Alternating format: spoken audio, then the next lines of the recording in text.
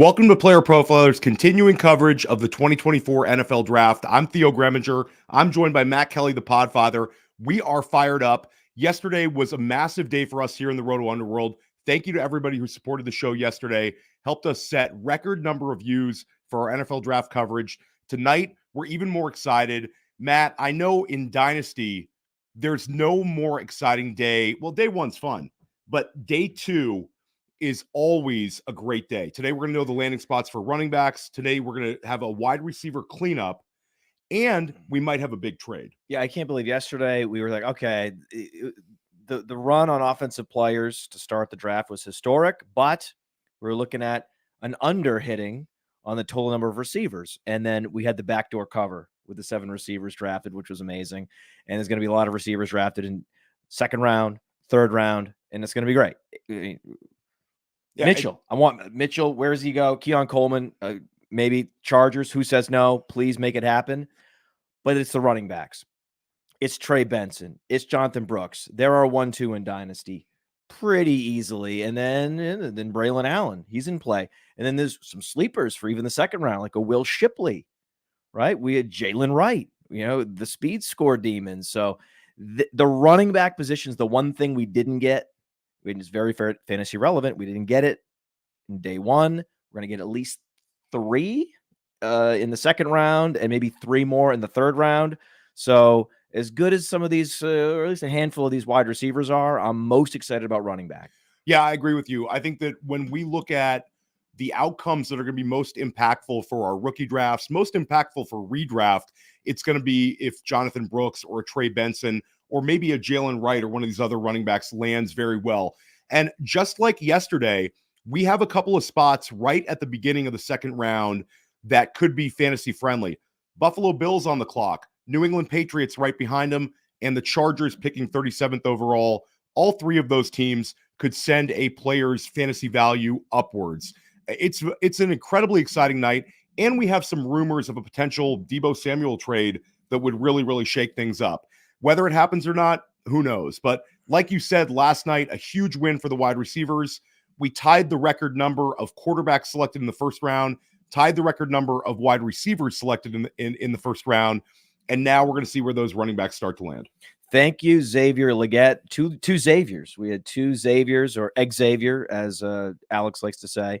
Anyway, that's double X, right? We had a double X first round, which was great. Not the receivers we thought, right? No Adonai Mitchell. So Buffalo Bills maybe just have played this draft perfectly, able to get the guy they maybe wanted all along.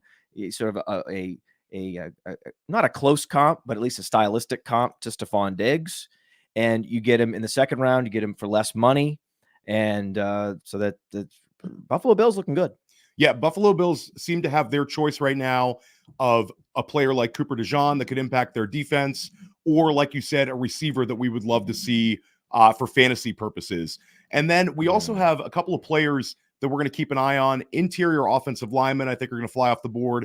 We'll see a defensive cleanup with some of the players that could have gone in the first round, like Newton, like DeJean. Those guys are going to go off early. But it's not just us on the coverage. Like last night, you're going to get a chance to hear from Memphis Young, Josh Larkey, and we also have our NFL desk where Alex Dunlap, Cody Carpentier, and Matty Kiwoom, they're going to start us off with pick number 33. We're going to kick it over to those guys right now. If you're enjoying watching this, make sure you smash the like button and drop your comments in the chat. Super exciting. We're back here on night number 2, rounds 2 and rounds 3. Like I said, we're going to be back here for all 257 picks over the course of the 3 days, Thursday, Friday, Saturday. I'm joined by Matty Kiwoom, Alex Dunlap. I am Cody Carpentier, and we got a lot of stuff that's cooking right now. If you're on the X, as they say now, not Twitter, you've seen all day that there's conversations around Deebo Samuel being traded. This is usually when, outside of the combine, one of the days, one of the 12-hour gaps where a lot of GMs, a lot of coaches are talking about player movement, contract negotiations, things of that nature. So we heard Deebo Samuel's name brought up a lot with the Patriots and Bills. What does that draft compensation look like? Malachi Corley's a 3rd-round pick. We haven't seen much warm up for him. The Bills, of course, are picking at 33 after trading down twice yesterday. We've seen Ladd McConkey's name, Adonai Mitchell, Keon Coleman's name all registered into there. And then, of course, probably my favorite thing that comes out on day 2 is this offer was on the table. The Giants offered the Patriots a trade package that included both the 6th pick last night and the first-round pick next year to move up to 3 for Drake May. Of course, the Patriots declined it. The Vikings also offered 11, 23, and a future first-round pick to move up to 3 with the Patriots, and they declined it. So they love him. They love him, yeah. That's the quarterback of the Gosh, future, man. Yeah. It's crazy to think that that's the first time I've heard that. Cody, why did you tell me that And earlier? that's the windfall. Hey, that was what I thought they were so chasing. They had a chance. It was to me what I thought yesterday, and I know that we had these conversations about the things that Drake May needs to clean up, but we talked yesterday about Maddie and his boys back in Boston. Mike and Gloster was pumped. It's just super pumped. They have their quarterback of the future, and it could be the case. I'm not sure. Man, I feel like they're gonna have to do some things to put some talent around. They got to build, but they're set up now at least to let him sit, maybe learn behind Brissett, get the system updated, kind of build on his development, kind of put a lot of chips in that basket. But what I did hear today, I was listening to Gerard Mayo. He was talking about the first-round pick. He let a little nugget, I would say, slip. He said that this was everyone in the organization is happy, which means to me, this is just speculation, but this is what it means to me is ownership is the one that checked off on Drake May, which would be ironclad knowing that the fact that the 3 firsts were on the board. They could have made that trade, and they didn't. That tells me the man who signed the checks did not want to move out of 3. Yeah, and this is something that you've been talking. I mean, as a resident New England Patriots fan, you're up in the Northeast, and on the draft rankings podcast that we do every single week, you've brought this up. This thing is a mess. It's not connected, and for him to come out on night 1 and say we are connected, this is our quarterback. How do you feel about, like, in totality? Do you believe Jared Mayo, or do you? I don't believe Gerard Mayo entirely, but what I believe is that you can get behind Drake May. It's tough to not buy into who most people had as their QB2 a year ago, slipped 1 spot. So I think at the end of the day, of course, they're all on board with Drake May. We saw him in Foxborough today. We saw him bring his family. We saw him kind of get that introductory press conference and kind of tour Foxborough, his locker room. We saw all that. And it's just tough to not buy into the talent, especially seeing him in person. I mean, you walk in 6'5", 220 pounds. He checks a lot of the boxes. But, as we talked about, what I was hearing was there's a little bit of maybe not infighting. That might be extreme. But there might be a divide between Elliott Wolf and his side, Jonathan Kraft, Robert Glazer, their side. Turns out they get Drake May, and whatever was happening a week ago doesn't matter. It's Drake May moving forward. Yeah, and I think that's a great point, and I think it's a good situation for New England to be sitting in. They don't have a ton of picks. They're not Arizona in this. They have 1 in every single round the rest of the way, 2 in the 6th round. We talked about Deebo Samuel a minute ago. They need a tackle. They need a receiver at least over the course of the next 3 rounds. Some of the best players available on each of our boards, Maddie's and myself. For me, it's KoolAid McKinstry, cornerback, Cooper DeJean, cornerback, Peyton Wilson, linebacker out of NC State, and then a bevy of receivers, Adonai Mitchell from Texas, Keon Coleman from Florida State, Javon Baker, Ladd McConkey. The Patriots are picking 2nd in round 2. But first off, the Buffalo Bills, 33. They're on the clock right now. The draft has officially begun here in just about a minute. The Buffalo Bills, where are we starting? Because we're hearing Adonai. We're hearing Keon. We're hearing Ladd McConkey from some sources. But in reality, it feels like it might just be cornerback. Well, I mean, the 2 best players on my board that are available are cornerbacks. I was shocked to see both guys fall out of round 1. I had a little inkling that Cooper might fall given his injury, kind of his late to the game approach throughout the process. And then you were actually on the other side of the coin. You thought KoolAid might fall out. Turns out we were both kind of right, but they're the best 2 players available, and it would make a lot of sense. Losing White, they've kind of needed that outside presence. Cooper DeJean, KoolAid McKinstry, both guys could actually fix that need for the Buffalo Bills. Yeah, and I think whenever I think about these 2 guys, so coming in, we had I would say and you got Cody. Correct me if I'm wrong, but it was Latu, it was KoolAid, it was DeJean, who were the players that we were probably most concerned about. Well, how did the medical recheck go? Yeah. And all all we heard, it wasn't so much for Cooper DeJean, but it was for Latu on I forget which week it was, like April 7th for the medical rechecks. Yeah, that first week. Like, for beginning of April. Whenever we first heard,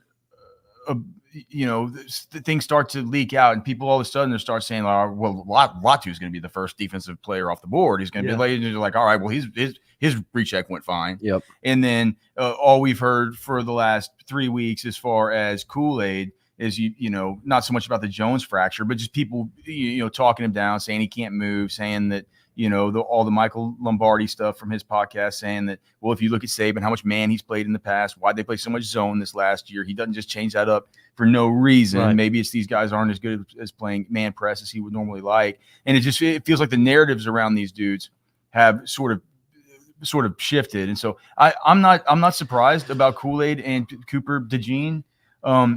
I will say those are guys that I wasn't I had them both in the first round of my mock draft. So I'm totally with you guys as far as those are concerned. But let me just ask you, Maddie, we know with the Patriots, and they're picking with the second pick. Tonight, yep. So just from your perspective as a professional draft analyst, and also somebody who's maniacal about the Pats, do you think that the fans would prefer saying, like, dude, like there like you said, bevy of wide receivers. I'm not sure how many of these.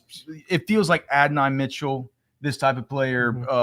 There's going to be a tier break to where they pick next, right? As far as a wide receiver, they're going to need to address it. As far as when you look at the tackles on board and the fact that they do need somebody to begin developing at left tackle.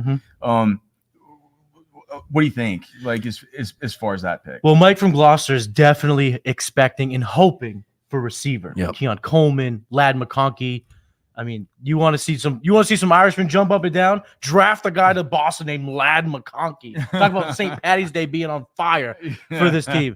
That's what they're looking for. I didn't think about that. He kind of looks like a leprechaun. You want to hear the little Irish jig going on in Boston? Let that happen. But as far as the tackle position, I think Kingsley Su'Amatia, that's the guy for me that is going to need some development. But hey, you went that approach at quarterback. If you're in it, you're in it. Start, work on development. Get these guys ready and reach a ceiling, that you were trying to reach. It's the next level. It's the next build of this team. Drake May, Kingsley Su'Amatia, I love that pick. I think that they should go tackle because I think the break at tackle, who would be there from now to then, is drastically worse than the wide receivers that will probably be available for them in round 3. We opened up talking about the Bills. I want to kick back to the Bills quick because they are on the clock. We're waiting for that pick to come in right now. You guys both brought up KoolAid McKinstry and Cooper DeJean. Cooper DeJean did end up testing at his pro day, ran a 4.45. KoolAid did testing 4.47. Of course, both had injuries that they went through in the process. Both guys fell out of round 1. We all mocked them to be in round 1 for the majority of the process. There was 6 quarterbacks, 9 offensive linemen, and 7 wide receivers that went off the board yesterday. So my Hayfield math tells me that's about 22 players out of 32. Do you think it's more about that, just the bulk of depth at those 3 positions in this draft that caused DeJean and caused KoolAid McKinstry to fall around 1? Or do you think it's because they're not first round picks? No, I think it's because you had a quarterback run. I mean, listen, we all grade these players. Did anyone have Bo Nix as a bona fide round 1 graded player? No. But the quarterback run made the Broncos, and now I know they're saying it was always Bo. Sure, fine. At the end of the day, the quarterback run, having 6 come off in the first 12 picks, out of the first 12 picks, 50% of them were signal callers. And then we also had the late run on receivers where we got Pearsall and Leggett at the end of round 1. So these runs is kind of what dictates. Like, at the end of the day, there's only 32 picks per round. So there's only 32 players that can go. I think my New Bedford High math, I think that checks out. So shout out to our high schools for giving us the tools that we need to succeed. But yeah, I think at the end of the day, that's just what happens. There was a run on a quarterback, there was a run on a receiver, and then of course we knew that the tackles and the offensive line were the stars of the first round. Who is the best available player? KoolAid. I got KoolAid. I got KoolAid. So you have do you have Cooper DeJean over Adonai as far as best available? Correct. I have KoolAid, McKinstry from Alabama, Cooper DeJean 2 from Iowa, Peyton Wilson 3 from NC State. Then a run, Johnny Newton, Edgerrin Cooper, Braden Fisk on the defensive line, Kamari Lassiter, then Adonai Mitchell. Somebody's Somebody's getting Newton in the second round. Correct. That's another medical recheck guy. That's a big value as well. Johnny Newton falling second. That was a great pick. Also, Yeah, with the that's a Adonai really Mitchell good thing, point. can we just bring up the fact that we have seen this happen over the course of the last few years, maybe the last decade, with guys like George Pickens and DK Metcalf, who maybe are a little different archetype, but are kind of a similar archetype to what Adonai does bring to the table on and off the field. So those guys both went 63 and 64 in the NFL draft. We are over 600 people watching. Shout out to everyone watching. It's you guys that are tuning in. That's the reason why we're doing this, is for you. If you have super chats, throw them in there and we'll definitely get to them. We had some yesterday. It's also awesome to, engage and talk with the fans. Before this pick comes in, we're going to kick it on the couch. Got some new faces over there, and I don't think they're rowdy enough. They need to get a little bit more excited. Let's kick it over the couch and let's get this thing going, boys. Oh, don't talk to me about Rowdy. I know all about it. We're here at the couch. My name's Tyler Knably, here with Mr. Nanduri, who's at the NFL draft last night. You have a fun time? Was it a good time? Dude, awesome time. It was a little different than, what we did in Kansas City last year. A little less barbecue, a lot more quarterbacks, man. Who saw 6 coming in the first 12? I think Jay Glazer kind of teased that right before the draft, but none of us really saw it coming. And, how could you? Everybody, like they just said, Bo Nix with some round 2 grades. I'm sure people had round 2 grades on Michael Penix, but there's really only one left. And so we're going to see where he goes tonight. You were talking about the quarterbacks. I think the story of tonight's going to be about the running backs, maybe some of those top receivers, but obviously no running backs in round 1 this year, just a different kind of talent level in this draft class. Are there any running backs that you're like, or anything you're hearing on the running back front? I mean, you obviously got to consider that Jonathan Brooks has been linked to Dallas so heavily, and when there's that much smoke, there's inevitably fire.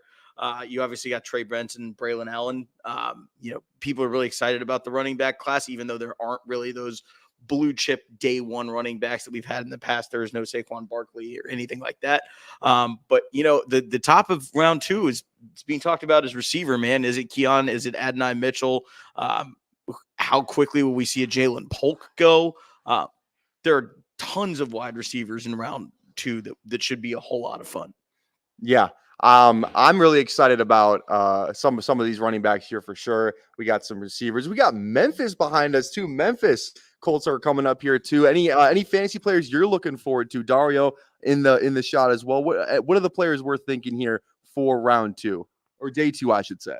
Well, you're looking Mitchell. Obviously, everybody thinks that's the pick coming up for Buffalo. And I think you got to look Keon Coleman. There's a lot of trade buzz going around Keon Coleman right now. So we'll see what happens with him. But we're going to see a lot of good fantasy spots land today between now and about midnight Eastern.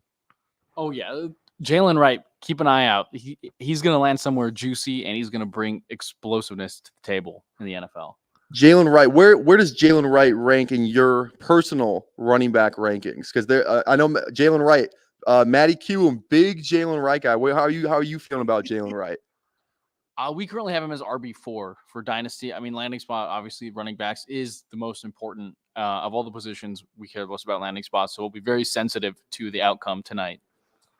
And obviously, just we got more than just the fantasy relevant players. Mr. Nanduri, any other players you're looking forward to kind of coming off the board early here in round 2? Yeah, I mean, you're looking at the O lineman, whether it's you need interior Jackson Powers Johnson, or you're talking about Kingsley Suamatia, you're talking about Patrick Paul, and then some of the interior D linemen. We were all pretty surprised that Johnny Newton, physical notwithstanding, wasn't a round 1 guy, because man, when he's out there, he's so effective. So good day to need O-line and D-line, but there are a lot of teams that need them, and so they're at a premium early in day 2.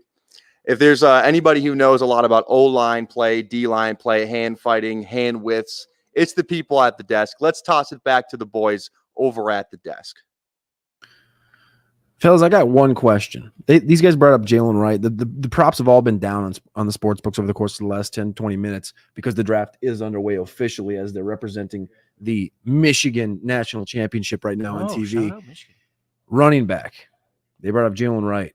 We talked about Jonathan Brooks. He's the odds-on favorite right now, I think minus 280 to be the first running back off the board. Last night, there was an interesting little press conference. All these coaches that had picks yesterday and GMs, they had little press conferences, and there was a little bit of table talk, something we're not used to seeing. about a particular running back from The Texas. reporters look at Jerry. They're like, "Sir, this is a Wendy's." Sometimes about this. sometimes you just know when it's been It's been a long day. it's been a long day. Long life. You may be a little old, too old to be up at 1 o'clock in the morning doing press conferences, and our boy Jerry Jones just started to talk about how much he loves Jonathan Brooks. Mind you, who's still on the board. He's like, man, this is the best interview we've ever done. 30 years, the best player. I love him. He's great.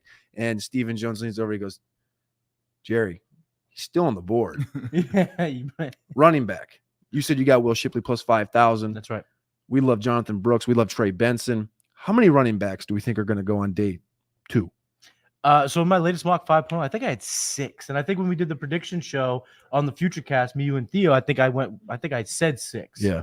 I do think that's the case. The fun, in my opinion, some of the funnest prop bets were the running back because it's so murky. Of course, we have favorites. Of course, we have an indication of some of who will go first, but it's still, we don't know.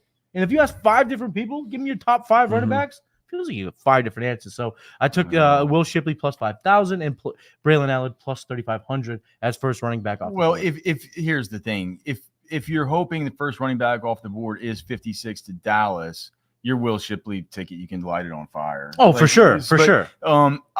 Look, and I also think that if you ask 5 people who the best running back is, I think probably 2.5 say Brooks.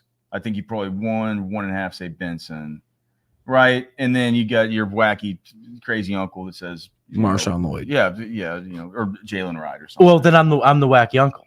Okay, so all right. Well, yeah, I'm the wacky 2. Who's the half in the house? That's the Jonathan Brooks. Yeah, I'm the wacky uncle. We got that. But I will say this, and it's what I've said the whole time. And I'm looking at my running back rankings right now, and these things they'll be thrown to the wind as soon as the Cowboys pick at 56. Whoever Dallas gets will, barring it being something crazy where they dude. Whether it's Jonathan Brooks, whether it's Trey Benson, whether it's Jalen Wright, whether it's even down, whether it's Blake Corum, whether it's Braylon Allen, any of these guys, man, like Marshawn Lloyd, almost if they did something wild and they're like, we like Audric Estime reminds us so much of Zeke, or something like this, like that. All of a sudden, we'd have to be really talking about Audric Estime as RB1 for Dynasty, despite the way that we feel about the rest of these dudes. Because look, man, because the landing spots, I know you shrug or you wince about it, but think about it. What are the other spots where all you have to go to face down is Rico Dowdle, Deuce Vaughn, and now Rolls-Royce, and now the Rolls-Royce. Well, there's also reports that the Cowboys are re-signing Zeke Elliott. Now, do I think that's going to stop a Trey Benson, Jonathan Brooks from being their number 1 running back? No, but this is another name in the ring. The pick is in, man. The draft, day 2, is official. 33rd overall pick in the 2024 NFL draft. The Buffalo Bills select the wide receiver out of Florida State, Keon Coleman. Wow. Before Adonai.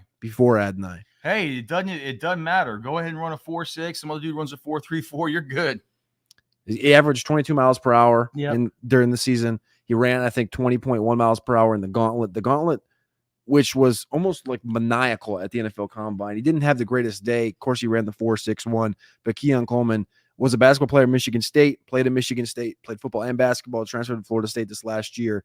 And one thing you're not going to argue with Keon Coleman is that catch radius, the contested catch ability, and his ability to be an alpha. And if there was one alpha left in this draft, a guy that you knew on day 2 you could take and plug him into a spot that was wide open, which is what the Buffalo Bills wide receiver room looks like right now. It was Keon Coleman. Excellent combine interviews. The guy, I'm sure he's high in your dog rating. He's up there. And so I'll say this: Keon Coleman with the Buffalo Bills, first pick of round 2 over Brian Thomas Jr.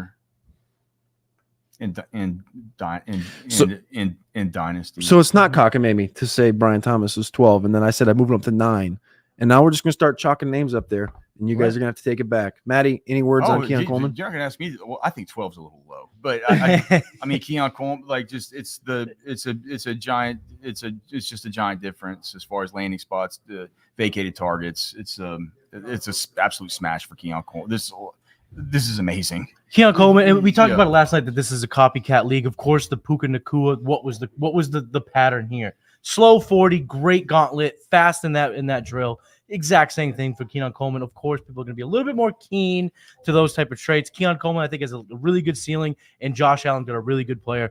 But now, boys, we have a fantasy player off the board, pick 33. So we got to kick it over to the FD, the fantasy desk, with Matt Kelly and Theo Greminger. I mean, Matt, we talked about Keon Coleman as a potential riser on a Sonic Truth episode a couple weeks ago with Alan Soslowski. Alan Soslowski, also a huge fan of Keon Coleman. I love Cody Carpentier talking about his catch radius. This is a player who started off last season with a 3-touchdown performance against LSU, sort of set the tone for what was looking like a dream season for Florida State. Cody also talked about how he played basketball at Michigan State. At Michigan State, he played alongside Jaden Reed, and he outproduced him. So this is a guy, Keon Coleman, who, as excited as we were about the Xavier Worthy landing spot last night, and we were both like, our heads were exploding. We were so excited. This is about as good as it gets for Keon Coleman, a proper alpha wide receiver with size on a team desperate for one like him. And he now gets attached to arguably fantasy football's best quarterback in Josh Allen. It's a dream scenario. This is the nuts. This is the nuts. You think Xavier Worthy was the nuts? No. This is the nuts. There's no target competition left. He's replacing Gabe Davis. He's a better version of Gabe Davis in every way. His comps are Des Bryant, Allen Robinson. There's a number of receivers that are 220 pounds, where their burst score, their agility score are above average, but they checked in with a lower 40 time than expected. That's okay. The speed score still above the 50th percentile. The comps, when you go to our data analysis tool and you look at the different comps, it's like, oh my God. Yeah. Right. It's like proper X receivers. You don't get a prototypical X receiver very often anymore. It's just one or two per draft. Yeah. Where it used to be, there'd be 3 or 4 per draft.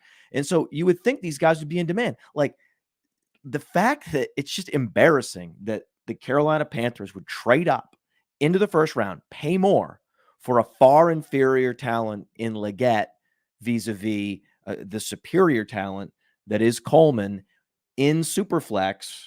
You're looking at a decision point now between Worthy and Coleman, and with no running backs off the board, with no running back landing spots determined, we're now looking at the 109, the 110. Keon Coleman officially a first rounder, of course, in one quarterback, but more interestingly, a first rounder in Superflex. I think he's almost a lock first rounder in Superflex. And I think the Worthy versus Coleman discussion will be interesting. Certainly when it comes to wide receiver target competition, it's not even close. When you look at what Buffalo has on their roster with Khalil Shakir, with Curtis Samuel versus Xavier Worthy going up against potentially Rashee Rice and Hollywood Brown and Travis Kelce. I mean, I'm ecstatic for Xavier Worthy, but I think, like you said, if you're holding the 110 right now in a Superflex league in your rookie draft, you are ecstatic because you can take a starting quarterback, or you're going to get access to Xavier Worthy, Keon Coleman. And Matt, we're one pick in, and fantasy football continues to win this draft. We're getting unbelievable landing spots. This guy's he's going up for one-hand catches at the catch point. He's breaking multiple tackles after the catch. This guy is exciting. I like Keon Coleman was a guy that throughout the process I learned more and more about. Yeah. And I got more and more excited, where some other players I learned more about them and I became even less excited than I was before, like a Brian Thomas, for example. I think that definitively, when you're looking at who are you drafting at the wide receiver position in rookie drafts, you got to go Coleman over Thomas. I think that's a certainty. Well, Matt, we're going to be back soon with more fantasy reactions, but we've got to kick it back to the NFL desk because it looks like we have a trade. The Los Angeles Chargers are now on the clock at pick number 34. Kicking it back to Cody, Alex, and Matty Kiwoom.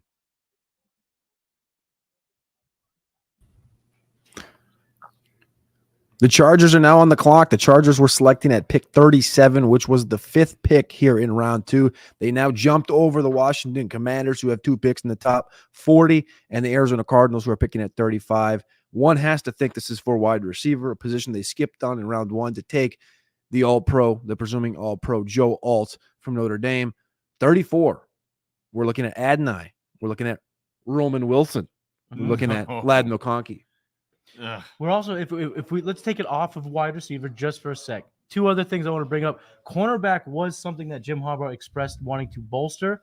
Put something on the other side of Surtain and Samuel. I'm sorry, and also Braden Fisk. They had Braden Fisk in on a 30 visit. I don't know if you trade up for that, but just two things to be aware of. But I'm sensing the spider senses are tingling. I think it is receiver. The trade details are in. It's official. 110, 37, something happened 37. Matt Kelly's running around.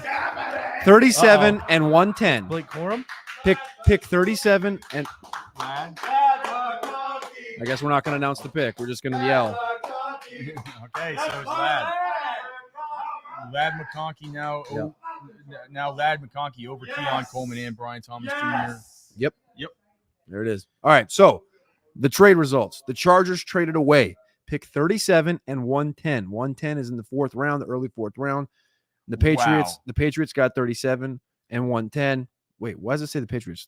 Patriots. Patriots got 37 and 110, and the Chargers moved up to 34. They moved back 27 spots from 110 to 137, selecting Lad McConkey out of Georgia. So not only did they skip on Roman Wilson, they took Lad McConkey, who played against Michigan. The best route runner in the draft, clean.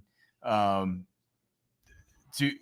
if you've had the chance, if you've had the chance to interact with Lad McConkey through any of this process, I guarantee, dude, Harbaugh, Ortiz, they're saying this is our dude. Yep. He's a dude's dude. He's one of these.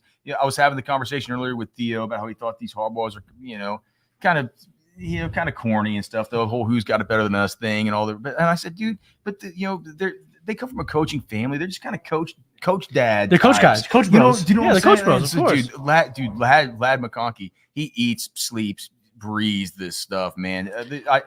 Look, now, as I'm looking at it now, Lad McConkey for me, wide receiver 5 as far as rookie dynasty drafts. I'm gonna have him ahead of Keon Coleman and Brian Thomas. Right behind Xavier Worthy, mainly because of the fact that Joshua Palmer's not very good. Quentin Johnston, come on. We got Lad McConkey that is going to always be open, and we know that if you're always open, higher than Xavier Worthy.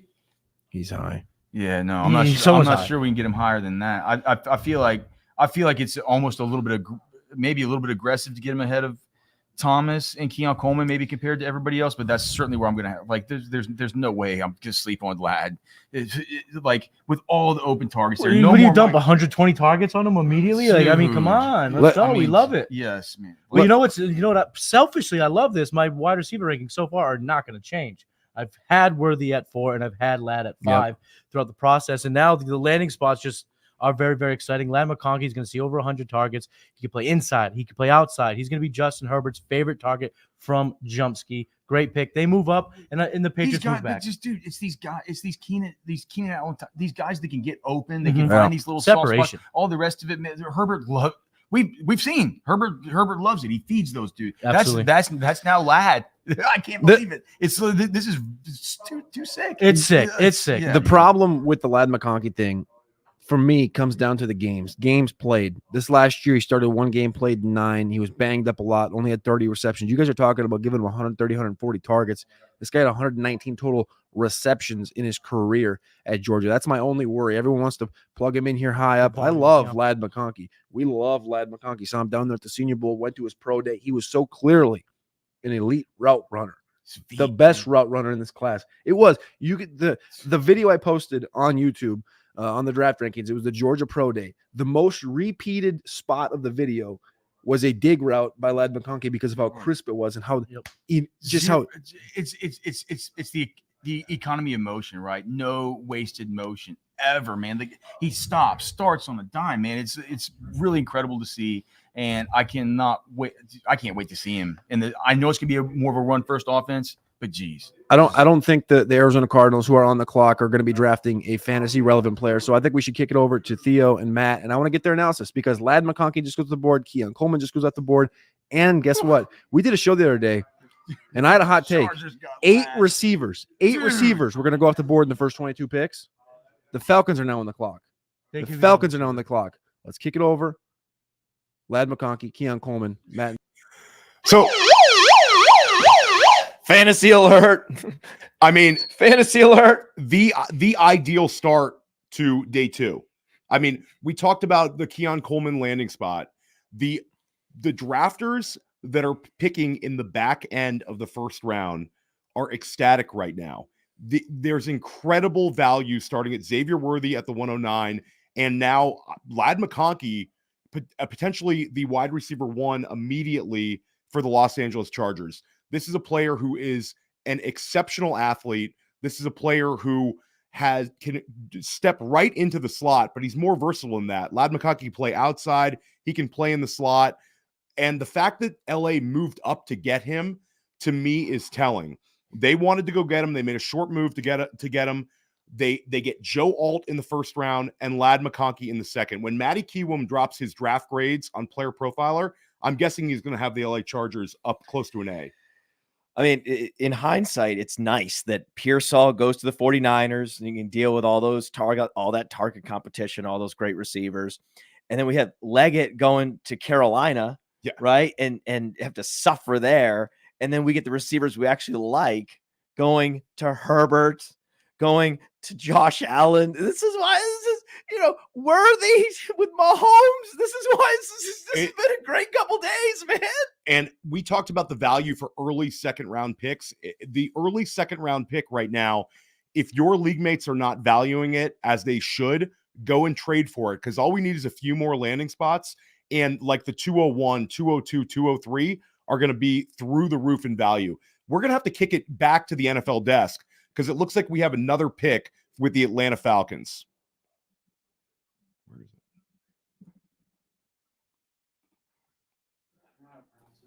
it? A pick is in. The Atlanta Falcons have moved up a metric ton.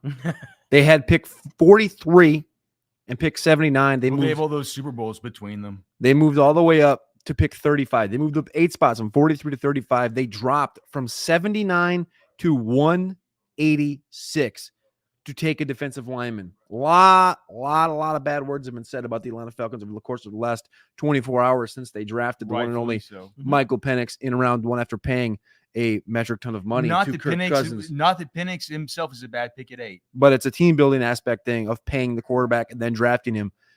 The Atlanta Falcons have selected Rook Orororo from Clemson, a defensive tackle that they can plug in next to Grady Jarrett. They do have David Onyemata, 31-year-old defensive tackle from New Orleans.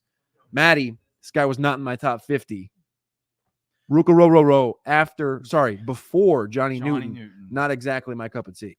It just feels, I mean, they had the 7th pick, 8th pick in this round. Why move up just a handful of picks, move back almost 100 Nobody was going to take him. For Rook, it just didn't feel like there was juice in this move. It felt like if you're going to move up, get Newton. Johnny Newton's the guy. Yep. And again, boys, a guy that fell. 3 picks in round 2. Yeah.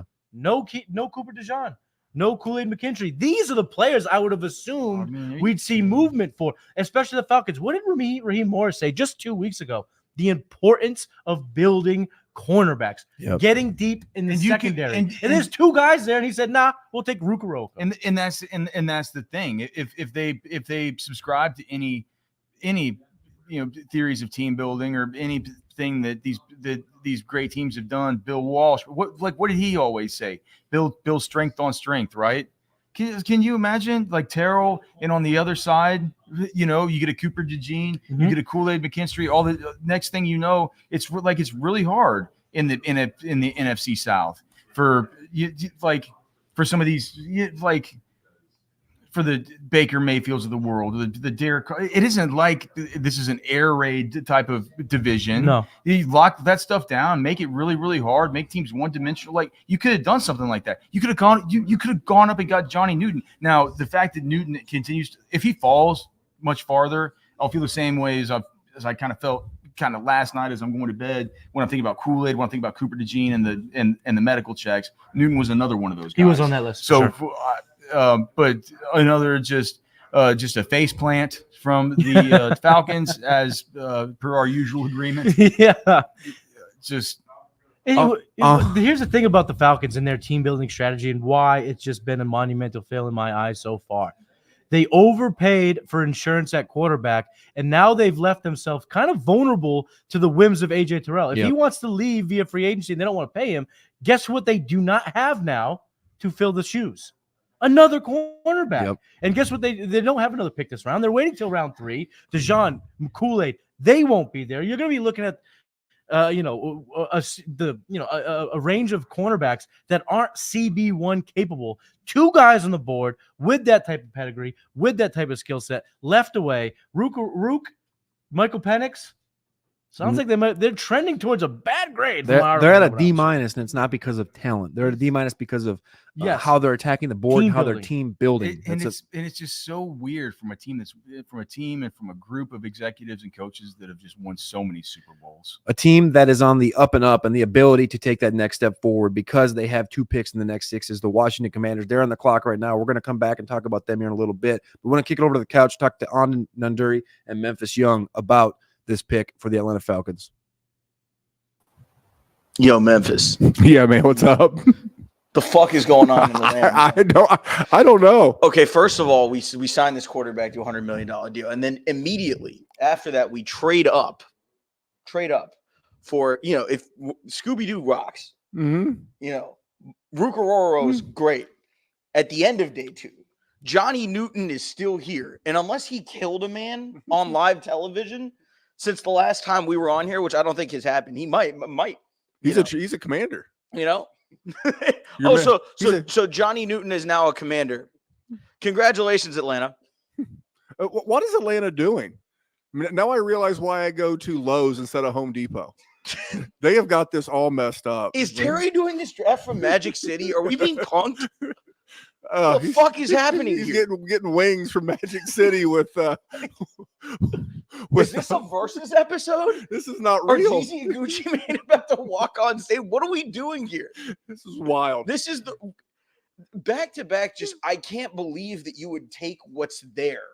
You said Rukaroro, and I was like, that's not a real person. They're just this is a master class in how to piss away draft value for no fucking reason.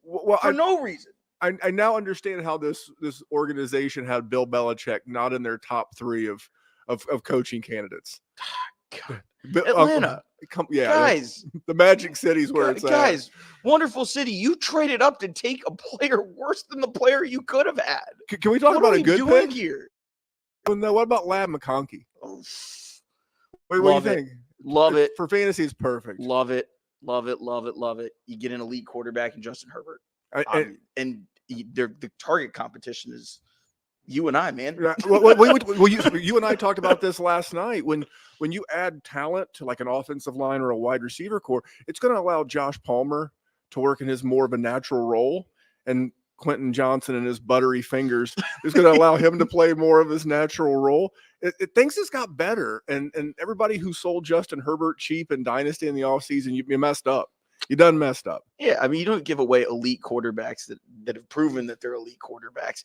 Despite, obviously, we thought that they would add wide receiver talent. We thought they might do it at 5 with Malik Neighbors. They didn't. And they kind of lucked out here. I mean, most people did not have Lad McConkey lasting until round 2, and, they get him here. So they're doing the opposite of what Atlanta did in terms of taking the value that's there. Well, correct me if I'm wrong. Wasn't his draft prop around like 28, 29 and a half? Yeah. Somewhere in like there. He was a borderline first rounder. And this is a great spot for wide receivers. You think about this is where Cincinnati got T. Higgins. This is where the Colts got Michael Pittman. This is a real sweet spot for wide receivers. And so far it's been awesome. Oh, we have a pick potentially. Oh man. Oh no. Yeah. There we go. Yeah. Go ahead. Patriots have just taken my guy, Jaylen Polk. Perfect timing to have the mic. Who is, the guy that I've gone most out on a limb for at wide receiver and said that this is my guy. This is the guy that I think, relative to consensus, I was highest on. I said that I'd be okay taking him in round 1.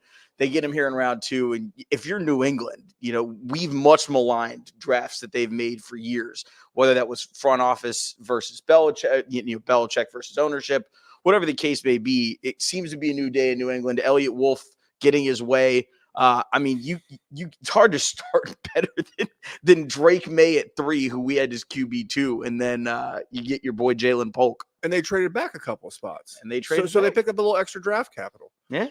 This is great. I got to throw this to What we want to throw this to? We going to throw it to Theo, or you want to throw it back to the news desk? I think we should probably throw it back to the news desk. Let's throw it back to the news desk. Maddie and Alex and Cody. Well, that's a big pick.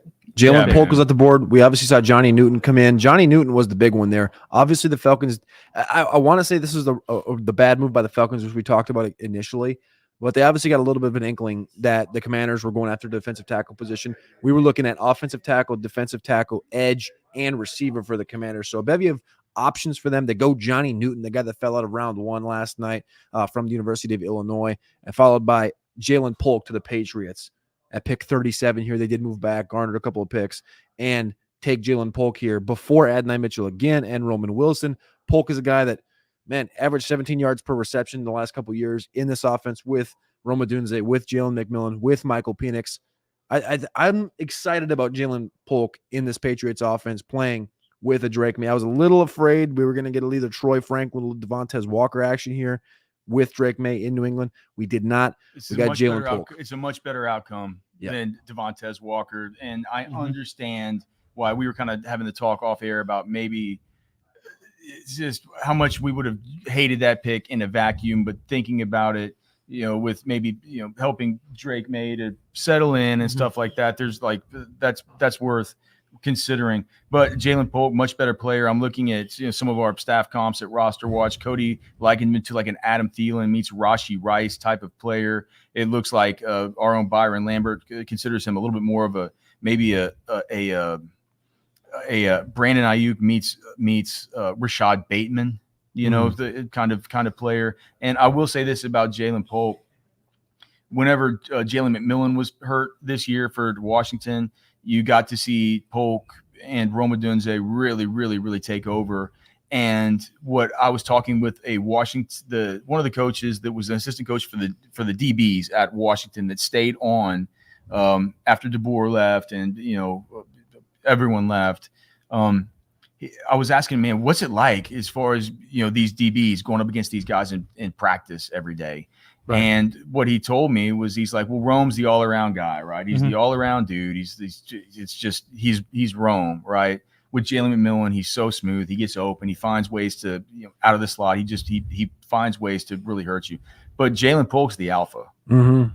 He says as far now, not from a pure production standpoint, right? You look at the pure production out of Jaylen Polk, 22% of the total offense, whereas you look at Roma Dunze, 30% of the total offense when you look at the team market shares. But as far as the mentality, the mentality, the dude who leads the room, the guy that's first up in drills, the vocal leader, is Jaylen Polk. And Maddie be the first to tell you, this is an offense and this is a wide receiver core in New England that would like somebody to come in and just say, like, I'm the alpha here. That's correct. That's right.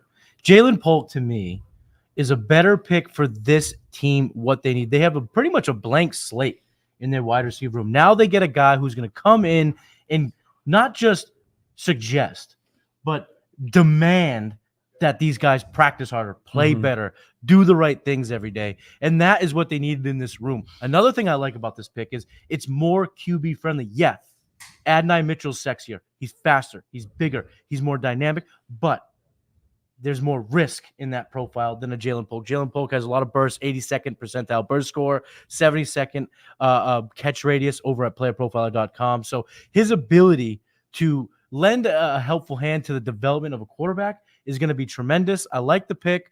It's a ballsy pick, right, with the number of the players on the board. But what I like to say real quick, Alex, and I'll kick it back to you, is at least it's showing me as a Pats fan that Elliott Wolf has some command and feel for the draft board, which is such a valuable thing to have, whether you're playing fantasy or running an NFL franchise. The only thing that I was going to say, I would say the one concern you have is the same concern you have with these guys where they play with two really elite teammates. Yep. And how much attention that takes off these guys. So we'll see. Jaylen Polk, I mean, rave reviews, great prospect. I mean, there's like, for us, between me, Cody, Trash Man, Byron at Roster Watch, there were two of us that had him as high as 8 as far as overall, as far as the wide receiver rankings. So very, very savvy pick here. Good fit culture-wise, man. A guy that's going to come in and come in and be a real dog that's going to lead that room. Yeah, on the clock right now is the Tennessee Titans, followed by the Carolina Panthers, and then we go back to the Washington Commanders. We've had 3 wide receivers so far in the first 5 picks of round 2. If you're liking what you're seeing, please click that like button. Please click subscribe. We got you covered from every single base. Fantasy, NFL, doesn't matter. We're here to give you the best analysis in the game. Tennessee, Carolina, Washington. Jaylen Polk, though. Baby. The Nifty Rocket. 10 receivers Nifty here. Rocket. 10 receivers here in the first 37. I am ecstatic. I'm happy. I want to see Adonai go, but I'm ecstatic about this Jaylen Polk thing because of situation, because of targets, because of opportunities to earn. Jaylen Polk is a guy that I said, compare him to Adam Thielen, compare him to Rashee Rice. I think Adam Thielen, from a trajectory of this guy's going to last for a long time in the NFL. This guy's going to be able to garner between 80 and 120 targets year after year after year. He's a very savvy player that dominates in the middle quadrants of the field, as well as winning downfield, like I said, averaging 17 yards per reception. I think it's a guy that you're going to be able to continually depend on. And as Michael Lombardi says, receivers don't make quarterbacks, quarterbacks make receivers, but receivers do assist quarterbacks and their growth and maturation process. He's going to start his career off with Brissett. As long as it takes them to allow Drake May to enter the game, the minute he's ready, I guarantee you Polk's going to be ready to assist in Drake May's growth and maturation process. Tennessee's on the clock, but we're going to kick to the fantasy desk because I know my boy Josh Lucky's over there, and I know he's putting Jaylen Polk ahead of Brian Thomas. Well, I don't know if Josh Larky's putting Jaylen Polk ahead of Brian Thomas, but I love Cody Carpenter's Adam Thielen comparison. And last year, we saw Adam Thielen, thrive with a rookie quarterback who sort of had tunnel vision. Jaylen Polk is not going to get the headlines that certainly the Keon Coleman and Ladd McConkey have received from everybody in fantasy. But I think this is a nice selection. Jaylen Polk has size. He has great hands. And the Patriots are in desperate need of weapons for Drake May. Not sure I would have gone in this direction, but it's not a bad pick. Yeah, I think ultimately this is great for Polk. Yeah. If there was ever a landing spot where Polk had target upside, it is here. Ultimately, though, if I'm looking at the 2 trades that just went down for receivers, I do not like the Patriots trading back 3 slots. I think I would have just said, hey, we don't have a target earner, a true target earner in this offense. We haven't had one in a few years. We can get that right now with Ladd McConkey. Instead, they trade back 3 picks. They get a 4th in return. They take Jaylen Polk. Meanwhile, the Falcons continue to flub the draft. The Falcons decided they wanted to move up 8 picks for a player that was pretty much a round 2, round 3 tweener on everyone's board, and they gave up a 3rd round pick in return. So the Patriots at this point did not get as much in return. At least they did nail the position in this case, since ultimately if you're Drake May, I think what you're hoping is that there's at least 1, hopefully 2 receivers selected tonight.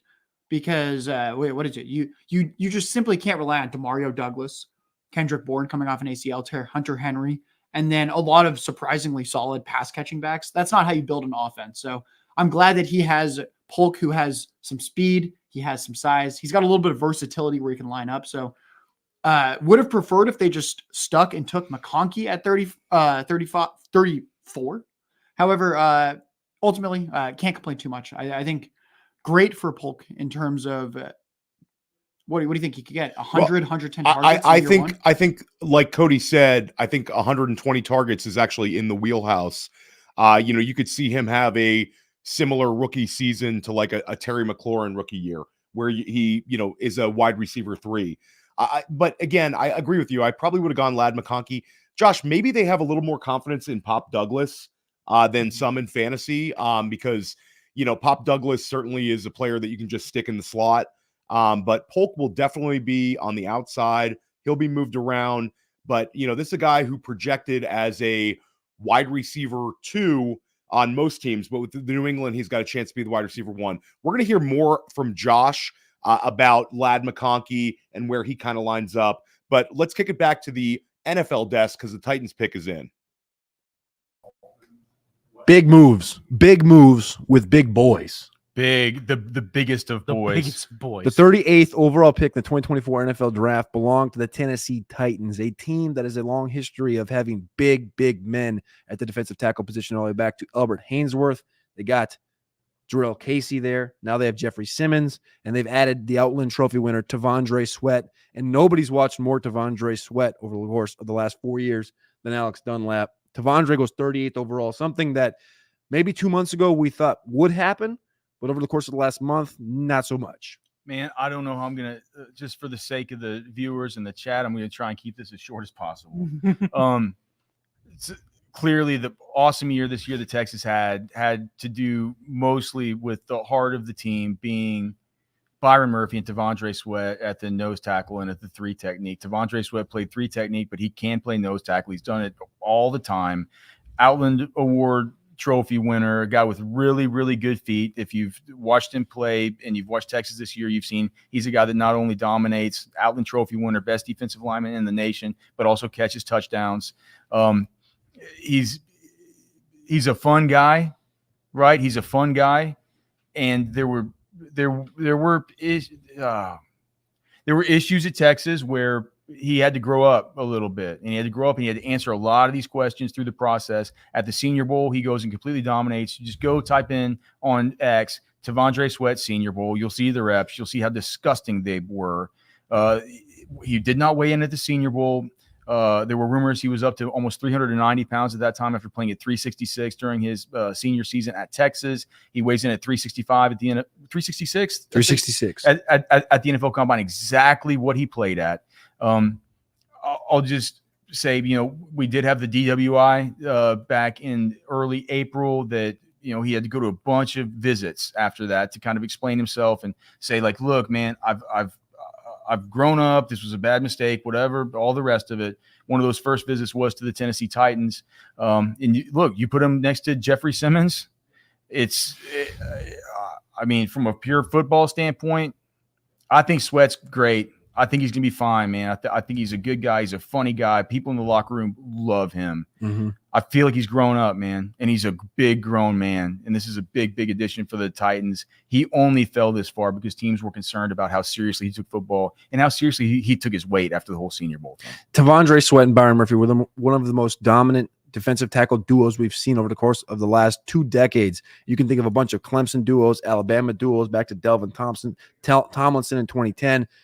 But he's not the only D tackle that's gone here in round 2. We've actually had 3 so far. Ruka Rororo, Johnny Newton, Tandre Sweat. We've had 3 receivers, Keon Coleman, Ladd McConkey, Jaylen Polk, and the Rams, who just lost a defensive tackle to retirement in Aaron Donald, drafted Kobe Turner a year ago, dominated, was one of the best rookies overall in the year.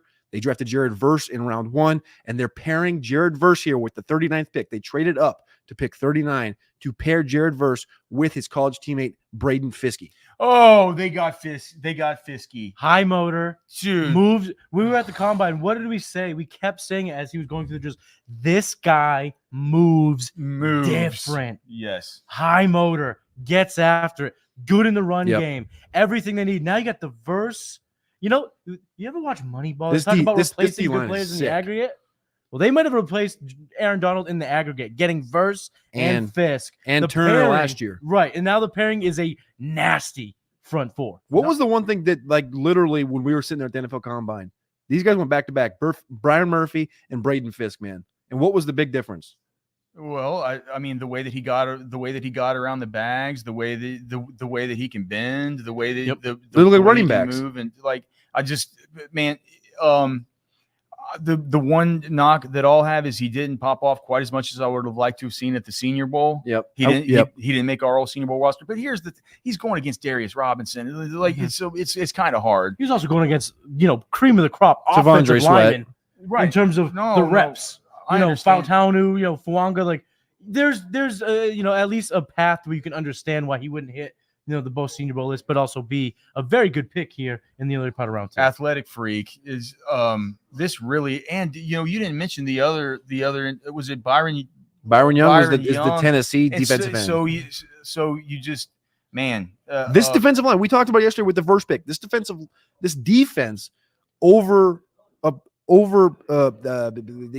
they overachieved last year. Really was what it was. It was expected to be terrible on the back end. It overachieved as a defense with the acquisitions of Byron Young and of Kobe Turner in the NFL draft. And now they're just like, you know what? We did good. Let's double down.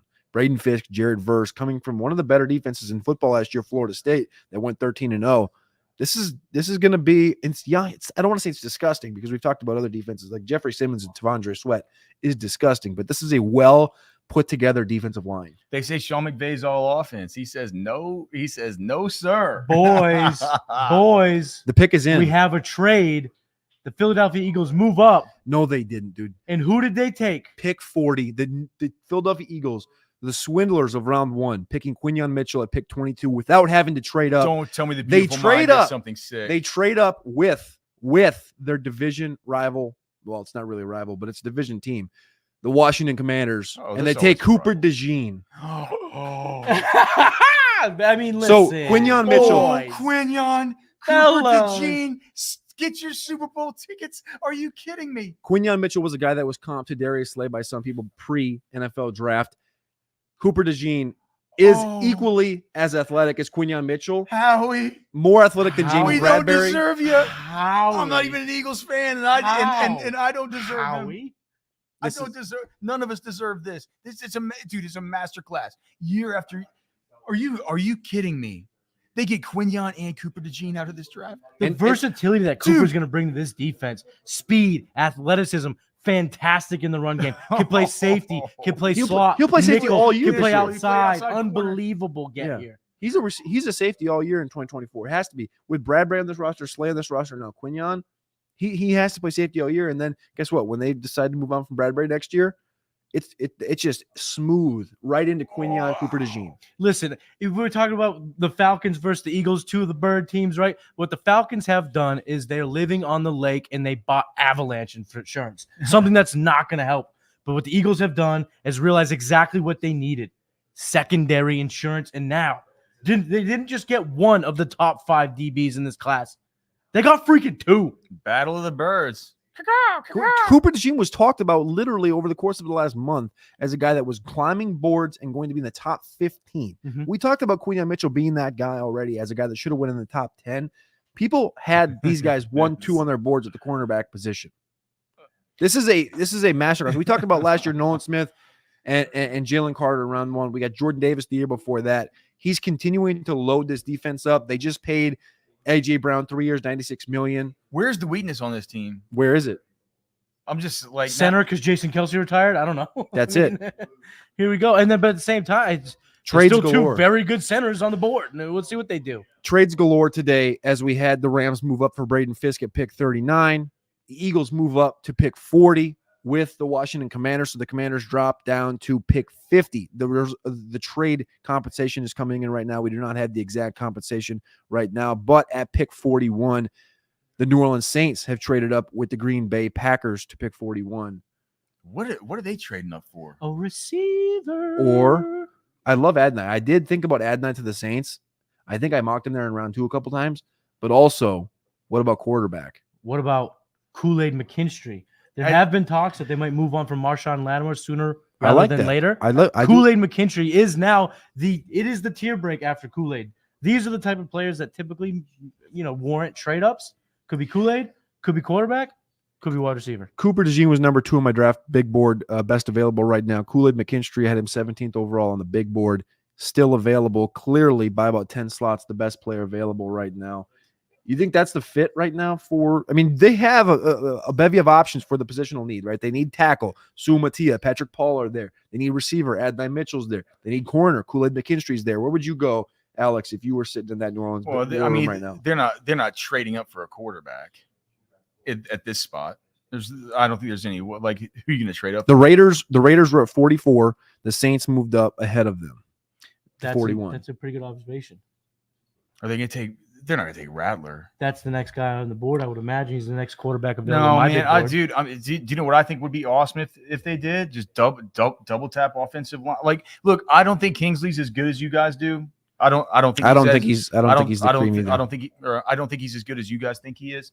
But man, Patrick Paul is still there. There's good tackles. If they were to double tap offensive line with the depletion they've had there, I think that would be great. I haven't really heard as much stuff about the corner stuff, but it does feel like it would make sense to me, right? To move up for you got to think positionally, what is it that they really, really need? Is there a wide receiver that they really covet? Do they not think that A.T. Perry's all the way there?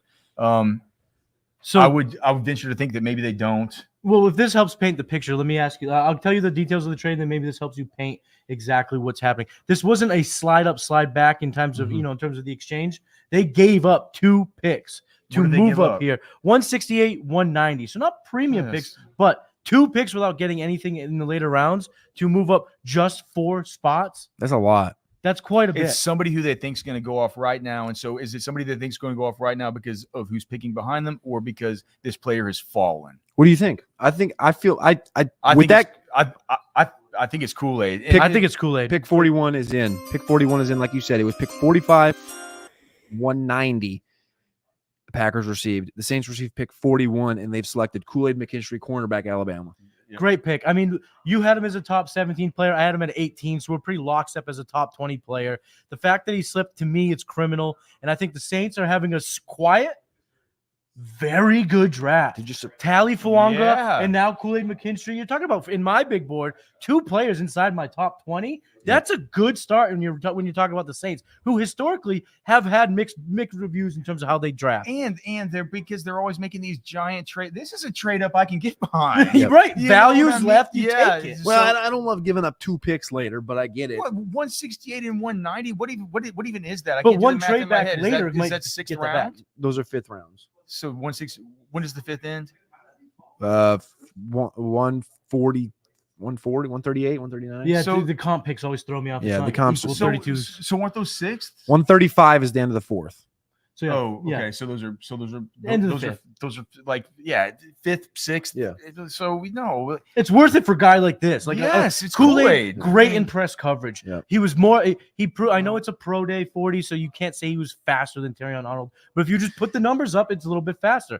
And KoolAid. The thing about KoolAid to me, why I've had him ranked so high, is he's not a flash in the pan. He's not a late round bloomer. He's been We that talked about dude. since he's a true freshman, and Right. and a lot of it was that he's this stud 5-star that goes to Alabama, and his name's KoolAid, and that's just course. and that's just fun. That Pretty helps. awesome. Right, That helps. but KoolAid's but- fantastic but name. still, I mean, he's been a giant snap participant. Right. You know, every single year, and I'll always talk about it when you look at the numbers for Terry and Arnold versus KoolAid this last season. Opposing teams just didn't target KoolAid with the same frequency that they target Terry and Arnold. You can look at SIS, you can look at PFF. It's just the amount of targets he's at what it was like. I did this math once. One of ours was like 64% of the targets that KoolAid had compared to what had been thrown at Terry and Arnold. So the teams weren't targeting him. He's a good player. I'm not sure. I kind of rely a little bit on Michael Lombardi, what he says about. I'm not sure that I think he's as good with the press, and maybe he needs to work on some of that stuff. But all around complete dude he comes from the Saban system. It's like, come on. Well, Marshawn Lattimore is a nasty corner. Yep. KoolAid is and I don't mean that in terms of I mean, he's nasty, he's gritty, Yep. he's in your face. KoolAid has a little of that. What better combination? And then you also have Paulson Adebo, who kind of had a really sneaky, very productive 2023 season. All of a sudden, the Saints secondary is looking quite strong. The Houston Texans are now on the board at pick 42, and they spent a lot of money in free agency. Stephon Diggs, Joe Mixon, Daniil Hunter, Azeez Al-Shahir. They went to the cornerback position to get Jeff Okudah and C.J. Henderson, 2 former first-round picks. They're on the board for the first time. They're on the clock for the first time in this draft here at pick 42. And so far in round 2, it's been a ton of runs. Receiver, D-tackle, receiver, D-tackle. And now we have back-to-back corners. Before this pick comes in, we're going to kick it over to the fantasy desk because I know they're chomping on the bit to talk about Is these Johnny IDP Deuce still moves on the board? in He's Tandre gone. Sweat and Braden Fisk. Kick it to the fantasy desk, brother. Like Quinyon Mitchell was supposed to go 12. We're back, Matt. We're back. I'm shocked.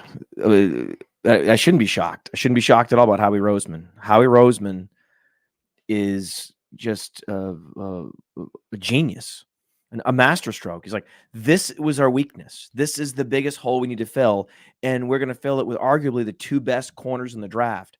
Cooper DeJean going in the second round doesn't make any sense. This guy is one of the most athletic players in the draft. He had a first-round grade across the board. In fact, the 49ers did the cardinal sin of all cardinal sins, which is you make a decision, you write it down on the card, and then at the last moment, they call in a panic. No, we don't want Cooper DeJean. We want a receiver. We're going to go Pearsall, right? And trust me, they are going to regret that pullback. They should have taken DeJean, gone with the chalk pick. Then he starts to slip into the second round, and Roseman's like, enough is enough. Enough is enough. I love that Howie can't be predicted. Some years he's trading back, he's accumulating picks. Then he's like, well, I have all these picks now. What do I do with them? We're going to trade up and get the right player at the right position at value. All hail Howie Roseman. Yeah, and Howie Roseman going into this draft, there was rumors they were going to trade up to get Quinyon Mitchell. Instead, they get Quinyon Mitchell in the first round.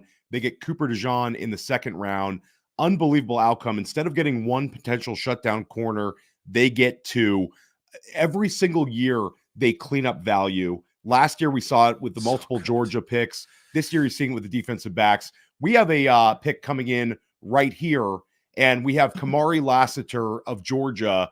It's a run on cornerbacks. Matty Kiwoom was talking about how KoolAid McKinstry was the last of a tier. So I'm curious to see if Cody Carpentier, Matty Kiwoom, and Alex Dunlap, when they're ready to go, they're going to talk about Kamari Lassiter, whether this was a reach or not, Matt. But Houston getting a cornerback, this was significant for them. They needed to add a defensive back. They added Georgia Bulldog corner, but it still seems like he's going a little bit higher than maybe we projected. But back to Howie Roseman, I think that the Eagles adding Kellen Moore as their offensive coordinator this offseason, extending Devonta Smith, and now how they've been able to address their needs on the defensive side of the ball. It's like the Philly revenge tour this year. They ended the season poorly last year. This year, it seems like they're out to just go for the Super Bowl once again. And it's very, very exciting times. Yeah. Take the Eagles, in the futures markets, total wins over under, odds to make the NFC Championship game and to play in the Super Bowl, win the championship. Whatever.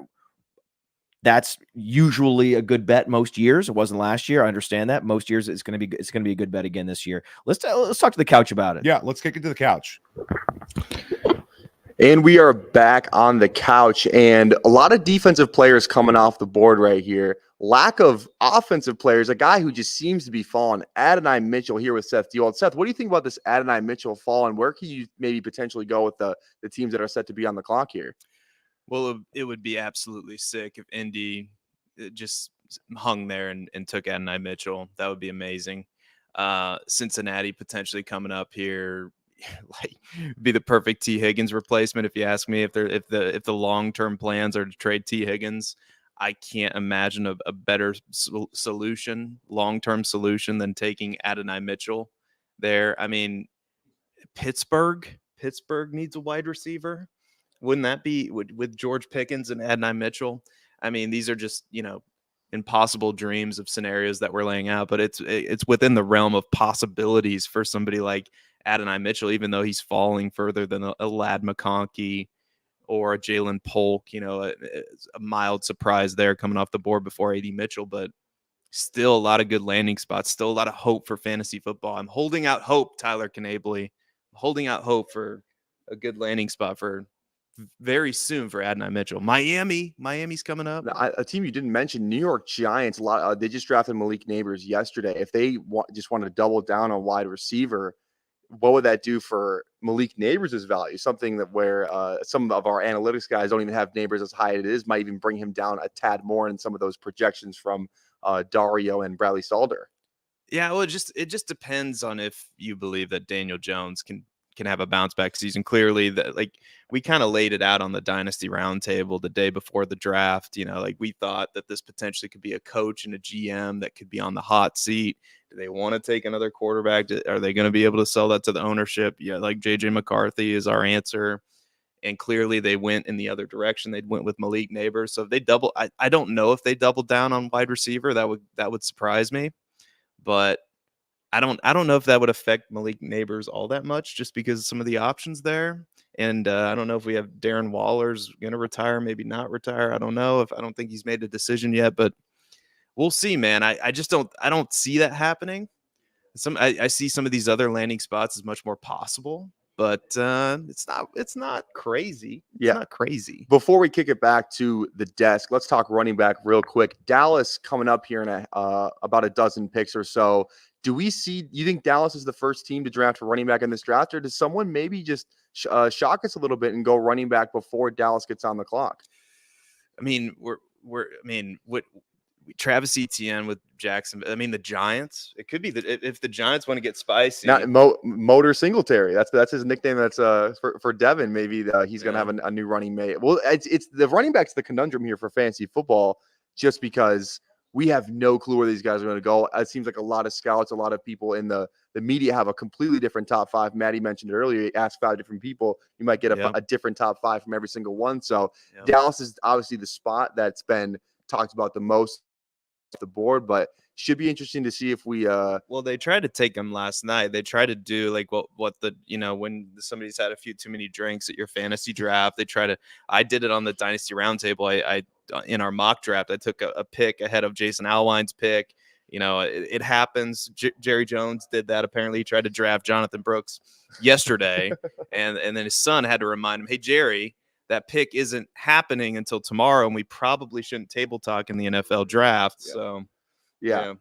All right, let's kick it back to the desk. We got a corner, and let's go. We do that. I want to ask you guys the other desk. Here we go about this topic about the running backs potentially going to Dallas. Okay, the couch. Get back here. I want to talk to you guys. Question for you. The question for the couch.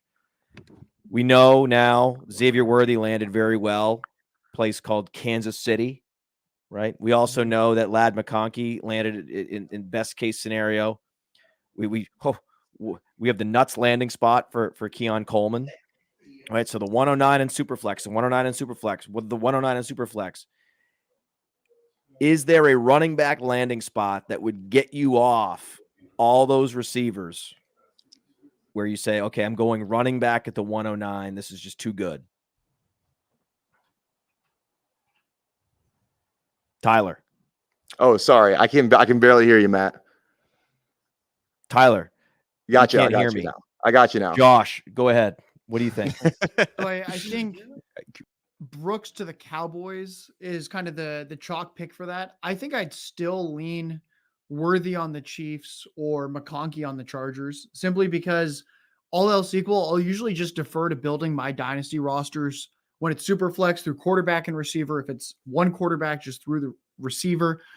My concern with Brooks, who it seems like is going to be the first running back off the board, he had 1 year in college to handle the workload. And you know what he did? He tore his ACL. I understand he's got the 3-down skill set. I understand that Brooks has been compared to Tony Pollard, to Aaron Jones. But I also remember that Tony Pollard, outside of pretty much one season, always slightly disappointed us in fantasy. I think Brooks is not going to get quite as many touches as we want. And so really, I think the only landing spot that I could picture at this point is if somebody like Trey Benson goes to the Chargers. Okay, and we have two or the Cowboys. Yes, I think you want Trey Benson but especially the Chargers. And the reasoning is that you have 2 ass kickers on the outside at tackle. Maybe the best tackle duo in the league. Yeah. Justin Herbert keeps the defense honest. I trust Jim Harbaugh to call efficient plays. Notice I didn't say call plays efficiently. I think you should always pass more than run more. Right. But I think the run plays he calls will be pretty efficient.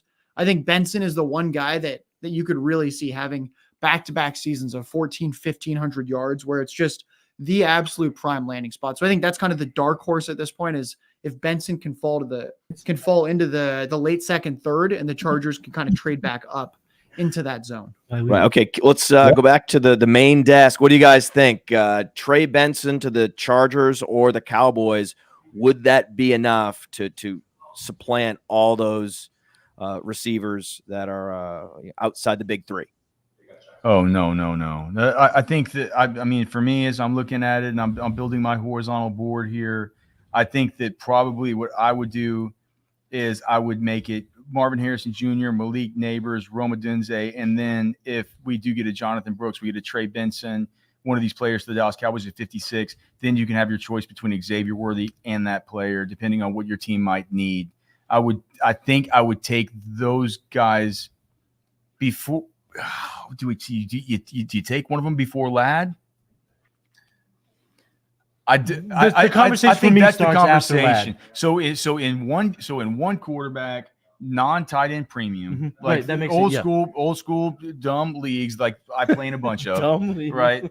It's going to go Marvin Harrison Jr., Malik Neighbors, Roma Dunze, and then the real question is with the Xavier Worthy, Ladd McConkey stuff, because those guys are now going to be above the Keon Coleman and the Brian Thomas Jr.'s, right? That is going to be where the running back, if it is a Trey Benson level, if it is a Jonathan Brooks level type of talent, and if they do go to the Dallas Cowboys, right? Cowboys, I know we talk Chargers. Chargers makes sense, but it's going to be a bit crowded at first. Yeah. Not to say that Benson, Corum, Brooks couldn't emerge as the guy, but to place him above the Chargers, Chargers, Chargers or Cowboys. I think Cowboys is the spot. Cowboys clearest is the spot. path. Right. But for me, with the Ladd McConkey, basically just be given 120 targets.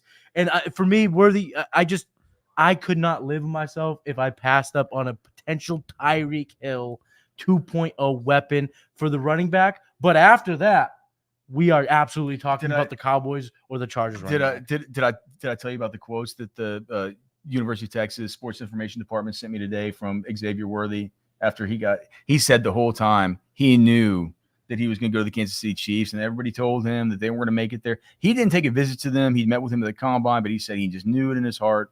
He said getting to catch the ball from Patrick Mahomes, but most importantly, getting to be with the coach, the guy that he models himself after, Deshaun Jackson. Oh boy! I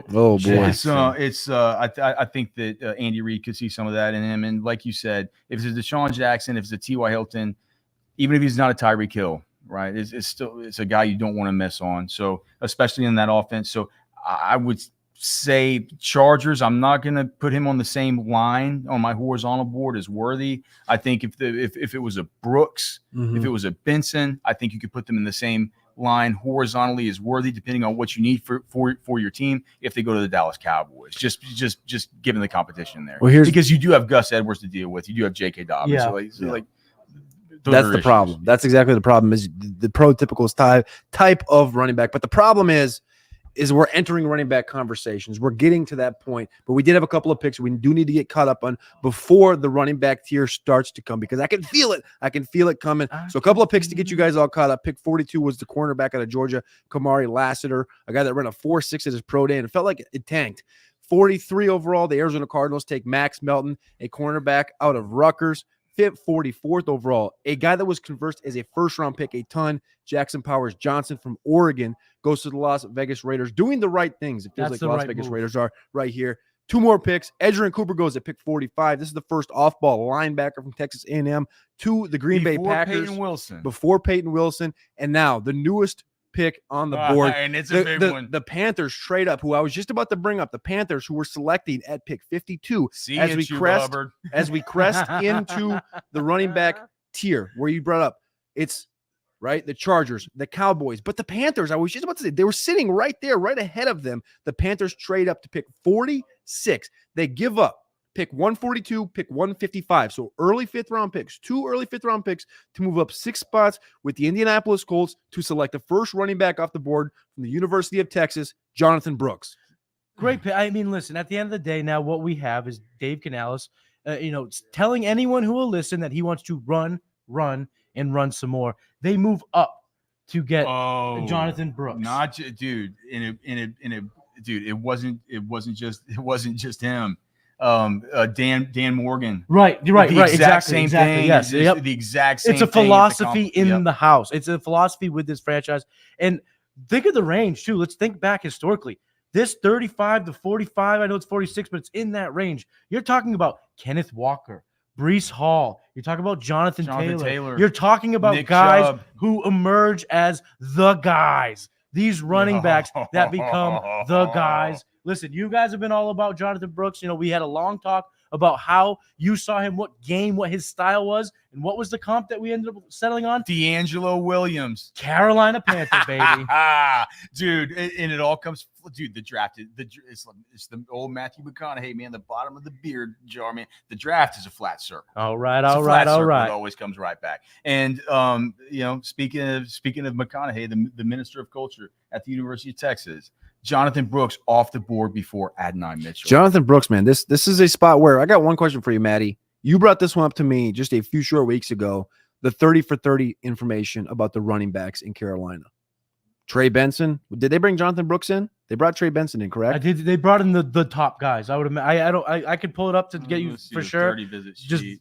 But I'm pretty sure it was the top. It was nonetheless. Benson for the sure. point of you brought it up was Trey Benson. They brought in the big running backs, and there was a focus point for the Carolina Panthers. This is a completely cockamamie attack at this NFL draft, going trading up for Xavier Legette, trading up for Jonathan Brooks when you do need help on the offensive line and on the interior of the defensive line and on the exterior of the defensive line. But they do go Jonathan Brooks at 46 overall. What was the number you said?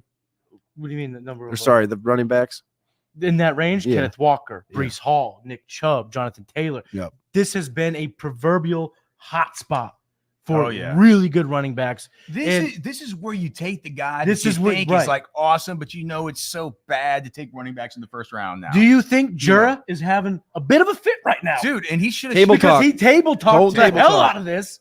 And now the Panthers had a game plan today. You could bet your bottom dollar. Dan Morgan said, we got to track what the boys are doing. We got to track what Jerry's doing because he's obviously hot for Brooks, and so are we. Chuba Hubbard shares are dead as far as your best ball stuff. Miles Sanders, you weren't taking him anyway because you know he stinks now. That's gonna be a big shift. And I think Jonathan Brooks, where he was going, Jonathan Brooks was going in 203, 204. right as far as Dynasty, but on Underdog, we're talking. Yeah. He was going in that same sort of area, right? There's going to be a big shift here. We'll see Jonathan Brooks on Underdog and in Best Ball move up to that 7th, 6th round type of conversation because he's that type of player. He should be fully, from what he told us at Pro Day, he should be fully cleared to go by July 15th. He's already running, not totally comfortable cutting just yet, but that's to be expected. He tore his ACL at the very beginning of November. That's right. Whenever we got the reporting about the actual injury, it was not an injury that had anything incidental except for just the one ACL. So no structural stuff outside of that. He's going to be good to go. He's the lead back. He's the RB1 in Carolina. Now, whether he's the RB1 in Dynasty is yet to be seen because we still do have the Dallas Cowboys. We still have the Dallas Cowboys coming up in here, just about 5 picks. But pick 47 came in.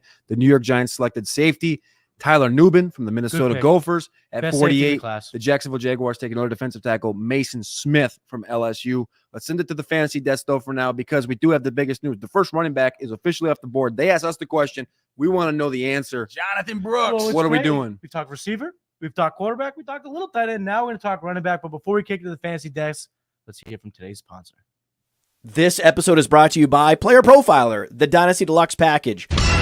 The rankings are the best in the industry. It includes strategy mode where you can say, hey, change the rankings to be win now. Oh, change the rankings to be productive struggle. There's also a draft planner to help strategize where you should take players because the draft planner also includes ADP. There's a trade finder where we look up on My Fantasy League and we see trades that are done, including a particular player. Then there's a trade analyzer where you can plug in draft picks, players, and we assign a lifetime value to draft picks out 5 years. The best thing about our trade analyzer, it can't be gamed with volume. And there's mock draft data to see right now what's the market for player X versus player Y, including in the fall when very few mock drafts are happening. And our Dynasty guide, the Dynasty Dominator, would cost you $10 on Amazon, but you get it for free with Dynasty Deluxe, and you get our rookie guide for free, a $25 value. So you get all of that for $45. I mean, it's a great deal.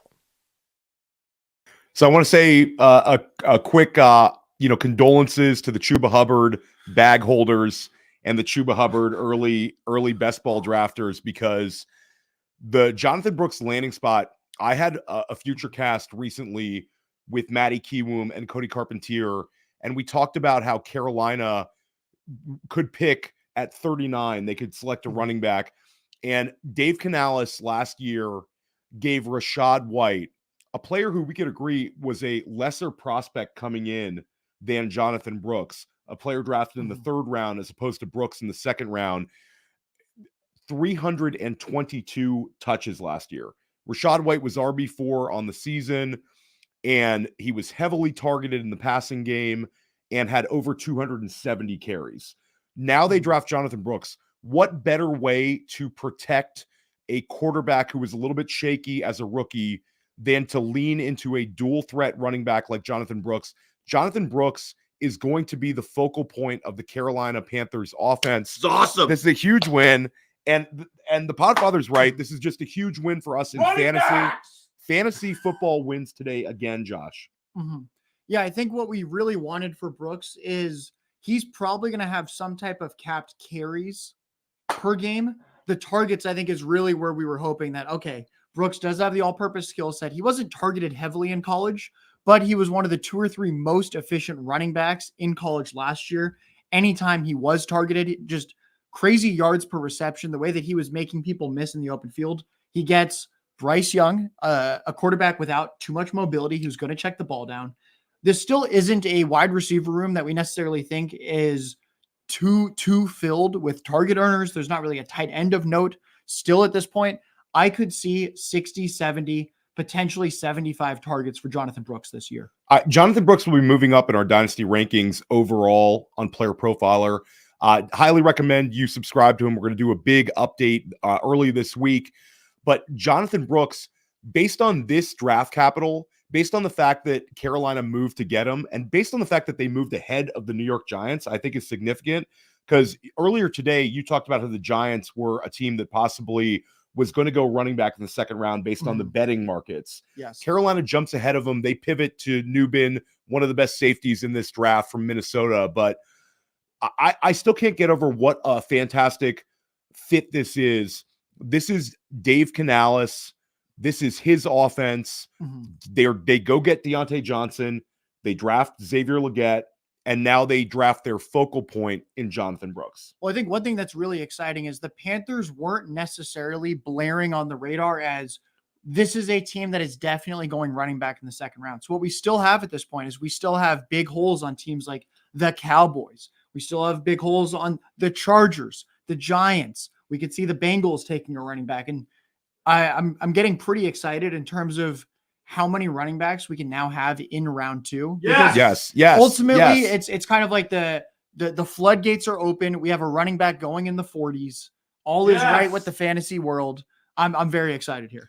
Yeah, I mean, it'll be interesting to see if Jonathan Brooks holds on to RB1. I would guess that he does based on the landing spot with Dave Canales. But if Dallas selects a running back at the back end of this second round, or if we see another team maneuver up to go get a running back, there could be a conversation. But in terms of the fit, it doesn't get better than that. I want to kick it to the couch. Let's see what Memphis Young and Seth Dywald have to say about the Jonathan Brooks landing spot.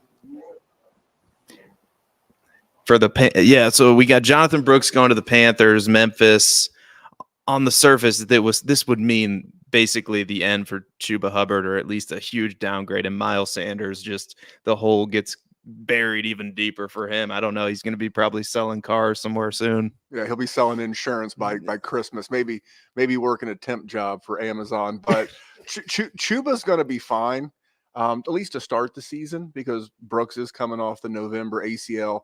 I heard the Cowboys team doctor did that, but yeah. But I think it's a great spot, and I don't mind it at all. Remember, it's Dynasty. Even if, the same way we looked at Breece Hall, and we thought Breece Hall was going to get off to a slow start, last year, and he came out guns a-blazing in the first week. Love the size, just over 6 foot, 215 pounds. Great athlete, good pass catcher. I'm stoked. As a former and a recovering Miles Sanders truther, wish him well in his future endeavors. But what were your thoughts? It's strange because it's the Panthers, and the Panthers, have made some questionable decisions lately. But honestly, I do like this landing spot for him. I mean, they really paid for it. Did you see what they gave up? Oh, I didn't see that. They gave up pick 142 and 150 something. I mean, they gave up 2 picks and got just that pick. to move up 6 spots. So they really, really wanted this guy. They paid the price. Yeah, and the good news for us as fantasy football players is that tells us something. That tells us that they wanted Jonathan Brooks bad. And what do we know about Dave Cannell? We were talking about it before it got before Theo shot it to us. Rashad White coming from Tampa Bay, right? As a dynasty gamer and a fantasy gamer, you can only like hope that translates 1-to-1. And I love the way Dave Canellis used Rashad White. I know a lot of people would have liked to have seen him used more. That's okay. You give me a guy who gets 55, 60% of the touches, I'm fine with that, especially the receiving touches, because it's known that a reception's worth more than a carry. And I could really see this being a big part of the passing game with Jonathan Brooks.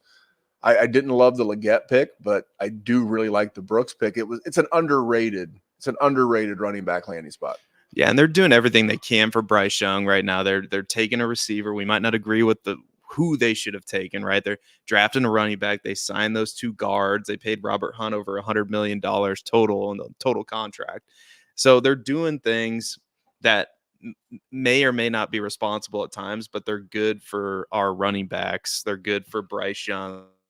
Good for our fantasy football players. And this is a low-key good spot for, as the Bengals are making their pick right now, it's a low-key good spot for a guy like Jonathan Brooks, even though he doesn't go to Dallas or the Chargers or some of these other landing spots. This was a landing spot that we didn't perceive before the NFL draft that is low-key good. It's a good landing spot, I think. What would it take for what landing spot or what running back or what combination would it take for you to move them ahead of Jonathan Brooks currently, because you know his landing spot? So would it take Trey Benson going to Dallas? Would it take a Braylon Allen going to the New York Giants? What would it take to move someone ahead? I think only Dallas. Honestly, I think only the Dallas, if that's what they decide to do with their second round pick here, which, the rumor was Jonathan Brooks, but obviously he's off the board now. I think that's the only spot because the Chargers have J.K. Dobbins in the mix now. So there's going to be some serious competition there. Outside of Chuba Hubbard, there's no roadblocks for Jonathan Brooks. And Jonathan Brooks is a better player than Chuba Hubbard. As soon as he gets healthy, he's going to have a pass catching role in this offense, in an offense that's going to be playing in a lot of negative game script situations in Carolina. That division's going to be tough. They're going to be throwing the ball late in those 2-minute drills. And guess who's going to get a bunch of those dump offs? It's going to be perfect for Jonathan Brooks. Jonathan Brooks, I don't know how high I'll put him in superflex tight end premium or even in a 1 QB league, but my gears are spinning. I just think it's a very underrated landing spot. Yep. And I'm really excited. So yeah, I didn't expect to be like when I saw I didn't expect the pick. I know that they traded up and they gave up a lot to get him. I wasn't expected to be as excited as I was, and the more I talk about it, the more excited I get. So yeah, I think it's an underrated, good landing spot. Well, I think it's time to throw it back to the desk. If we get some more fantasy related picks, we'll come back and we'll share that. But we had to jump in for a minute and give you some dynasty thoughts on Jonathan Brooks. But let's throw it back to Alex, Cody, and Maddie at the news desk. We're back, and we got a couple of picks in. First and foremost, pick number 49, the Cincinnati Bengals take defensive tackle. This is a trend now in the second round, going defensive tackle. A butt ton of them have come off the board now. Defensive tackle Chris Jenkins from Michigan. Good players still on the board. A lot of good players. It's crazy, man. That's a great pick. And the second one we'll just talk about them in tandem because they're both from Michigan. Mikey Sanders, still the nickelback cornerback, goes to the Washington Commanders. The Washington Commanders, of course, traded back to this selection. If you look at the last couple of years, what Washington has done in the defensive backfield, I know they have a new regime, new front office and stuff, but they have Quan Martin from Illinois who came in last year as a second-round pick. They kind of have him plugged in right now as a nickelback. They got Caillou Blue Kelly, who's a guy that was bounced around to 6 three different teams. A bunch of different teams last year for some reason, but we loved him down there at the Senior Bowl. He had a good one. Noah Igbenogany, former first-round pick for the Miami Dolphins. Emmanuel Forbes, first-round pick last year, as well as Benjamin St. Juste, who's a third-round pick in 2021. So they're trying to fix this problem. They're trying to cobble it together. They added Michael Davis from the Chargers, who's a guy that was like consistently cornerback 4 and 5, but they bring in Sanders still, who can be a leader in this room for the new regime to build forward and to build up. What do you guys think about these Michigan guys going off the board? I mean, well, I'll just say, as far as the Commanders are concerned, I was asking Maddie off camera about Forbes and just about, you spend first round draft capital and you just wonder, is this a situation? I don't think this is a situation where you sink first round draft capital into a guy, and it almost feels like, man, you watched this stuff coming out and you thought, wow, this is a player, man. He could turn and run with guys. But he was bad He was bad. And I was asking Maddie, I'm like, was he bad? Because I seem to remember there was a guy like, in DFS, we would kind of target the matchup. And what Maddie says, you guys have the Cuck score. You can explain what that is. I don't know what that is, but you were talking about that, like he was bad with that. Yeah. But with the You should probably say what it is before. Well, no, here, so we'll dive into that real quick. But so I do the cornerback rankings at playprofile.com. Cody and I developed kind of a Cuck score of the cornerbacks under constant chaos theory, where it's just, who do you pick on? And it felt like Emmanuel Forbes was always worth picking on. Now, here's the thing about Forbes. Forbes is a ball hawk. Forbes is a playmaker. Forbes now has a ton of pressure. Remember, they took him over Christian Gonzalez. That was a big-time pick for the Commanders. But what they do by bringing Mike Sainristil, in my opinion, is the polar opposite. Now you have a yin-yang. You have a ball hawk, a risky type, for the biscuit type. Marcus Peters type. Yes, and now Sainristil is that rock solid, that high football IQ, that Michigan man that brings a nice floor to that secondary. It brings some stability, some consistency. Great pick. He has ability. I think he has a little bit more ability to play more outside than he did at Michigan. Of course, Michigan was one of the premier defenses in college football, so they needed him for the inside. He played on the inside. I think the Commanders will have a good player in Sainristil that can play inside, outside, an occasion, but now bring some more, like I said, high football IQ, high football motor, that type of kid. Pick number 51 is where I think the receiver thing can continue to pick back up. We haven't had a receiver go since pick 37. Of course, we had 3 in the first 4 picks. Haven't had one since. A lot of running backs. One running back, a lot of defensive tackle, a lot of cornerback. The Pittsburgh Steelers are on the clock here at 51. Washington's back up at 53. We have the Dolphins at 55, the Cowboys at 56. A lot of opportunities for receivers to go, but the pick is in at number 51 overall. The Pittsburgh Steelers, who I think would be an interesting landing spot for Adonai Mitchell with the fellow former Georgia Bulldog George Pickens, was not the selection. They do the right thing. They do the right thing. Troy Fautanu in round 1. In round 2, at pick 51 overall, the Pittsburgh Steelers go Zach Frazier. Oh my God! I love that. I love that. That was the thing, right? Because love him at left tackle. He's fine. Cody, do you have his arm? Do you have his arm length? I can pull it up here. Or his wing. Fautanu, 34 1/4. Yeah. So, I guess that's not Fuaga's 33 and an 8. So that was always I get Fuaga and Fautanu mixed. But here's the thing: Fautanu though is shorter, right? Fautanu is shorter with longer arms. Mm-hmm. Shorter with longer arms. And so there was talk, even though yes, I got it mixed up with the arm length, but there was always talk with Fautanu. Does he play left tackle, right? Mm-hmm. Could he move inside, right? And everybody, like the whole mock draft community was talking so much about Pittsburgh. Will they go interior guard with center versatility, center with guard versatility, all the rest of it? Man, we talk about team building. This is how you build in the damn trenches. Yeah, dude, and this is how you do it. Mm-hmm. This is how you do it, man. Especially picking off value. Mike Tomlin, he had enough of bad offensive line play. They go offensive line first round last year. They now double tap offensive line first and second. My mock 5.0, I had Zach Frazier going 20th overall to the Steelers because there was a lot of helium. There's a lot of excitement. We talked about his toughness. We talk about all the intangibles that he brings. Now the Steelers sat back, waited all the way until pick 51 and get the guy. I mean, listen, somewhere, somehow, Mike Lombardi is dancing. Listen, I love offensive line. I know we love offensive line, but there was one thing yesterday that did pop up in my mock that I kind of pivoted from, and it was Xavier Worthy to the Indianapolis Colts. The Colts are back on the clock right now. They drafted Liatu Latu yesterday with the 15th overall pick. They skipped on receiver. with Chris the Ballard 52nd from Texas City, Texas. Don't tell me he did it. with the 52nd overall pick. I love this Zach Frazier pick, fellas. I love this. This is so Steelers. There it is. from the University of Texas. Well, Officially, is it Michael Pittman, Adonai Mitchell, and Josh Downs catching passes from Anthony Richardson going forward. The fall ends here at pick 52. what about the meow Alec Pierce? Who? Hey, yeah. Well, listen, with the fantasy player coming board, we're gonna kick it over to the fantasy stats. Matt Kelly, Josh Larkey. But remember, there's a little factor that we haven't even turned to yet. We got 2 people at the NFL draft, boots on the ground. So we're gonna hear about Bradley Stahl, talk about Keon Coleman, then we're gonna kick it over to the fantasy desk.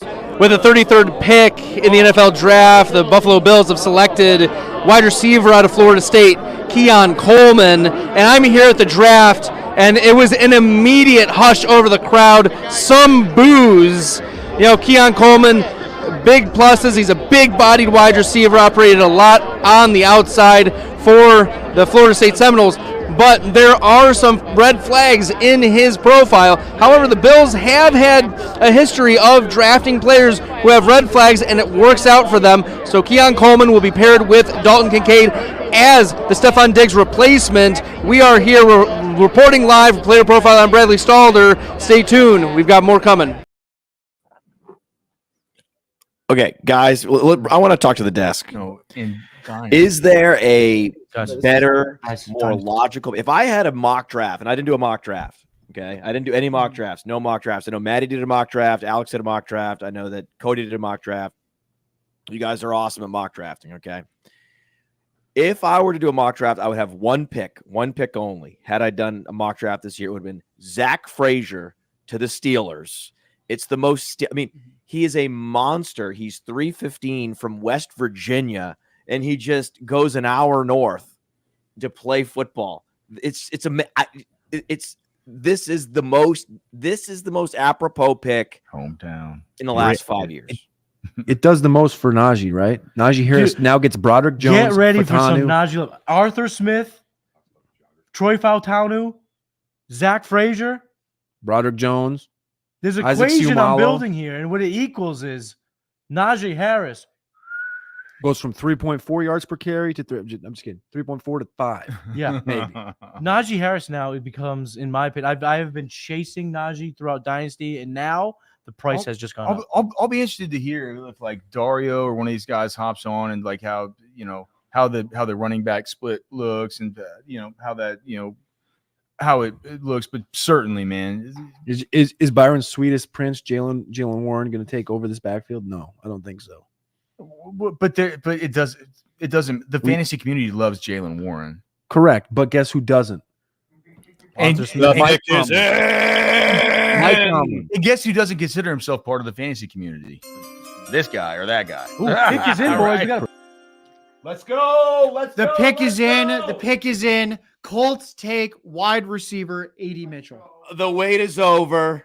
I don't love the landing spot for Adonai Mitchell, right? This is not the greatest landing What is spot. This, the Alec Pierce do over? He gets drafted. I think that is the positive for Adonai Mitchell, is that he was drafted. I'm a little more positive. I think what they're saying here is that they are very, very committed to this archetype of receiver on the outside. They tried it with Alec Pierce. It did not work. And they said, we're going right back to the drawing board. That is a sunk cost. I'm actually pretty excited to have two pretty big bodies with Pittman, with Mitchell. We have the speedy Downs out of the slot.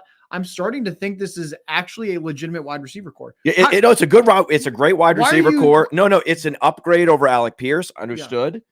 But he is going to be an outside, matchup based player. And the guy that's going to be getting the volume targets is still going to be Michael Pittman. And then it's going to be Josh Downs. And then it's going to be Adonai Mitchell. There's nothing in Adonai Mitchell's profile that says, hey, I'm a massive target commander and I'm going to be the wide receiver 2, lock me in. I think he's going to make big plays. I think he's going to have a high yards per reception. I think he's a great tactical weapon for Anthony Richardson. I think Anthony Richardson wins and the Colts win. I think it's the perfect fit for that particular wide receiver core. They needed an upgrade on Alec Pierce, but I actually think this is going to make Josh Downs a value in fantasy football. I think the biggest winner here, in my opinion, would be Anthony Richardson. Yeah. In terms of Anthony Richardson's health, what did we see last year? Anthony Richardson constantly injured near and around the goal line. Now we have a huge body with A.D. Mitchell, a guy that was a touchdown magnet in college. I think this is exactly what you want for Richardson's longevity, is the idea that you have Jonathan Taylor in the backfield. You now have Pittman, A.D. Mitchell on the outside. We know we're going to have at least 3, 4, 5 tight ends rotating that are all 260 plus pounds. This is going to be a very, very difficult team to match up against in the red zone. Yeah, I mean, weapons galore for Anthony Richardson. They're surrounding him, setting him up for success. Back to you. Brian. The pick is in. Oh my 53rd gosh. overall, the second tight end off the board. The Washington Commanders now with their third selection in round number 2 here, and they go to the tight end position. They added Zach Ertz this offseason. They lost Logan Thomas, and they add a tight end from the Big 12, Kansas State, Ben Sinnott. Listen, now Ben Sinnott brings, he has that H-back potential. He's a good offensive weapon. I think it's a reach, though, guys. I think this is a bit of a reach here. Well, I was telling Matt earlier. I was doing a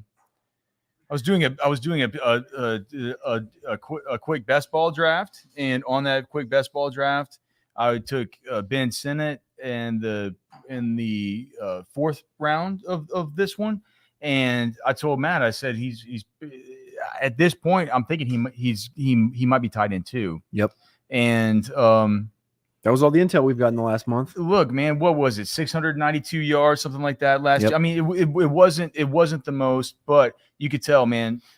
He was Sinnott is a guy that can line up in the H back. He can. They've used him he's a guy that they use in these kind of creative. I guess what I'm saying about Sinnott is he's a guy who other teams, whenever you go into the football game on Saturdays, you fear, because you're like, what are they going to do with him? Are they going to do some kind of end around to this guy? Yeah. It's just they almost didn't utilize him enough. Really good block. Oh, well, look at the third down play at the very end of the game versus Texas when he was wide open and Will Howard couldn't find him. Yeah. So it's awesome testing at the combine. It's not Jaheim Bell who comes off. It's not JT who comes off. It's Ben Sinnott. I mean, listen, he had great. And did Ben Sinnott go to the Commanders? Commanders, yeah. The Senator. The Senator. Well, he had the best the Senator, the best broad, the best 3 cone amongst tight ends. It makes sense that the Washington Commanders get their next Chris Cooley. Ooh, I like that. But yes, that's a good pull. Look at this genius. That's exactly right. That's the best comp that I've heard for Sinnott. That's exactly that. So think about Cooley. That's who the Commanders just got. Maddie, you mentioned Sinnott going a little bit early. I just did my 7th round mock a week and a half ago, and I had Jatavian Sanders going with the 3rd pick in the 3rd round to the Washington Commanders. I had Sinnott going with the last pick in the round 2. So we're sitting here at pick number 53 where he goes. Where did you kind of have him? Because I had him number 89 overall on my big board. I did think it's a little bit early, but being that it's tied into and how big of a difference it is between Bowers and the rest of the field, it was kind of a crapshoot to guess where they were going to go. He goes 53 here, but you could have understood 64. You could have understood 75. Where did you have him kind of lined up in this? So in my mock 5.0, I didn't have a single tight end in round 2. I thought that the round 3 would be the running back and the tight end round.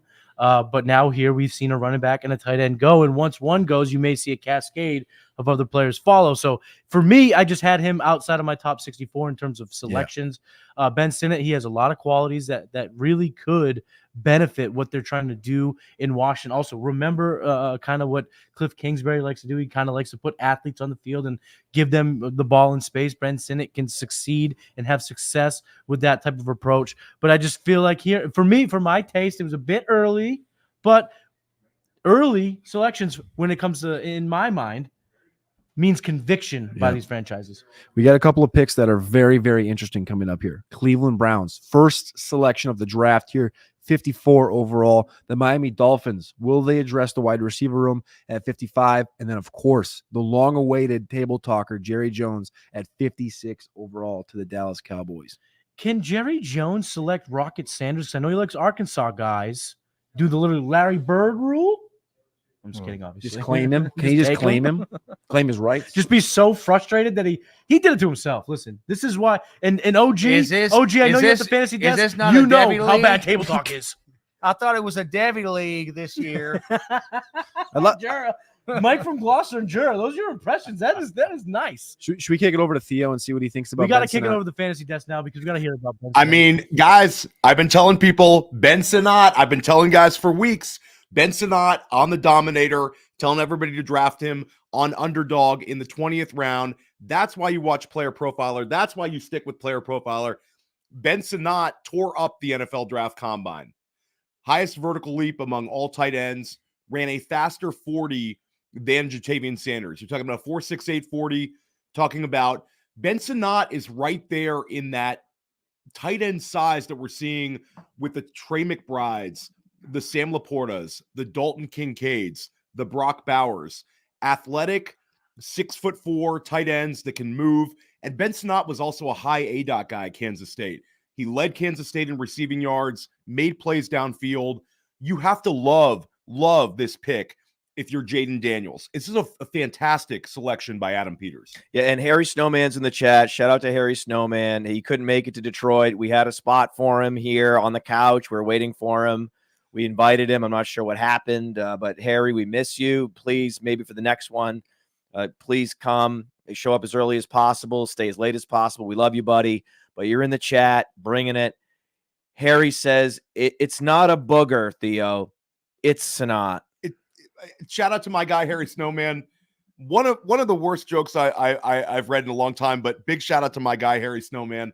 But I got to say, if you play tight end premium, Ben Sinnott is your tight end riser. This is the player that you're looking for in your second rounds. You don't get Brock Bowers. You're going to take your shots on Sinnott. His only tight end competition is Zach Ertz. Zach Ertz is on the tail end of his career, despite some production last year at the beginning of the year in Arizona. This might be a situation where it's like with Trey McBride. You might have to wait 4-6 weeks. But once Sinnott establishes himself, this is a player that's going to not only be starting for Washington, but this is a player with top 12 tight end potential this year. I want to hear from the couch. Couch, what do you think of A.D. Mitchell to Indianapolis? Do you think that he is a decoy Mitchell? A decoy Mitchell? And what do you think of Sinnott?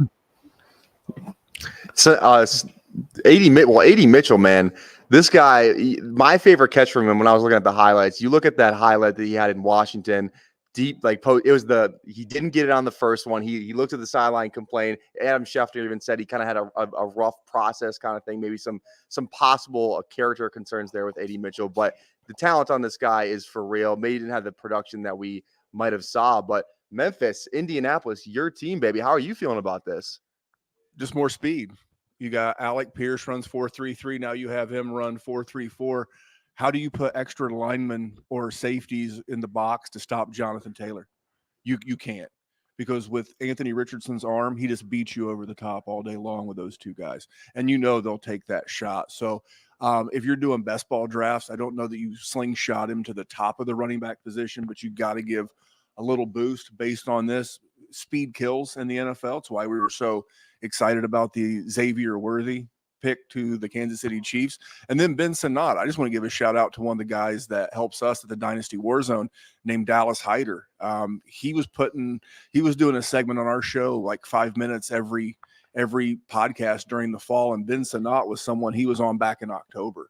So super excited for that. I think you might get a discount because of Zach Ertz. I don't know you get a ton of rookie production, but there's your tight end too in this class. But from the Colts perspective, I love it. Josh, what do you think? You're the numbers guy. Well, yeah, I think what's exciting here is I think everything is set up on paper for Shane Steichen to be able to run an offense that I think can resemble in some ways some of those, believe it or not, Arthur Smith on the Titans. Those were incredibly efficient offenses. And the key there was, sure, they're not always going to have a ton of drives that get to the 20, but when they do, they score touchdowns. And I think that's really what we're going to see here is we're going to see potentially top 10, maybe depending on Richardson's development, top 5 actual scoring offense. It won't always be pretty, but I think they're going to convert pretty often. I mean, how do you defend that many big bodies when you have Anthony Richardson at quarterback, Taylor behind you. You've got the whatever tight end duo or trios out there. We've got A.D. Mitchell, Pittman. This is a huge, huge, huge skill position room. Real quick, before we go, who scores more fantasy points this year, 2024?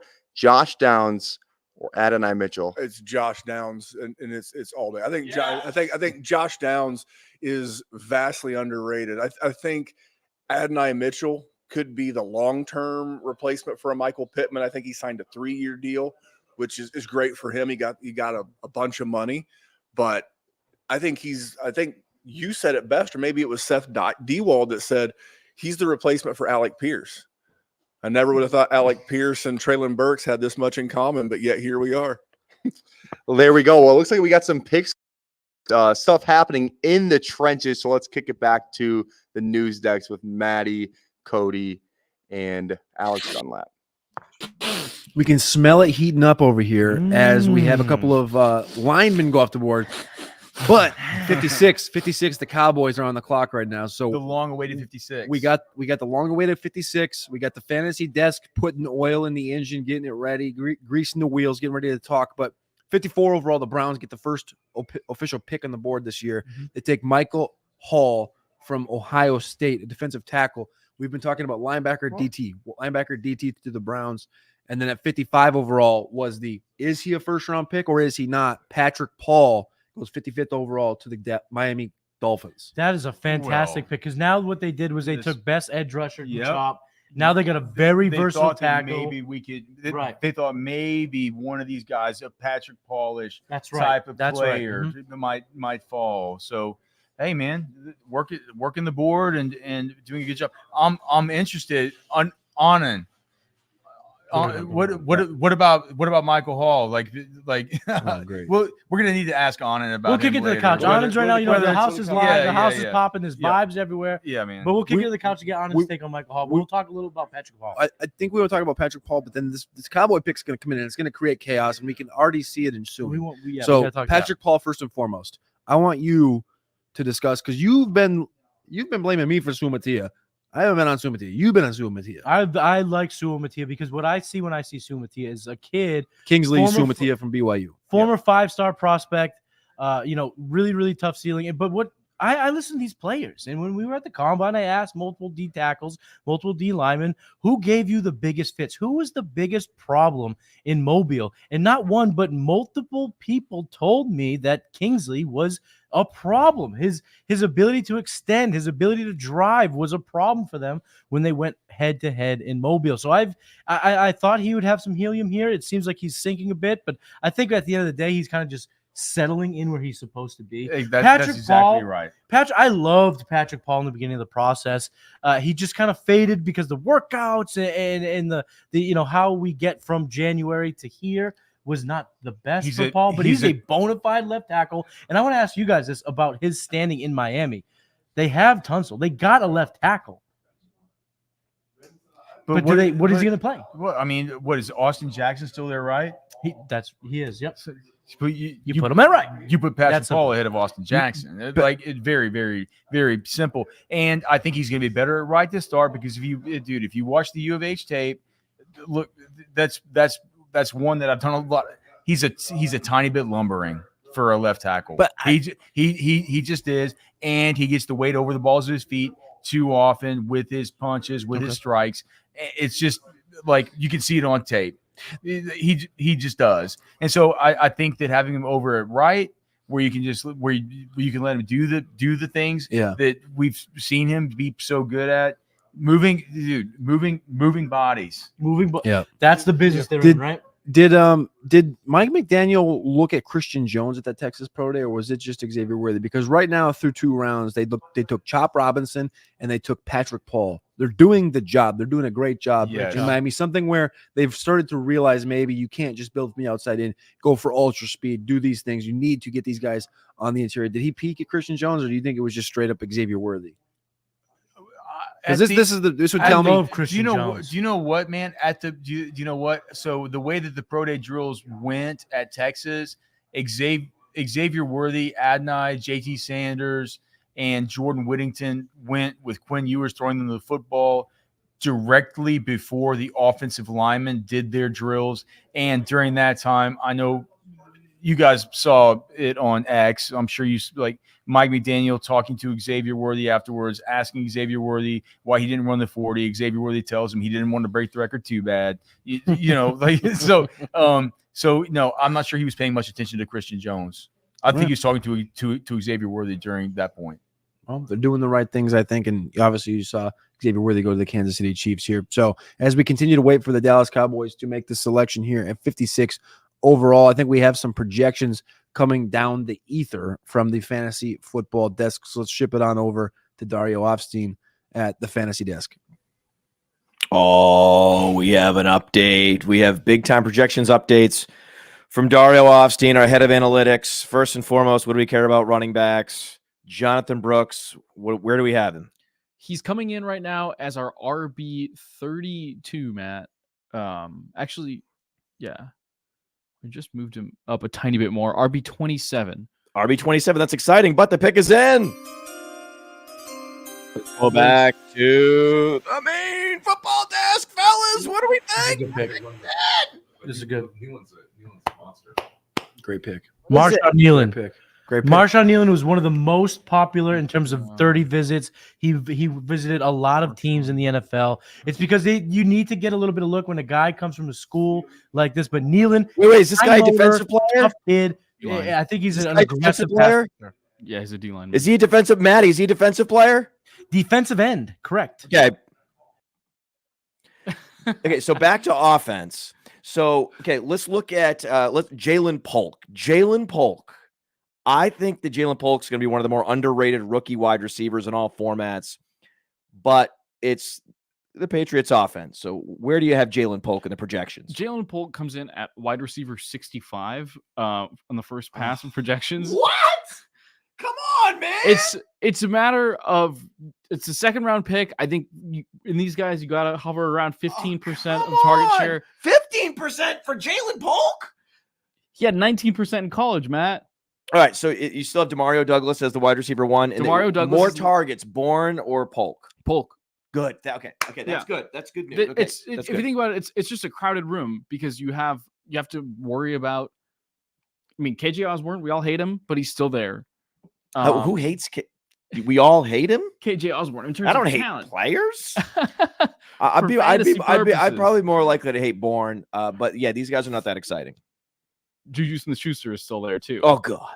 So you have 4, and then Hunter Henry's probably going to get 10, 12% of targets. So you have a bunch of guys that are old, dusty, uninspiring. Which is why I like J.K. Polk. Okay, anyway, we'll come back to J.K. Polk. I think you're too low on J.K. Polk. We're going to have to go and revisit our assumptions on him.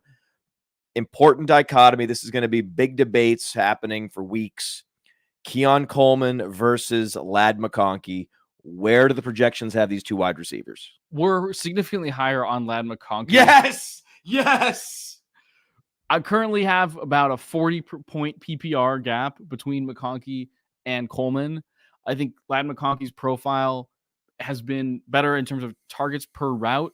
And then also you have to worry about just more talented weapons next to Keon Coleman. I'm sure Curtis Samuel and Khalil Shakir aren't exactly setting the world on fire, but they are still better and going to earn more targets than Quentin Johnston and Josh Palmer. It's just no debate. Yeah, no. Josh Palmer is still going to be productive this year. Josh Palmer still a value. Quentin Johnston, he's a dead man. Final dichotomy. Okay, who you got? Josh Downs or Adonai Mitchell in 2024? In 2024, it's still leaning Josh Downs. I mean, again, we've had 20 minutes to unpack this projection, but I have about 15 more targets for Josh Downs at the moment, translating to also about 15 more PPR points. Back to you, fellas. What's coming on? Sit to the couch. It's Michael Hall. We got to go to the couch. We got to talk to Anand. Anand is our resident Ohio State I got to hear fan. from Anand. We got to know about Michael Hall. Michael Hall. There we go. Back with the couch and our resident Ohio State expert, Mr. Anand Nanduri. We got Mike Hall going to the Browns, staying in the state of Ohio, pick 54. What are we thinking about all that? I mean, it's worked out for them before. Historically, the Browns have watched many Buckeyes, whether it's Cameron Hayward, Ryan Shazier, plenty of really productive Ohio State players walk right down the road to Pittsburgh. And they finally decided to get smart and start taking some of the guys that they know kind of better than anybody else because they have a little more access to practice. Michael Hall Jr. is an interior D lineman that flashed every time you watched him. Was not the most consistent player that we've had at Ohio State, not by a wide margin, but man, when the flashes are crazy and what he's been able to do when he was healthy. I think he had a game against Michigan State in 2022 where he was out there for, I think, 8 or 9 snaps and he pressured the quarterback 4 or 5 times in those 8 or 9 snaps. So really, really, really productive pass rusher, pocket mover, whatever you want to call him. I think there is a little bit of development to be done. That's why he wasn't, a day one pick, kind of like we talked about Johnny Newton being pre-injury or several of these other guys that we've seen as really massive interior D linemen that go out of their way to wreck games. But I think he can get there. And that's not really a talent that you usually find in the second round of the NFL draft. Usually those guys go pretty early. But Mike Hall Jr., man, I think he's just barely 21 now. So he's on the younger side too. Was productive all over the place. Just a really, really fun player. Cleveland's going to love him. Add some nastiness next to Myles Garrett. There we go. Real quick before we send it back to the desk, I want to touch on, we talked about Jonathan Brooks. Running back's been kind of a topic for tonight with Jonathan Brooks. The Panthers go up and they trade up to get him. We're approaching the end of the second round here. Still a lot of names, especially Trey Benson is the guy still on the board as well. Do you think he goes in round 2? Or I know we talked about that. Daniel Jeremiah has Marshawn Lloyd at his RB1 in this class. So do you think we get a running back before round 2, or do we think we're gonna have to wait till round 3 to see one of those names come off the board? Well, I think with the picks that we have left, I think we're 5 before the end of round 2, maybe 7. Sorry. I think we will see one. It's going to be someone falling in love with whoever it is their RB is at whatever pick it is. But my assumption is that the run is probably round 3. And we have a safety off the board here. The Packers are taking safety Javon Bullard at pick 58. Immediate reaction to that? Immediate reaction is college football watchers will know that is the guy that knocked Marv out of the game. He's a physical safety. Love his game. I think that's a really fun pick. And the appropriate time to take a safety, by the way. Please stop taking safeties in the middle of round 1. We don't need to do that anymore, guys. We've advanced past the need for that in our lives. So solid pick there. We'll see how he fits in, once he gets to where he's going. There we go. Looks like the boys are ready. We're going to send it back to the news desk. I was actually just got kind of busy here. I'm just in a quick 4-round rookie draft to put that thing down. It's so rapidly fast. I had to. But the thing is, sometimes you try to look at things like that, but then you realize the NFL draft is going really fast right now. Four round quick rookie mock. But we have to get back to defense because 4-round fantasy drafts are they're just too quick. No, they're the best though. They're the best. They are the best. best. Hope you guys can partake. Dolphins, of course, we talked about. The Cowboys take Marshawn Nealon, defensive lineman edge out of Western Michigan, the guy that stock has completely blown through the roof of the Empire State Building over the course of the last month. I was just looking, like, just to kind of remind myself. So we're talking Marshawn Nealon, Western Michigan. So 92nd, dude, his spider graph on mock draftables, 92nd percent 20 yard shuttle, 80th percentile 3 cone, 70th percentile 75th percentile vertical, 62nd percentile 40-yard dash, 84th percentile arm length, and 90th percentile wingspan. His best comps: Frank Clark, Dorrance Armstrong, Chris Long, Joe Tryon, Ninkovich. I mean, dude. I'm glad you brought up the comps because when I watch him play, my comp for him was never here. The way I do comps is I pick a player and then I do a projectability scale because what I like to do is be lofty in the style, but let people understand like how far they have to go to reach that type of player. And when I watched Nealon, I could not help myself. He reminded me of Max Crosby, high motor, tough guy. But again, high projectability, a lot to go there. Max Crosby has so many intangibles that allow him to get there. Wingspan and long. That's what it is. It's the length of the wingspan. And so now it becomes okay. The You talk about Dorrance Armstrong.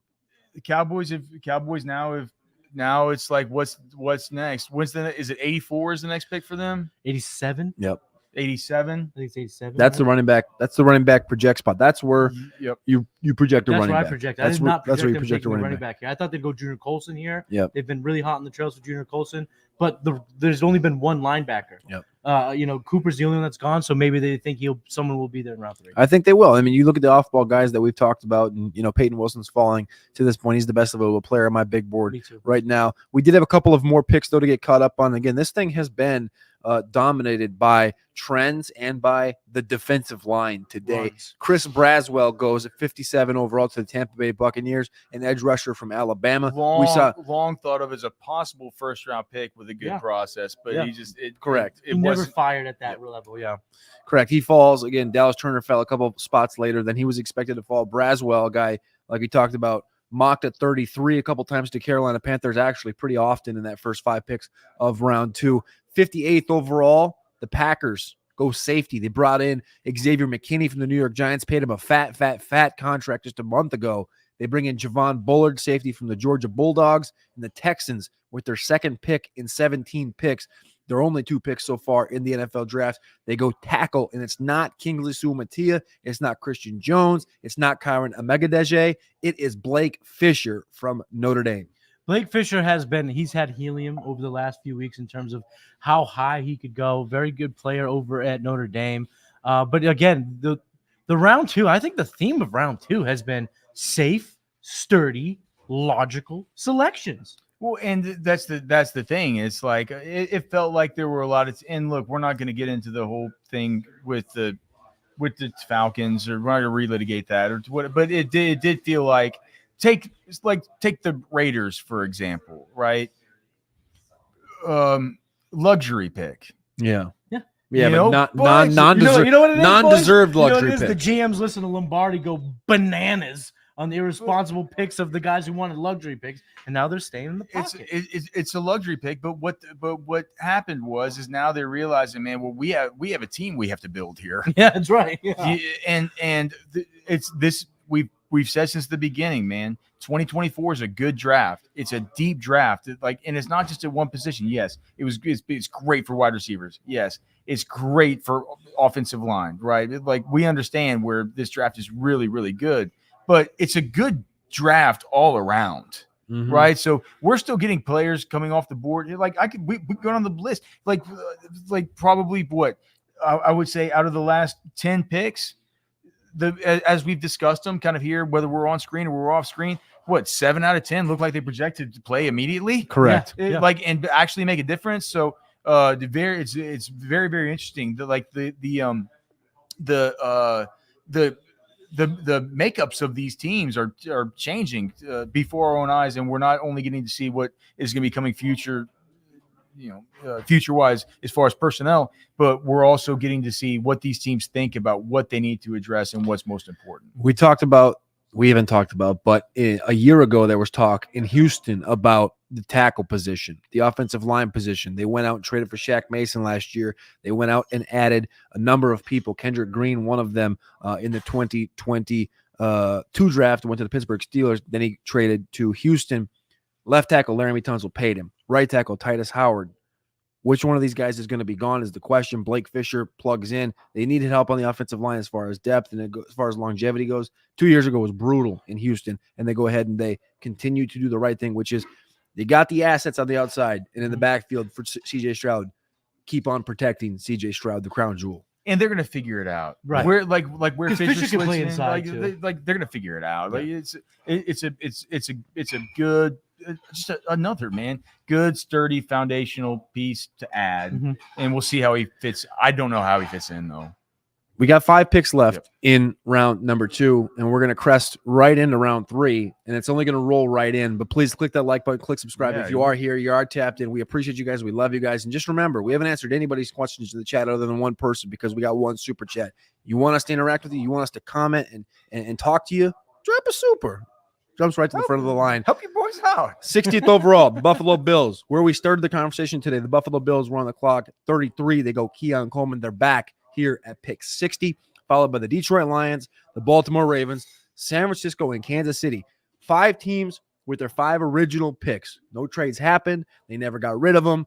They made it to the end of the finish line damn near, and now their 5 picks are still up here at the end of round 2. Maddie, when you look at the best available players on your board right now, for me, the sore thumb that sticks out is Peyton Wilson, the middle linebacker, off-ball guy, Jeremiah Trotter Jr., the next off-ball linebacker, Christian Boyd, defensive tackle from Northern Iowa. Where are you looking The right here? Visit King, Christian Boyd. He was the visit. Well, that's because he didn't go to the combine. He got screwed out of the combine. But and then here's so I guess Buffalo's pick is in. So we'll get that here in a second. But man, somebody's gonna get a dog in Peyton Wilson. There's also another player that we have not brought up on our big boards. Who is it? That we both love that has not been selected. T.J. Tampa. I don't want to hear Alex comment about that. So pick 60 is in. Pick 60 is in. The Buffalo Bills have made another selection. Again, Keon Coleman, after a couple of trade backs, goes 33rd. There was questions at 33. Will they go Cooper DeJean? Because they can put him at safety. They can play him at corner. They go safety here out of Utah, Cole Bishop. Maddie, I know you like Cole Bishop. I'm a Cole Bishop guy. I'm a Cole Bishop believer because what he is a football player. And do you know what Jim Nagy said the whole time? Hey, listen. Whether you think he bloviates and's full of hot air about the Senior Bowl guys, whatever but he knows his stuff. Whatever you say, he always said you guys are too low on Cole Bishop. He will go second round. That's his floor. He's going second round. He's going second round. He's going second round. Here we are in the twilight hours of the second round. We have Cole Bishop. Cole Bishop is exactly what the Bills needed, considering what they've lost this offseason. He comes in at the combine, he was faster than expected. He put up a good RAS score. He's a good athlete. But you would just watch Utah football. Sione Vaki, he was the safety that a lot of people kind of gravitated to. I think it was more fun.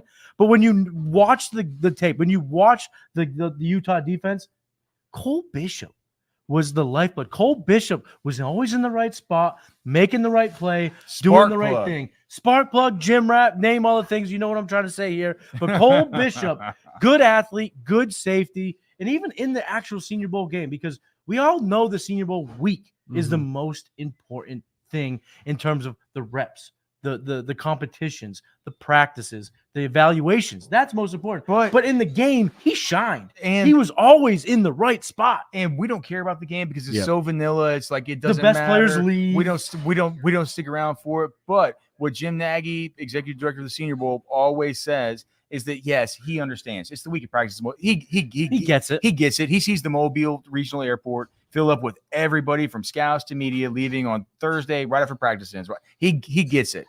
But what he's true in saying is there's no more one game of game film that is more poured over and more watched by scouts than that one. It's an all-star game. Yeah. So you're getting the best look at. If you have a kid from a smaller school like Quinyon Mitchell, I know he didn't play in the game, but he got to play against Roman Wilson. He gets to play against the up in competition. And then other guys like Cole Bishop gets to shine in a scenario where you're getting the best of the best from the college landscape. You're getting, Quinyon's going up against, like, Roman Wilson was great at the Senior Bowl, but we look back at the first round of the NFL draft, and he was going up against two first round wide receivers at the Senior Bowl. Yep. So you're going up against first round wide receivers, and when you're Quinyon, who was the best player at the Senior Bowl this last season, that's a big deal. Now that was during practice, but like he was saying, as far as Bishop, as far as the game, shines in the game, good during the week, and Nagy was right once again. Let's go back to another selection here. In round 1, we saw the Detroit Lions move up for cornerback Terrion Arnold. We also saw them spend free agency on Carlton Davis to come in and to play cornerback. They, of course, missed on Jeff Okudah a few years ago in round 1, picked 3 overall. Remember that one? Jeff Okudah, 3rd overall. Here at 61 overall, they go cornerback, my 41 overall player out of Missouri, 5'11", 183 pounds, runs a 4.5, 140, little Burger King hands. Ennis Rakestraw comes off the board here. So the Detroit Lions, cornerback to begin this draft. Here's the thing about Rakestraw. He has his faults. He has his red flags. But he'll bite kneecaps. And that's what Dan Campbell loves. This is somebody, you watch his highlights. It's probably not good for him overall when the things that stand out is the licks that he lays in the run game. This is a kid who's not afraid to get his nose dirty, not afraid to come up and make tackles at the line of scrimmage, not afraid to make plays in the run game. Dan Campbell gets a tough kid, a guy that makes a whole lot of sense for this fit. But now you have to factor in a lot of things. And I want to ask you guys, Brian Branch from Alabama last year, early pick for the Lions. They moved him from safety to play a lot of primarily slot corner. Well, they get 2 cornerbacks. Do they move him back to safety? No, haven't played. That was always the deal with. That was always the deal with Branch. Is that I thought that was the plan. They also had Kirby Joseph, who they drafted 2 years ago. So that's right. He plays safety, right? Yeah. I would say I haven't like poured over the snaps, or I haven't poured over what the pass rating when he was targeted. But I know that Branch coming out was awesome. So I can tell you in the cornerback rankings at playerprofile.com, he was perennially in my top 15. The kid was sick, nasty. So I would say that the slot corner was where we projected him coming out. So I would say keep him there and see what you can do with these 2 youngsters. So what, dude? They got Ray Straw and Terrion Arnold. Yeah. I love how this entire team is coming together. This Detroit Lions, they know exactly where they're at. They know exactly how their team building. They go and get Marcus Davenport after he gets a big contract in the Vikings for 1 year. Doesn't have a good year at all. They get him on a little bit of a discount. Then they bring in DJ Reader, the true veteran from Cincinnati. And then, of course, adding 2 guys in the back end the year after Brian Branch, like you mentioned. They're building this defense the right way, along with everybody already knows the offense. I thought receiver was an interesting spot there. But 62 overall is a spot that I think we've been mocking receiver quite a bit, Maddie. The San Francisco 49ers are on the clock right now. Is the need still there? And the need is not still there. Yeah. I almost forgot. They got Ricky Pearsall went off the board. But real quick before we get into this next pick, I just want to say one thing about the Lions and how they're building this team. Look at the NFC North. Yep. The Packers have 5 receivers that can beat you. The Vikings have Jefferson, Addison, and a rookie quarterback. They're going to be prolific in the pass game. And the Bears have Adunze, DJ Moore, and Keenan Allen. Yep. So what do the Lions do? Brad Holmes. There's a reason why Brad Holmes is so widely respected in the league, because he saw what he's going to have to face in this division, 6 times throughout the season. And what did he do? He said, you know what? I know we took a cornerback in round 1, but we're going to need depth in this spot on our team. And they addressed it again in round 2. And they got 2 very diverse players in terms of what they bring to the team. But what they have in common is they are good in the locker room. But very good in the room. Very, very different styles. Very yeah. But finesse and power, baby. But very similar with how fired up they are. That's right. That's the common denominator is that they are MFers. They are biting kneecaps. They are kicking ass and taking names. Just the kind of guys. Just like how you doing, man? It's like, oh, I'm fired up to be.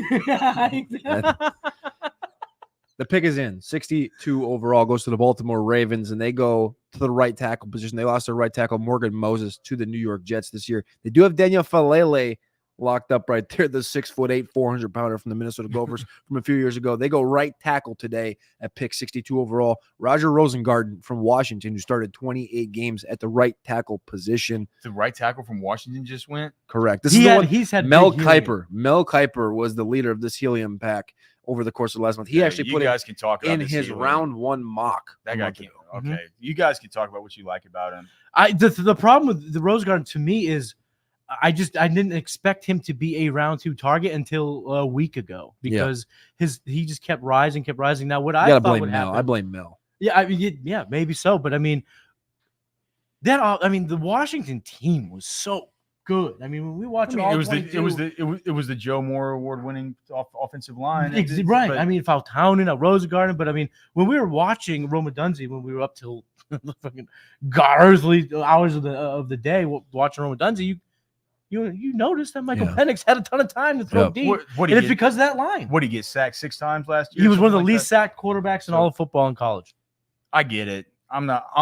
Look. Technically, it's Michael Penix's blindside. I'm not. That's a good point. Michael Penix is a lefty. Yep. I guess I hadn't really considered. He just, to me, whenever I was watching him, and like clearly I was mainly doing a lot of this work, just getting ready for the kind of doing the pre-scouting for media stuff, just watching for the CFP semifinals versus Texas. I thought that he was a guy that some of the Texas edge rushers could maybe take advantage of because he was a little bit robotic with some of his movements. His kick slide's not quite as gliding as you would like. But I mean, what he's how tall is he? He's super tall. He is tall. Yeah, And, I think he's 6'7", 6'6". So Rosengarten, yeah, 6'5", 6'5", okay. 6'05", So 6'5", and he's a tall dude. Yep. Just He's kind of lean though, only 308 pounds. Tiny. Just to me, he feels a little bit tiny, bit lumbering and unbalanced. But here's the thing: we're here at he could be a developmental guy that could be really good. Mm-hmm. And so we're here at the end of the second round. It's the kind of players who are going to be here. And with that stature, maybe he does kick on the inside. Which, if everything plays out right and they have health in their offensive line, the interior may be where they want to put him. And to his credit, Ethan Burke, Barron Sorrell, none of those guys got anything done versus him. You know, even though I said I think they could exploit it, they didn't. So who knows? 63rd overall, the San Francisco 49ers are on the clock right now, followed by the Super Bowl champion Kansas City Chiefs. Man, Wait. It we have looks a like trade? we might have a discount double tap right here. It looks like the Chiefs made a trade to get into 63. I don't know the details, but it may. I couldn't imagine they would trade up one spot here from 64 to 63. They did. We need to The get Chiefs are trading up to pick 63 with the San Francisco 49ers, and they are drafting a tackle.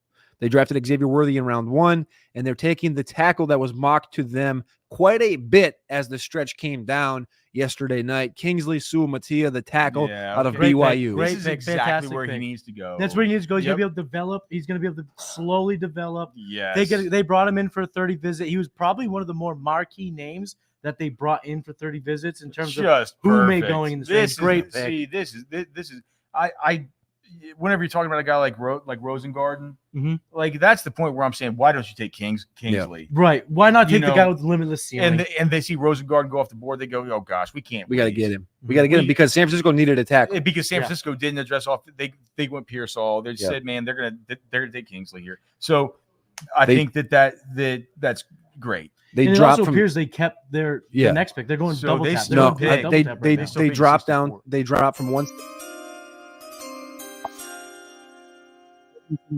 So really, it's a 6-7 swap, and the Chiefs end up bumping similar to what the Vikings did yesterday with the Jets. They probably got frozen and had to move up because they were nervous. This is the guy they wanted. Now it opens the door though for guys like Christian Jones. This is when they start pushing up.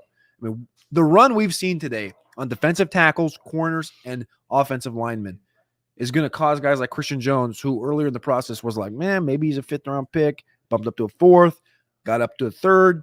I think he's probably going to go somewhere here in the round in round 3, and San Francisco's not a terrible spot to be looking at right now. Yeah, for sure. And it was I thought the Kingsley at the very beginning of the second round is terrible. I think this spot to this team is perfect. It's a great exactly to this team, to this spot. It's perfect. Also, you talk about the Patriots who haven't addressed offensive line early in round 3. Who's going to be just a few picks away. They need to move up. They need to make a splash. They did so. Oh with Kingsley, yeah, I mean, you look at it. So and you all, dude, every pick of the first, and literally every pick of the first 10. 11 the first 11 picks of the 3rd round would like Kingsley was going to be gone for sure. They made the move. They made it happen. Kings, everything we've heard though is pushed Kingsley. Kingsley shouldn't have been here in the first place. So like I get that, our values had him going here, but everything we've heard kind of pushed it out. It's the same thing we've seen with Frazier, with JPJ, with a number of these Johnny Newton. They just got pushed down a little bit because of the runs that have happened so far. It's a good value for the Chiefs. They need the right tackle to come in. They have Wanya Morris currently slotted as their left tackle, Jawan Taylor as the right. You think Kingsley's probably going to end up pushing over to the left side and taking out Wanya? I think over time, yes. I do think that he is that capable. Oh, yeah. I mean, we're talking about a 5-star recruit. We're talking about a guy with high ceilings, goes to the team that he can achieve that goal. We're going to kick over the fantasy stats. Shout out to all you guys who are tapping in. Stay tuned. We got a whole other round. Round 3, boys, are about to kick off. We're going to kick into the fantasy desk. But before we do, we got to hear from Underdog Fantasy. This episode brought to you by Underdog Fantasy. Underdog Fantasy has been sponsoring Player Profiler and everything we're doing here since 2020. Sign up. Use promo code UNDERWORLD for a 100% instant deposit match up to $100. 100% instant deposit match up to $100. And you're like, oh, well, everyone's on Underdog. Not true. There's plenty of people in this audience that have not yet tried out Underdog, and it's time.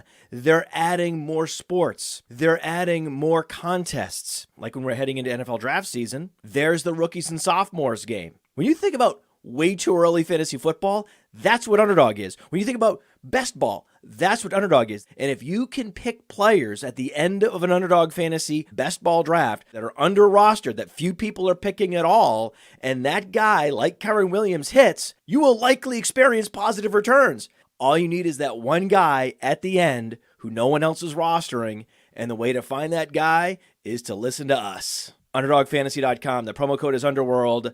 100% deposit match up to $100 with promo code Underworld. Underdog makes everything we do possible. Well, Matt, we talked about how the Philadelphia Eagles, the rich get richer, and the Kansas City Chiefs not only get Xavier Worthy, but they get Kingsley Suamataia, who was a player that many were projecting them to draft at the end of the first round. They get him at the end of the second round.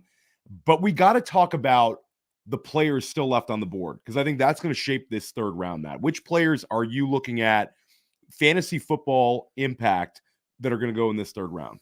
Well, before we do that, I just want to mention offensive linemen. Oh, yeah. Okay. Offensive linemen. We knew this was a strong offensive line class, but there's something about these guys getting selected and going to the teams, and you start thinking about, okay, this nasty Mauler on the Ravens. Okay, this nasty Mauler now on the Chiefs. The rich are getting richer. So some of the better teams are having the better drafts, like the Eagles and the Chiefs, addressing needs and just cleaning up at the right positions at the right time.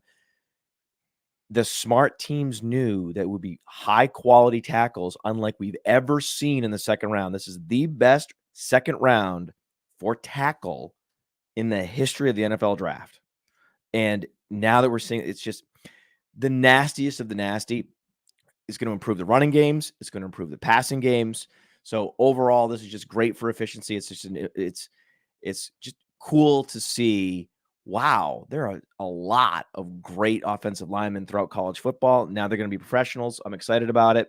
I'm also excited to see where some of these running backs land in the third round. I think that's going to be very important. I think Blake Corum, even though we're not as excited about him as we are Trey Benson and others, he is a Michigan Wolverine. He does have the brand equity. He does have production.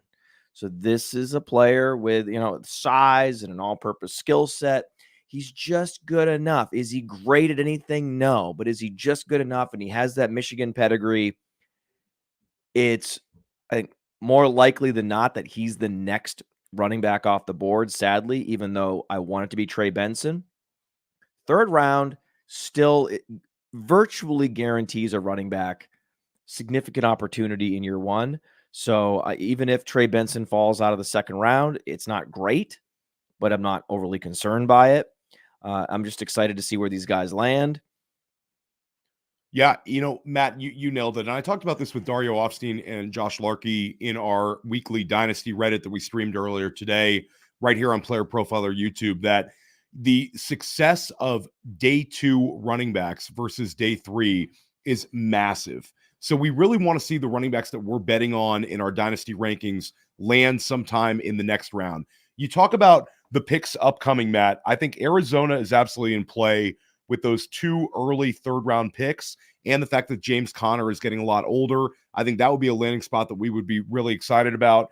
The New York Giants, I am convinced, would have selected Jonathan Brooks if they were not jumped by the Carolina Panthers. I think they're absolutely in the wheelhouse to take a running back at 70 overall. And then the one that the 2 spots that we really would love to see are Dallas and the Chargers. They're coming up at pick 69 and pick 73. So one of these running backs, if not multiple running backs, could fly off the board, and immediately their dynasty value is not going to be shifted at round 2 versus round 3. Like round 3 is safe enough, and we could paint ourselves a picture that these guys landed very well. So this is an interesting first 10 picks. If they get past the first 10, then it's sort of a danger zone, and we start to worry a little bit. Well, I mean, we have Wright could go to Dallas. Yes. That would be pretty cool. Yeah, right? absolutely. If Jaylen Wright to Dallas with that kind of speed score, that kind of like slashing ability up the middle, long runs.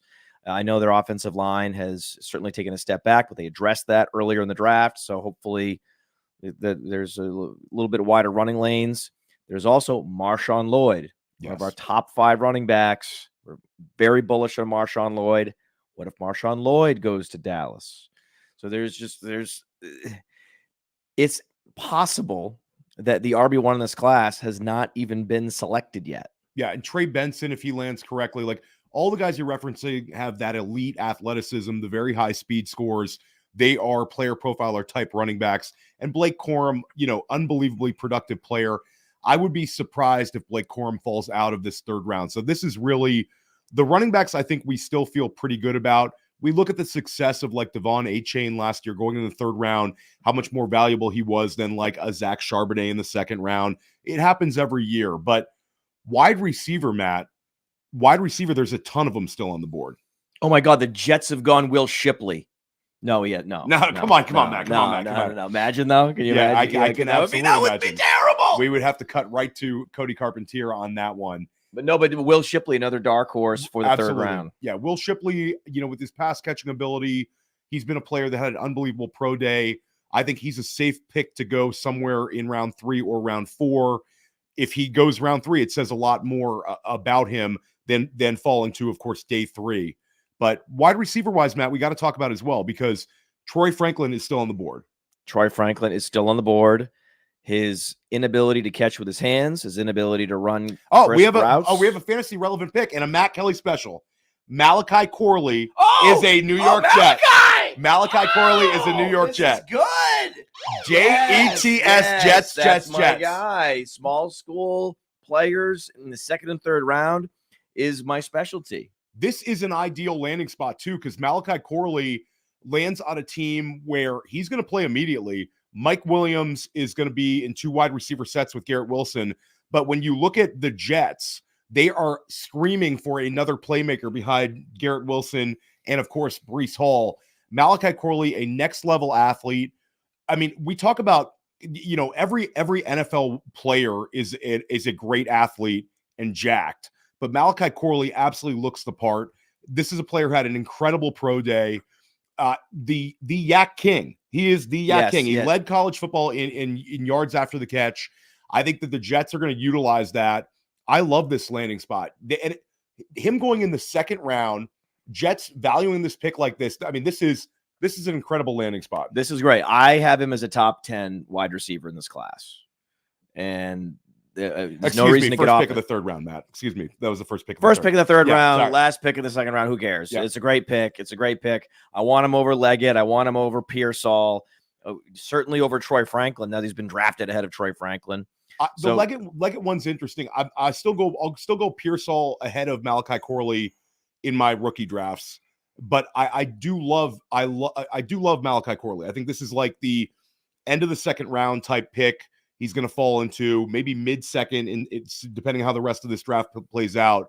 But I think him going early third here, this is very exciting. Yeah, the risk with him is he falls, end of the third round, into the fourth round. Does the NFL doesn't appreciate him as much? A small school. No, when you see the NFL appreciate a small school guy, if you already liked him, feel free to go. Even listen, Ricky Pearsall can't beat me.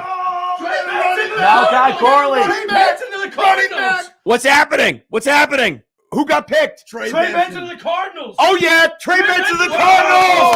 Whoa. Trey Benson. Get in here. Trey Benson. R.I.P. James Conner. Nice knowing you, James Conner. It was nice knowing you. Thank you for your service. Why? Trey Benson to the Arizona Cardinals. Why? So Matt Kelly, Kyler Murray, Marvin Harrison Jr., Trey McBride, and sooner or later Trey Benson are RB1 at Player Profiler in this class. Jonathan Brooks lands very well, but so does Trey Benson, because James Conner going to be 29 this season. This is great. This is fantastic. This is a much better team than the Panthers. Yes. So and Benson's going to play right away. So it's going to I'm going to have to hear the case for Brooks over Benson. We've liked Benson already. We had him RB1 in the class. Don't see any reason to change it now. Now they landed better than anybody. I mean, 215 pounds, a 4.39 40, the first Florida State running back to have a 200-yard game in college since Dalvin Cook. Absolutely tore up the combine. When you look at his sort of speed score with that 4.39 40, you're talking about a player that's comparable athletically to like a Ken Walker. And I think that's a sort of a good comparison for what we could see from Trey Benson. An upside comparison could be like I don't even want to say it, a Nick Chubb-like running back. I think that it more likely Ken Walker. Yeah. Let's set it at Ken Walker, but this is the player that we're very, very excited about, athletically gifted, and also a player that I think is going to catch passes in the league. I think what we saw with James Conner in his usage as a receiver attached to Kyler Murray, now you're going to get a younger running back with this sort of athleticism. I love it. I love it. Yeah, I famously love Tevin Coleman, right? Yeah. There's a guy I love fast running backs. So this is great. And I think you hit the floor. Wanted. This is what I wanted. You this hit the Trey Benson floor. The Trey Benson floor is he's a really athletic running back who could never kind of figure it out like Coleman, but I'm going to bet on him being much better than that. I think that the range of outcomes is Tevin Coleman at the low end, Kenneth Walker at the high end, and it's a great situation. This is going to be one of the better offenses in the league. In fact, I had Cody Carpentier on the Mind of Mansion show, and he predicted the Arizona Cardinals representing the NFC in the Super Bowl. I love that. In 2024, and they've done nothing that would dissuade us away from that bold prediction. So let's kick it back to the desk. Maddie, Cody, and Josh. Man, the third round has come quick, and all of a sudden we've gotten some fantasy relevant players. The last pick in round 2 was Renardo Green, cornerback, Florida State, but Malachi Corley. And we're talking about where does he fit into the whole grand scheme of fantasy football and of the New York Jets depth chart. They didn't go tight end in round 1. There was conversations about Brock Bowers. They haven't gone receiver here. They did go receiver here, sorry, with Malachi Corley. Where does he plug in the grand scheme of fantasy football? Now we got like 12 or 13 receivers gone. What do you think, Josh? Yeah, I think this is an interesting one because we have Garrett Wilson, clear target hog. And then after that, we've got Mike Williams, 30 years old, coming off the knee injury, probably more of a situational deep threat, at least for the first half of this season. And I think that's what's really exciting me is that this kind of opens the door for, from week 1 onward, Corley has a chance to be the number 2. Because remember that this is a team that was giving Breece Hall the NFL number 1 amount of targets at the running back position. So very, very excited about what Corley can do from kind of week 1 onward and sort of cement himself really, really early in that sense. I feel really good about it. I feel like the Mike Williams thing is awesome. It's 1 year. I think the talent is, well, everybody knows the talent of Mike Williams is there. But when we're talking about the grinder of the season, the week 8 through 18, when you're trying to get to the playoffs, when you're trying to win your fantasy championships, when the Jets are trying to win football games, assuming everybody else is healthy, Corley is going to be taking steps forward. He's 215 pounds, 5'10". He's got 9-inch hands, but they feel like 11-inch mitts. And this guy benches 385 pounds. This guy is a unit of a male. He came in to Western Kentucky at 166 pounds. He left at 215. All right. This is a unit. And again, this Jets coaching staff came over from San Francisco, and everybody knows the comp that has been used for Malachi Corley, Deebo Samuel. Yep. Malachi Corley, 65th overall. A bunch of receivers still left on the board. We've talked about the depth of this receiver class being through 22-23. We're going to continue to see these guys continue to come off the board. What do you think, Maddie, about Malachi Corley down there with the Jets? I think it's a good landing spot, but I think what I might say right now might be unpopular to some that love Corley. I think he slots behind everyone who's been drafted so far. And I think that the Jaylen Polk selection by the Patriots is going to be the one that people kind of scoff at. But Jaylen Polk and this team, I think he's just going to get so many targets where I just don't know if Malachi Corley, you can rely on his volume week to week. I think his explosion, his efficiencies will be good. But like you mentioned, Garrett Wilson is a target hog. He is the guy. Mike Williams, you know how Aaron Rodgers does with veteran receivers. He usually shies away from the younger guy. I think Corley's going to be more of a manufactured touch guy, more of a football guy, a football added in terms of their winning football games. But I don't know if this spot is great for fantasy just quite yet. I do like all the receivers so far taking above Corley, but I think it's apropos. It makes sense. He's falling into place. But the receiver that I want to bring up, boy, oh boy, does Troy Franklin look like Jalen Hyatt, baby. Who? Troy Franklin who? Troy Franklin? Troy Franklin. Oh, was that the guy that ran Troy the bad Franklin. gauntlet? I think that was the guy that ran the bad gauntlet, right? Oh, the worst I think gauntlet the of all NFL time. cares about the gauntlet. Yeah, the gauntlet kind of matters. And I'll tell Gauntlet you. does matter. I don't know, man. Still not selected. I can't believe I'm sitting here right now with two guys that don't like an early declare, early breakout receiver who, yes, he very, very small. He weighed in around 175 at the combine. And then he comes out and he talks about, hey, check me out now. He bulked up. He had the flu. He lost 10 pounds the week before the combine. I will not stand for the slander of a guy that had 1,400 yards at Oregon this past season. Well, this has been my working theory so far this offseason that the Oregon Ducks might be the false sense of hope in terms of the players, because who have been three of the most disappointing process players here in the draft? It was Bo Nix at quarterback. I know he went 12 overall, but I think that was more circumstance than skill. Troy Franklin, who has not been selected, and Bucky Irving, who continues to fall on draft boards. It could, what we're going to look back on this draft, we're going to see two things. We're going to get answers to why are all the FSU players good, but they didn't produce, and why all the Oregon players produced, but they aren't good. Troy Franklin. At the beginning of the process, I came in at like receiver 7 or 8. I talked to Matty Keown early on a bunch of podcasts. Matty Keown says, you need to go back and watch Troy Franklin. I go back. I watch Troy Franklin. And again, I've used this reference, not to throw you under the bus, but I go back to watch something that I've already watched and I've already done my analysis on, and I'm looking for something I didn't see the first time. And what I found was, I guess there's hints of Jamison Williams there. I kind of see what it is. He's got hints of Devonta Smith in the route running. I like him. He's fluid. He's supposed to be 6'3", 187 pounds. The only player in the player profiler database in the last 20 years to be 6'3", 187 pounds or anywhere in that range is Marquez Wilson from the Chicago Bears, who's a 7th-round pick back in 2017. Not a good archetype to live on. He didn't even come into that size. That's my problem, Josh, is he came in at 6'2", 175. Again, flu was the agent link. I'm not buying that. We'll wait and see what the marking is on the NFL roster as far as his size and his weight and stuff. Troy Franklin, the problem is on the tape, it looked great. On the field at Lucas Oil, it was miserable. Two things I need to bring up. One, the flu. In this day and age where testing does not matter as much, you're seeing these players who have confidence in their game not to perform. If you had the flu and felt that was going to be a detriment to your performance, you don't go, you don't perform. And I also want to bring this up. I know you said that I did ask you to go look at Franklin. I did. But this was pre-combine. Correct. This is pre-Indy. Correct. We were there, boots on the ground. We got to talk to Franklin. And even coming out of his media day, so before he was on the field, I was still high on Franklin. I thought he had a little bit of that. I thought he was going to be better. But the thing, and you guys know how much this matters to my evaluation process.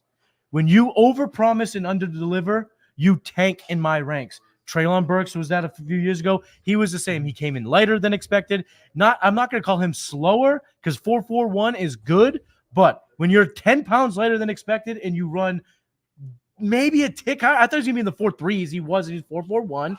Again, disappointment after disappointment. That's how you fall. And I think the NFL feels the same way. Enough talking about guys that have not been drafted. 3 guys that have been drafted the last 3 picks. The Commanders had 3 picks in round number 2. The first pick here in round 3, 67th overall, they go tackle again. We saw an onslaught of tackles in round 2. They go Brandon Coleman, the tackle out of TCU. With the 68th overall pick, the Patriots go to the offensive line with Caden Wallace out of Penn State. And at 69, we see the second off-ball linebacker go. The Chargers are picking here at pick 69. Nice. And guess what? We like that. They go to Michigan. Shocker. Of course they do. They need at least one culture guy. Junior Colson, middle linebacker. Makes sense. From Michigan. I have my worries about Junior Colson. I'm a little bit worried about his tackling ability. He had a lot of assisted tackles. He wasn't the type of guy who could read the run schemes as well as you should in this defense. Relied upon having a very good linebacker core at Michigan, but he goes to the Chargers, goes with Harbaugh. And at the end of the day, we always hear this, right? And it gets scoffed at, it gets laughed at, but it's true. When you're trying to set a culture, you need to bring yes men. You need to bring guys who can echo the thoughts of the coach and build this culture. Junior Colson is the guy here in the third round to be that. Could have been Sam Rochelle, could have been Corum, could have been Roman Wilson, but he decides to go linebacker here and get Colson. The Giants are on the board right now. They're on the clock right now, and the Cardinals are at 71. The Cardinals actually just made a selection, Josh. They took the second running back off the board, Trey Benson, right? We erupted about it. Finally got another running back. The Giants are a team to be looking at. The Cowboys are at 73. We're on the brink. I feel it coming. But before we get there, Trey Benson.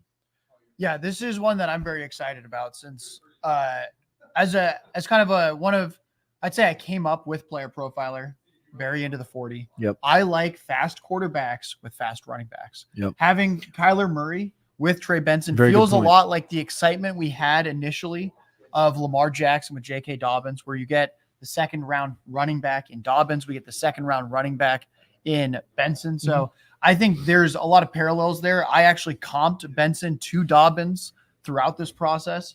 So yes, Dobbins disappointed. A lot of it was injuries. The Ravens just refusing to move on from Gus the Bus. I know we've talked about that privately of how much does Gus the Bus affect whichever Chargers running back is taken at some Wherever point, ends up third, being, fourth round, whatever it might be.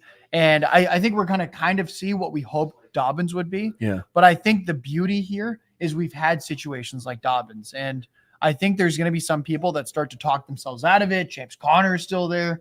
Do we like Kyler Murray? Do we not? I think it's mobile quarterback, 4.3 speed running back.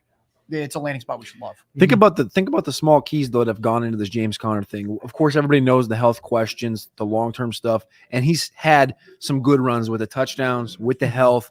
But what have they told us the last couple of years, right? Michael Carter, I know he's not a heavy name right now, but he was let go by the Jets. He goes to Arizona. There's opportunities there. Imari DiMercato. A year ago, nobody was saying this guy's name. Right. Got opportunities in this Got a chance. backfield. Yeah. I have to believe that Trey Benson, 4'3", 40, 6 foot tall, 215 pounds, is going to walk in there, kind of be the alpha of the room. Take the opportunities. I don't know what that's going to look like on day one, but There has not been a talented running back like Benson to push James Conner in Arizona. I'm swaying. I'm swaying right now with Brooks in Carolina because of how Carolina looks. I get they spent $100 million on guards, but this Miles Sanders is not good. Chuba Hubbard's there. Brooks is there. The weaponry outside. Arizona is. I like where Arizona's going. How Monty's building it. Kyler's healthy. Marv is there. Kind of swaying. I'm swaying too. And you know this. I have not been a big Brooks backer. I like Brooks. He was in my top 3, but he was closer to 3 than 1. And I know it was only 3, but he was 3. Yeah, Brooks was my RB3 throughout this process simply because Jonathan Brooks had one season to show what he could do at Texas, and he tore his ACL in the process. Yeah, but he did it. But listen, he was going to win the Doak Walker Award. He was incredible, but still, it's a guy that's a little bit undersized. We had the fraudulent combine measurements where he's listed at like 206 pounds on the Texas website. He weighs in at like 215. Yep. Little bit of water weight potentially, a little bit of weight. 100%. We're not running. 100%. 100%. We don't run. This is ultimately still a smaller running back that I think he's best suited to 12 carries, 4 targets a game. I also want to say this too about Trey Benson. When I talked to him at the combine, asked him about what his running style, he kind of expressed it. And then he also said his teammates call him Forrest Gump because there's not a lot of shake and jive in his game. It's really just run. And when you think of the Cardinals, you think spread, you think fast pace, high electric players, efficient outcomes. Trey Benson fits perfectly there. Speaking of this, speaking of the Cardinals, pick is in. Cardinals just selected Isaiah Adams. The couch wants this one. Should we pass this one to the couch?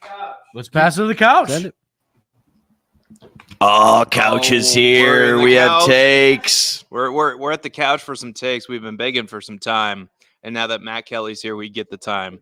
So that's kind of how it works here. So, how do you want to do this? Do you want me to go Malachi Corley or Trey? It's been so long. Well, here's my thing. I love Malachi Corley. We were debating Malachi Corley vis-a-vis Ricky Pearsall. To me, because Leggett's not a debate. right? Yeah. There's the Leggett debate is over. No one wants Leggett, right? Is anyone drafting? Is anyone drafting Leggett over Corley? No. No, on, right? no, Now, no, no. okay, so that takes us to Pearsall. Pearsall, ridiculous athlete. Go to playerprofiler.com. You can see the workout metrics. I mean, but we're talking about an offense that likes to run the ball. They're balanced. They've got Kittle. They've got McCaffrey. They have not traded their wide receivers yet. So he's now the fifth option, right? He's the fifth option at best. Why am I drafting Ricky Pearsall at all in rookie drafts? He seems like the kind of guy that can't beat me, and I'll just let him hang out there, let my opponent draft him, and then I can take a Malachi Corley a few picks later. Well, yeah, especially considering, Mike Williams, huge injury history there. I mean, Garrett Wilson obviously is a target hog. Breece Hall in the backfield, but outside of that, I mean, what are you scared of? Are you really scared of Mike Williams taking some time from Malachi Corley, or are we Memphis? I like Mike Williams, but he's like 30, injury prone. Yeah, I mean, this is the that's first what I'm pick of the saying. third round. I mean, think about the third round wide receiver success we've had the last 6-7 years. Cooper Kupp, Terry McLaurin. There's just like so many guys, and I like the way he plays the game. He can be a yak guy. He can move down the field. I think he's a well-rounded wide receiver, and he has a shot to be the third option in that offense. He's really good. He's really good. Really good. Malachi Corley's really good. He's going to secure the number 2 wide receiver spot quickly. He's going to be the number 2 quickly. Mike Williams, we've seen a lot of these guys like Mike Williams. They turn 30, instant dust, gone. And you'd be like, oh, yeah, he's going to be 110 targets this year. I got to see it to believe it. Well, best case scenario, it's a 1-year deal. It's a 1-year deal for Mike Williams, and he's coming off of a huge injury.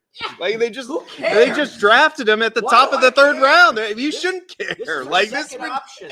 Like, yeah. The Jets don't have a tight end. Who has more juice? Malachi Corley has more juice than Mike Williams at this point in their career. And here's the thing, Malachi Corley, you watch this guy play. Turn on the tape. This dude plays with more FU than any receiver. Almost, I would argue, anybody in this class. He went to Western Kentucky as a running back. Went to Western Kentucky as a running back, and when he catches the ball, he plays like it. He's the yak king, and this was one of the best landing spots for Malachi Corley, and I couldn't be happier. Real quick, Memphis. I want to talk about something real quick. Real quick. Yeah. Like Aaron Rodgers is the right quarterback because Aaron Rodgers puts the ball where you're going, not where you're at. And if you hit Malachi Corley in stride, the yak damage is like a multiplier. And they trade up to get him. They trade up to get him, which you just love to see. Just confirm some more that they love this guy. Agreed. Second thing, Memphis had a great comment about Trey Benson. He said, Trey Benson's a weird way to spell Zamir White. You want to expand on that take? Sure. I think he's a year away from being a starter. James Conner is going to be the embedded starter. He may steal some touches down the stretch, and he's a guy you're going to get a sweet discount on in Dynasty by about week 5. Oh, they're not using him enough. They don't like him. We hear this narrative every year about a running back. You grab him, you stash him, you put him on the back end of your roster, and then fast forward 12 months, he's next year's Tajay Spears, Zamir White. He's the one that everybody's kicking themselves for not getting more of going into 2025. All right. You're in a rookie draft. Xavier Legette or Trey Benson on the board. Who are you going with? Well, it's easily Trey Benson. Okay, well, there we go. I was trying to gauge your interest on it. Hold on. Xavier Legette's like the one guy from this class I want to hang out with. I want to go bass fishing with Xavier Legette. I want Trey Benson. Absolutely. You know he does. But I want Trey Benson on my Dynasty roster. Well, I got a question. What do you got? You guys with Trey Benson or Keon Coleman? That's a good question. Keon Coleman. Yeah, I think I'm going Trey Benson.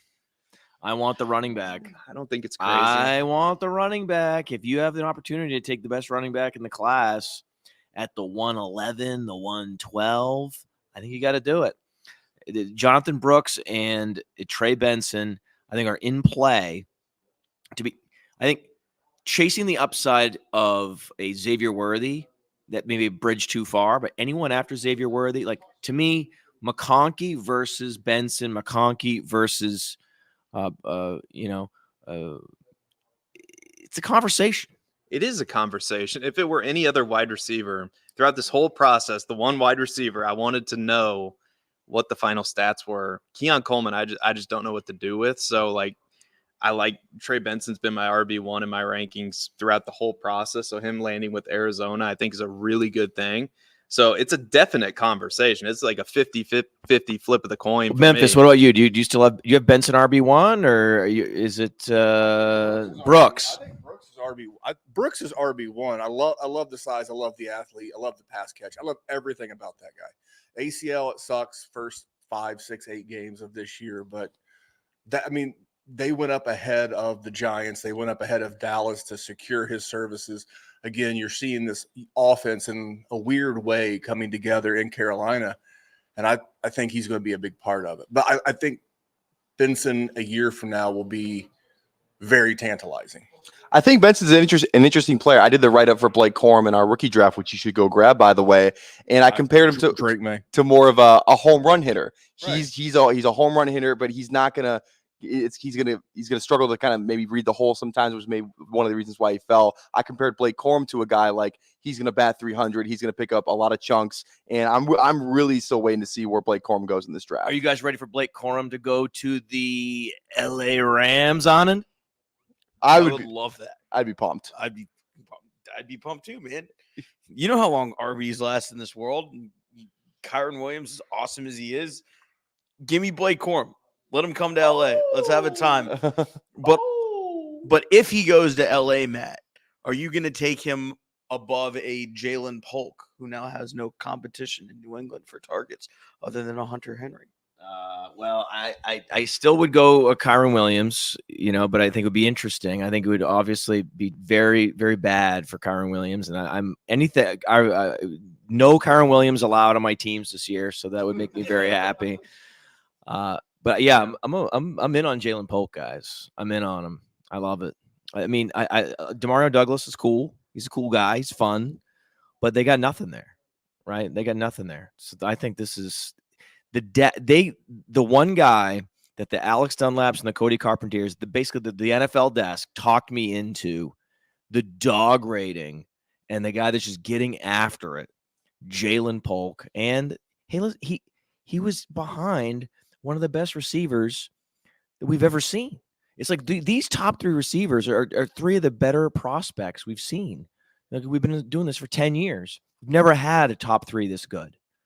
So that's who he was competing for targets with. Love Jaylen Polk, but I would have to go with a 3rd rounder on a good offense at running back. I just want these running backs. I'm generally speaking going to be more bullish on these running backs, whether it be Brooks, whether it be Benson, eventually Corum, and Wright. And if Jalen Wright can somehow, I think Jalen Wright feels to me like he's going 4th round now. But man, Dallas is still out there lurking. Chargers, I think, want to draft a running back. They're fine with Kyron Williams. No, they're not. They don't think they're fine. The fantasy world thinks they're fine. They don't think they're fine. NFL desk, you ready? Take it away. With the 71st overall pick in the draft, the Cardinals do another thing that they should have done, and they go offensive tackle. And through 3 rounds now, and again, the Cardinals have 4 third-round picks here. They go Isaiah Adams, offensive tackle from Illinois. So through 5 picks, again, they have 2 more in the 3rd round here. Marvin Harrison Jr., wide receiver, Trey Benson, running back. Then they go defense with edge, Darius Robinson, a guy that can play 3-tech, 5-tech. He can play out to 7. He can also put him in there at the nose. Max Melton, a maniacal cornerback, the brother of Bo Melton. And here in the 3rd round, they start out by taking a tackle. I would assume here in 8 picks, they're going to do it again at the tackle position.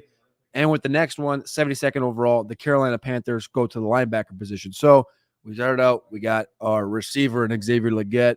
We got our running back and Jonathan Brooks. I thought for sure they were going to go tight end here, or maybe quarterback and follow along the footsteps of the Atlanta Falcons. Instead, they go linebacker Trevin Wallace at 72 from Kentucky, a guy we saw down there at the Senior Bowl. Matty, Trevin Wallace, he's short, but he's thick, huh? Thick boy, he was one of the most traveled prospects in terms of 30 visits in the NFL. And I think it was just people wanted to get a look close up and personal to see what he could bring. I don't want to call him arbitrage Adrian Cooper, but he has similar capabilities if he's able to realize kind of his higher outcomes in terms of his skill set. He goes here, but What I want to talk about when we're talking about linebackers is the best linebacker that we both agreed.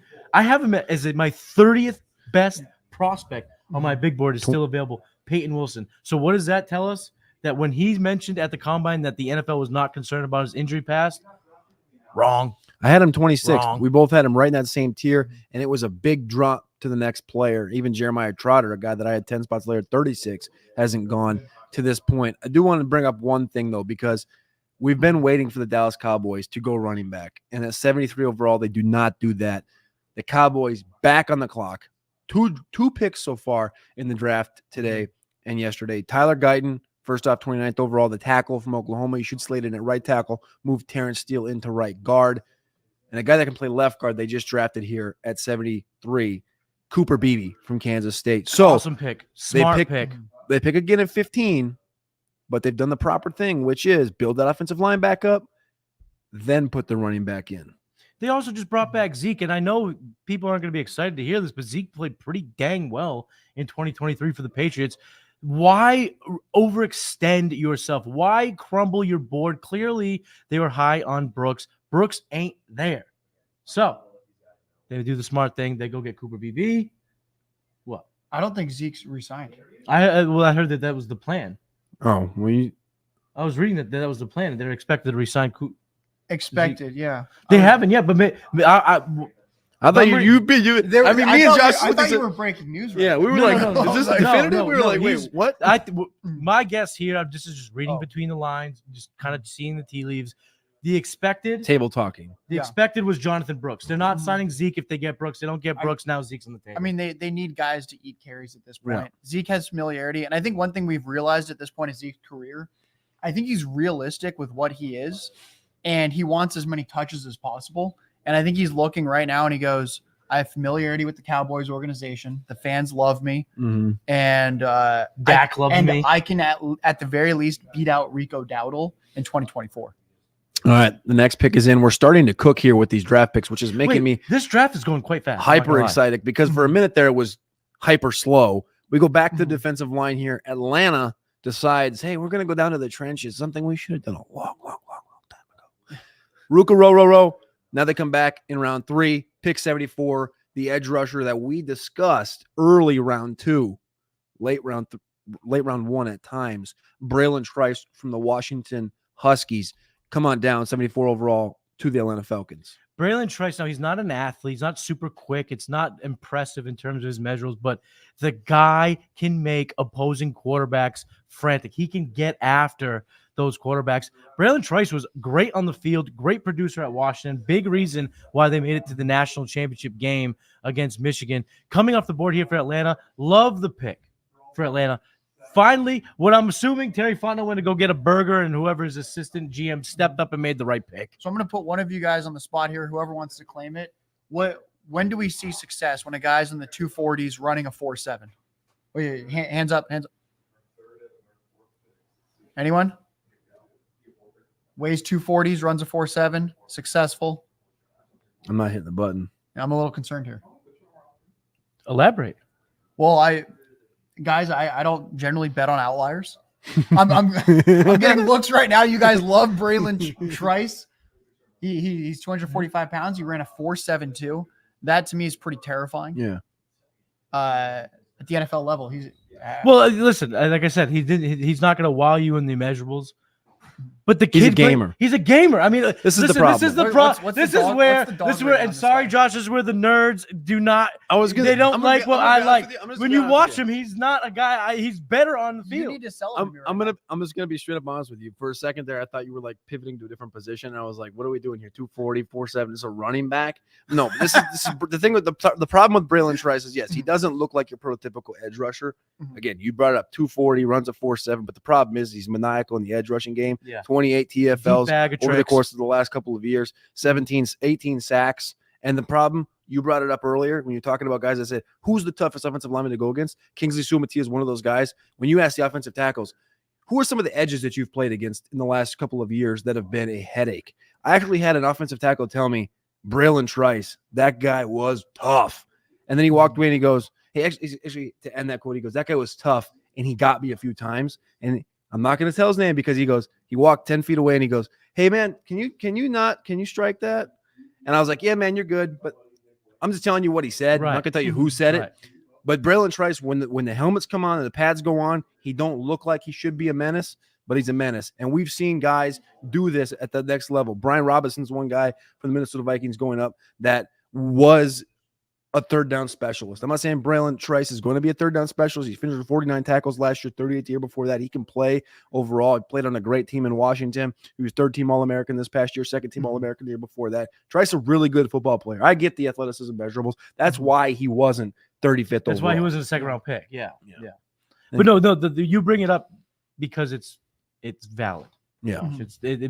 It's concerning, but that's why he's a third round pick and not a second round. Not an early second, borderline first round. I mean, I had him. I think in my big board, I had him in my top 50. I just love watching this kid on tape. He's just, like you said, diabolical, maniacal. Just one of those guys who makes opposing quarterbacks nervous. He can get after, but this is sometimes where these prospects, right, Josh, come to die. Right, you could be great in college. You can get after it. You could be a gamer.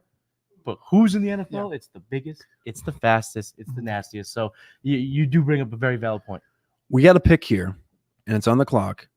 A team with the fewest picks in the draft. Number 1 overall, they had Caleb Williams. Number 9 overall, they had Roma Dunze. They haven't picked since.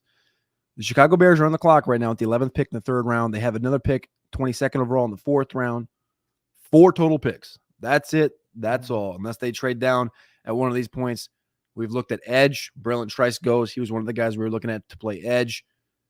Maddie, when you're looking at the Bears in a position of need, right tackle is one of those in question. 3-tech is one of those in question. Edge on the opposite side of Montez Sweat is in question. What are you thinking here for the Chicago Bears?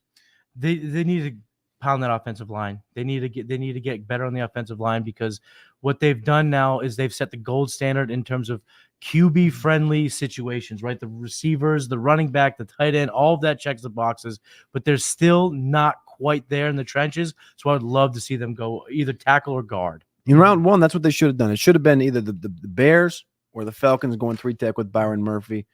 You got a thought? Any thoughts on these guys, Josh? Yeah, I'd say that they should go all line here. I mean, not only do they need to potentially upgrade the starters there, but you just want more depth. We see year after year, there's offensive line injuries. We know that it's sort of like NFL defensive secondaries where it's almost like a weak link system where one guy gets hurt and then everything starts to crumble from there. So great point. The pick is in, and Maddie, you brought up the pronunciation guide for this class. One of our favorites, one of the guys that is going to take a little bit of time to become a full-time starter out of Yale, Karen Omegadeje. 75th overall. This is one of the best small school prospects in the entire class. Kyron Omegadeje is exactly what I was thinking about here. A guy who could probably kick on the inside. He's going to be versatile. He's going to be raw. He's going to have a lot of development here. But going to this team now, the Bears are on the upswing. Great pick here for the Bears. A bit of a slide, if you want to ask me. I thought he'd be a second-round pick. We got back-to-back picks in. You can talk about this one as well. 76th overall. Josh's Denver Broncos? I'm just kidding. He's a Chargers fan, I think. Denver Broncos select Jonah Ellis, 76th overall of the bloodline. Speaking of the bloodline from Kingsley Sumatia, how about Jonah Ellis? Jonah Ellis. I mean, another guy. He's an undersized guy, but high motor, great at getting after the quarterback. Part of this Utah Ute defense that is just stout each and every year. Jonah Ellis, great pick here in the 3rd round. Again, another guy that I thought would be there in the 3rd round. Now, the one thing we haven't done in a while. We haven't heard wide receiver be called out in a long time, but nothing we haven't heard in a while is what the fantasy desk has to say. So we're going to kick it over to the OG, Theo Greminger, and our former NFL colleague here on the desk, Alex Dunlap. So we stole Alex Dunlap. We wanted to show that he could cook at the fantasy desk as well as the NFL desk. But we love the Bears pick. Bears, further solidify that offensive line. But we wanted to talk a little bit about Trey Benson versus Jonathan Brooks. I think this is one where we're happy about both landing spots. Yeah. But which player should be valued? Unexpected landing spots that we had to think about and say to ourselves, oh, okay, let's recalibrate here. Yeah. Let's think about, it's not the Chargers. It's not the Cowboys. It's not one of these and look, man, who knows? Who knows what the Cowboys are going to do now, man? Yeah. I think that they gave Jerry an Ambien and they just told him that you could, after Jay Brooks get drafted. Did you see the tweet that somebody put up? Yes. About the Tony Soprano tweet. Yes, it's very funny. Yeah. It's very funny. Just Tony Soprano, whenever he collapses at the country club and sees spots. That's kind of what happened after the whole Jonathan Brooks thing. I think that they kind of put him out to pasture for the rest of the night. And I think that if I told you guys at the beginning of the day that the Cowboys were not going to draft a running back on day 2, we would all be super disappointed. But these landing spots, when you look at Dave Canales with what he was able to do with Rachaad White, and then you look at just the trajectory of this Arizona offense. And in Seattle. Yeah, absolutely. So, like Jonathan Brooks lands extremely well. And then you get Trey Benson going to one of the NFL's ascending offenses. I mean, when you look at quarterback, wide receiver, tight end, and now running back, few teams have that much youth and upside. I think there's a scenario where Trey Benson a year from now is like a 3rd-round pick in redraft, if not a 2nd-round pick. If he takes over the backfield this year and Arizona looks like this is going to be a ascending offense that's going to score a ton of points, why wouldn't you want the extremely athletic, explosive running back in that offense? You might have to be a little patient at first, but once it happens, it's going to be awesome. Not unlike David Johnson, his rookie season, where he was a league winner at the end of the season. Yep. And dude. And here's the thing about Benson. He's not like, dude, David Johnson's kind of a one of one as far as the way that he was as far as a receiving weapon coming out. But I'll say this. I watched Jonathan Brooks this whole season, and I was somebody that, I covered the Texas football team. I've watched Brooks coming out of Hallettsville, one of the Texas footballs, as far as high school goes, Texas high school football, one of the most prolific players that's ever come through, right? One of these dudes that was just an absolute monster. Has to sit behind. Look, you can't blame him for having to sit for 2 years behind Bijan Robinson and Roschon Johnson, right? The weird thing about Jonathan Brooks coming into this season was Texas had C.J. Baxter, a true freshman, come in from Florida, who Steve Sarkisian actually had starting over Brooks to start the season. Baxter gets banged up a little bit in that first game. Jonathan Brooks comes in, and he becomes Jonathan Brooks. And for the rest of the entire college football season until he got hurt with a torn ACL, and I believe the first week of November, he was a player who dude, even after watching Bijan, after watching Roschon, just in having that so clear in my memory and charting their plays and stuff, he might have better vision than those guys. And the yards per carry were identical to Bijan Robinson. Yeah, and look, I'm not saying he's Bijan. Yeah, no one is. But his vision, his first step, his cut. He is a zone runner. He is not a man scheme runner. Like whenever you look at the man concepts that he would run, nowhere near as good as he was in inside zone as he was in outside zone. He's one cut. He's upfield. He finds his lane. He goes. He always falls forward. And he would have won the Doak Walker Award had he stayed healthy. You're absolutely right, Alex. You're absolutely right. I couldn't agree more, Alex. I couldn't agree more. What? Matt Kelly with the bump. Alex, I couldn't agree more. Alex, you're right. You're dead on. You're dead on. But I want to talk about something else. Let's quickly give an update on the picks that just came in. Jonah Ellis, son of Luther Ellis, drafted by Denver. And then we get Delmar Glaze, the offensive tackle from Maryland. The Raiders draft another offensive lineman. Good. Thanks for that, guys. I appreciate it. And Matt Kelly, let's say this. I'll go out on this one before we kick it to the couch.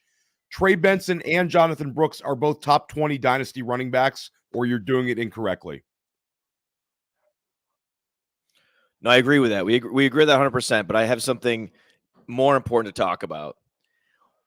Why are people getting dapped up after just making picks that they had normally, or trading up and taking a guy and then getting all dapped up in the hugs and that we did it, we got our guy, right? We got our guy. Oh my traded up to get him. We overpaid.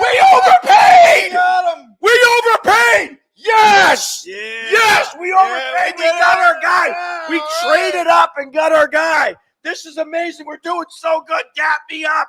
Dap me up. Dap me up. Like the Broncos. What are you doing? You just picked a guy that was there. Who cares? You're trading. People are trading up and dapping each other. The only time, if you're in the war room, the only time you should be dapping and hugging, is if you trade down and get the guy you were going to pick anyway. Then you can hug it out. Otherwise, stop all of this celebrating. You traded up and overpaid. Shut up.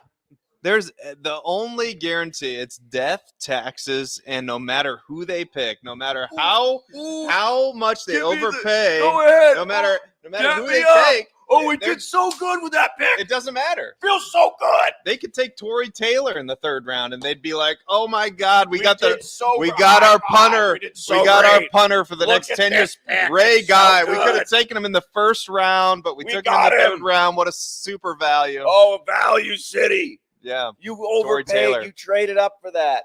If you listen, the Howie Rosemans out there, all the best GMs that are trading down by default, and then Baltimore, you're trading down and you're still getting your guy. Hug it out, right? Please hug it out. Twist each other's nipples. I don't care. Go nuts.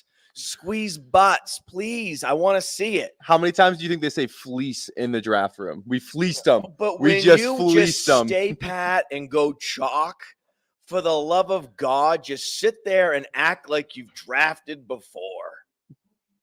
Back to you guys. Big things happening right now. We have a couple of trades that have been coming through. There's rumors of an Eagles trade up. There's also rumors of a Colts trade up, as we're currently waiting for pick number 78 to come through. Currently, it's listed as a Houston Texans selection, but there's rumors to be traded to the Philadelphia Eagles. As we wait for this trade to come up, it only reminds me of potentially looking at the wide receiver position, Matty. Well, that seems to be the position that has not been called now in a while. It's been a lot of offensive linemen, defensive edge rushers, a smattering of secondary guys. But receiver, the last receiver now, trying to think about it, was Malachi Corley at the top of the 3rd? Now we're talking going on 10 picks ago. Corley, Brandon Benson, Rice, Roman Wilson, still in the boy, Troy Franklin, a.k.a. Jalen Hyatt. There's a lot to still be left on that board for wide receiver. But again, Daniel Jeremiah said it, and kudos to him. He kind of read through the mess. Because these teams knew the class was so deep at receiver, there was just not a sense of urgency to go get guys outside of the tier that they're in. Yes, the Chiefs traded up, but they got the all-time leader in terms of the combine 40 at 28. The first time I can recall where the NFL was logical and rational about speed. They allowed the Chiefs to move up just 4 spots to get Xavier Worthy. So the wide receiver position seems to be the one the NFL teams are saying, I can wait because I can just pick from the tier. I'm not going to push the envelope. The trade didn't happen. It actually is the Houston Texans. I thought they traded up, honestly. 78th overall, the Confusion. Houston Texans. The 78th overall, the Houston Texans select Callan Bullock, safety out of USC. I love Callan Bullock. Houston, again, is continuing on this build from 2023.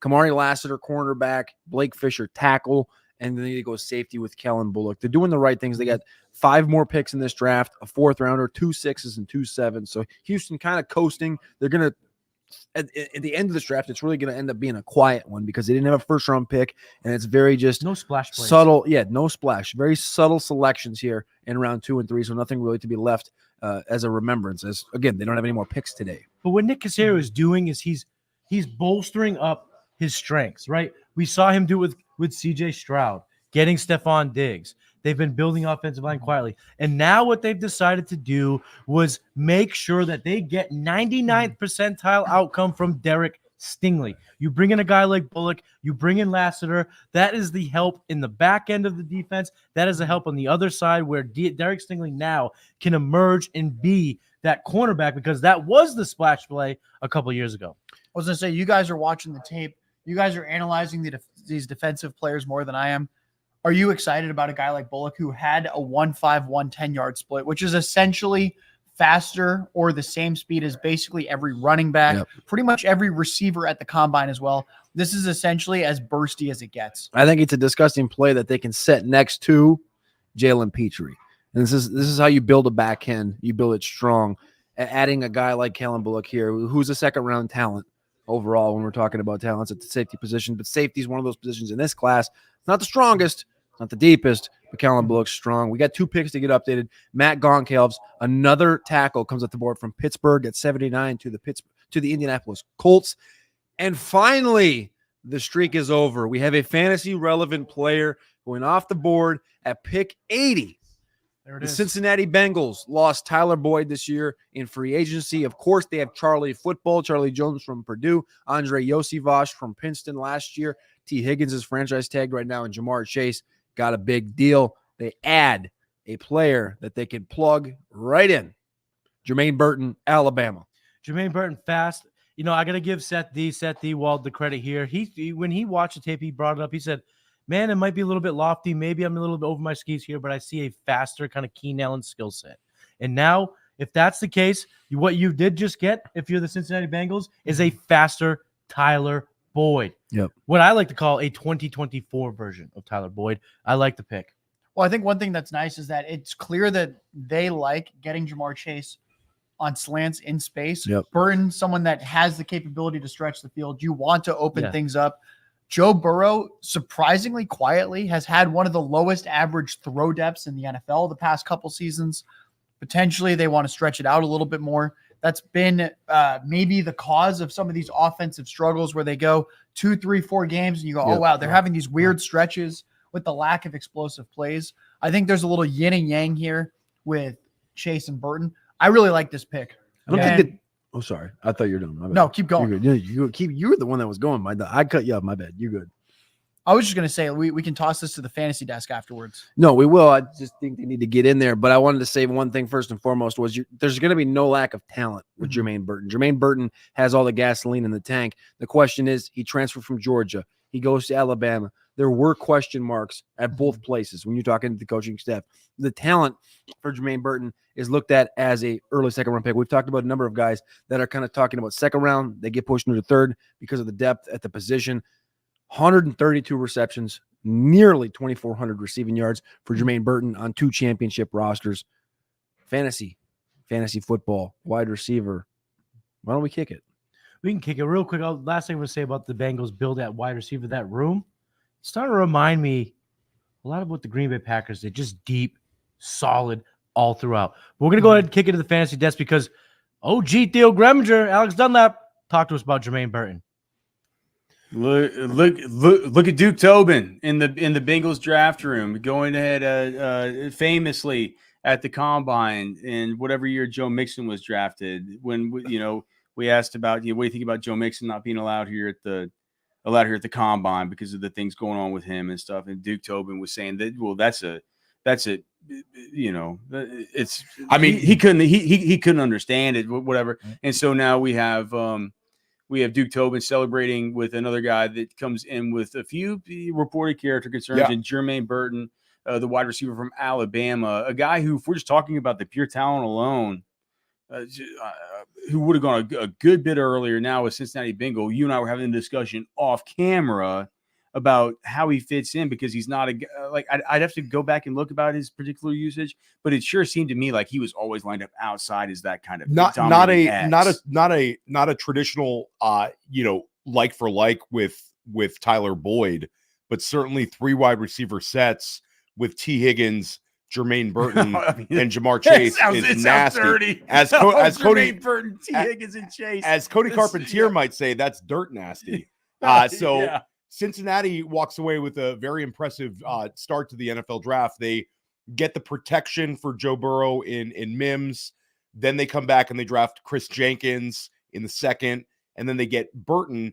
And I think it's interesting because Burton is going ahead of several players like Troy Franklin, like Roman Wilson, that maybe some fantasy people had well ahead of Burton, but the talent is there for Burton. You bring up the character issues. He's been at 6 schools in 8 years when you go back to high school. This is Georgia to Yeah. Alabama.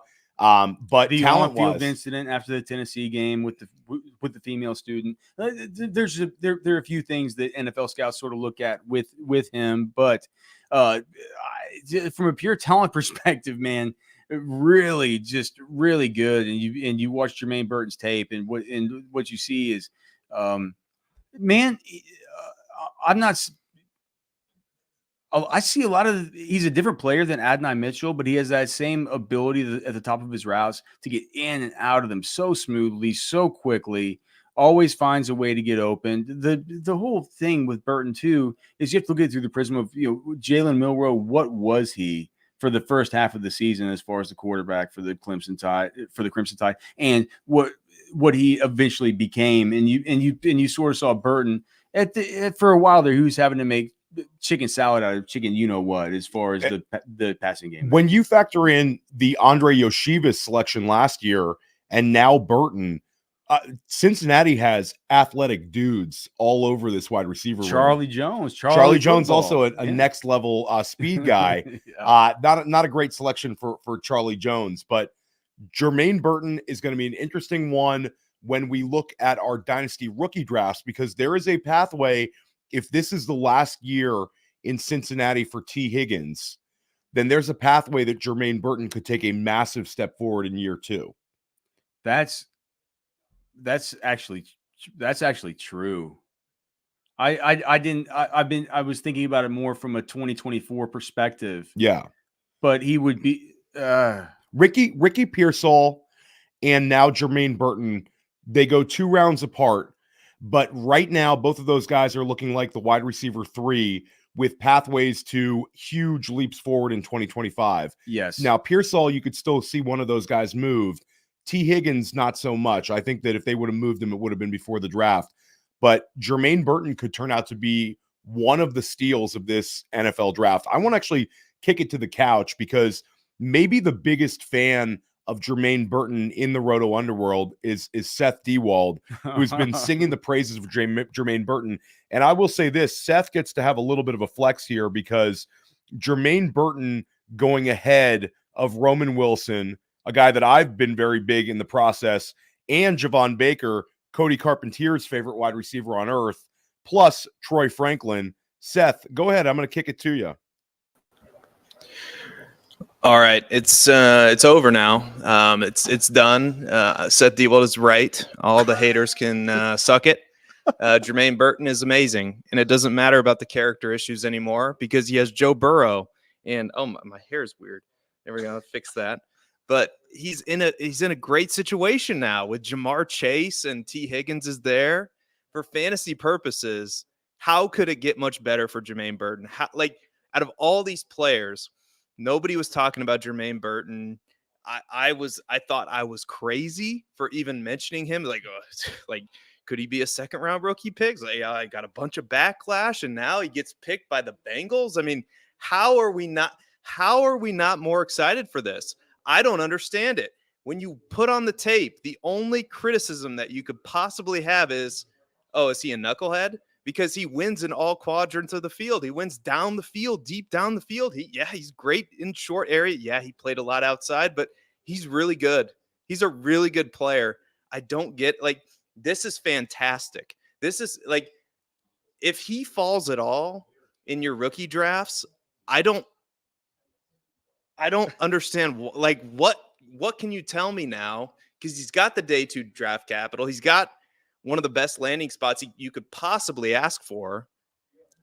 Yeah, well, here's the thing. Where would you take him in rookie drafts right now with this landing spot?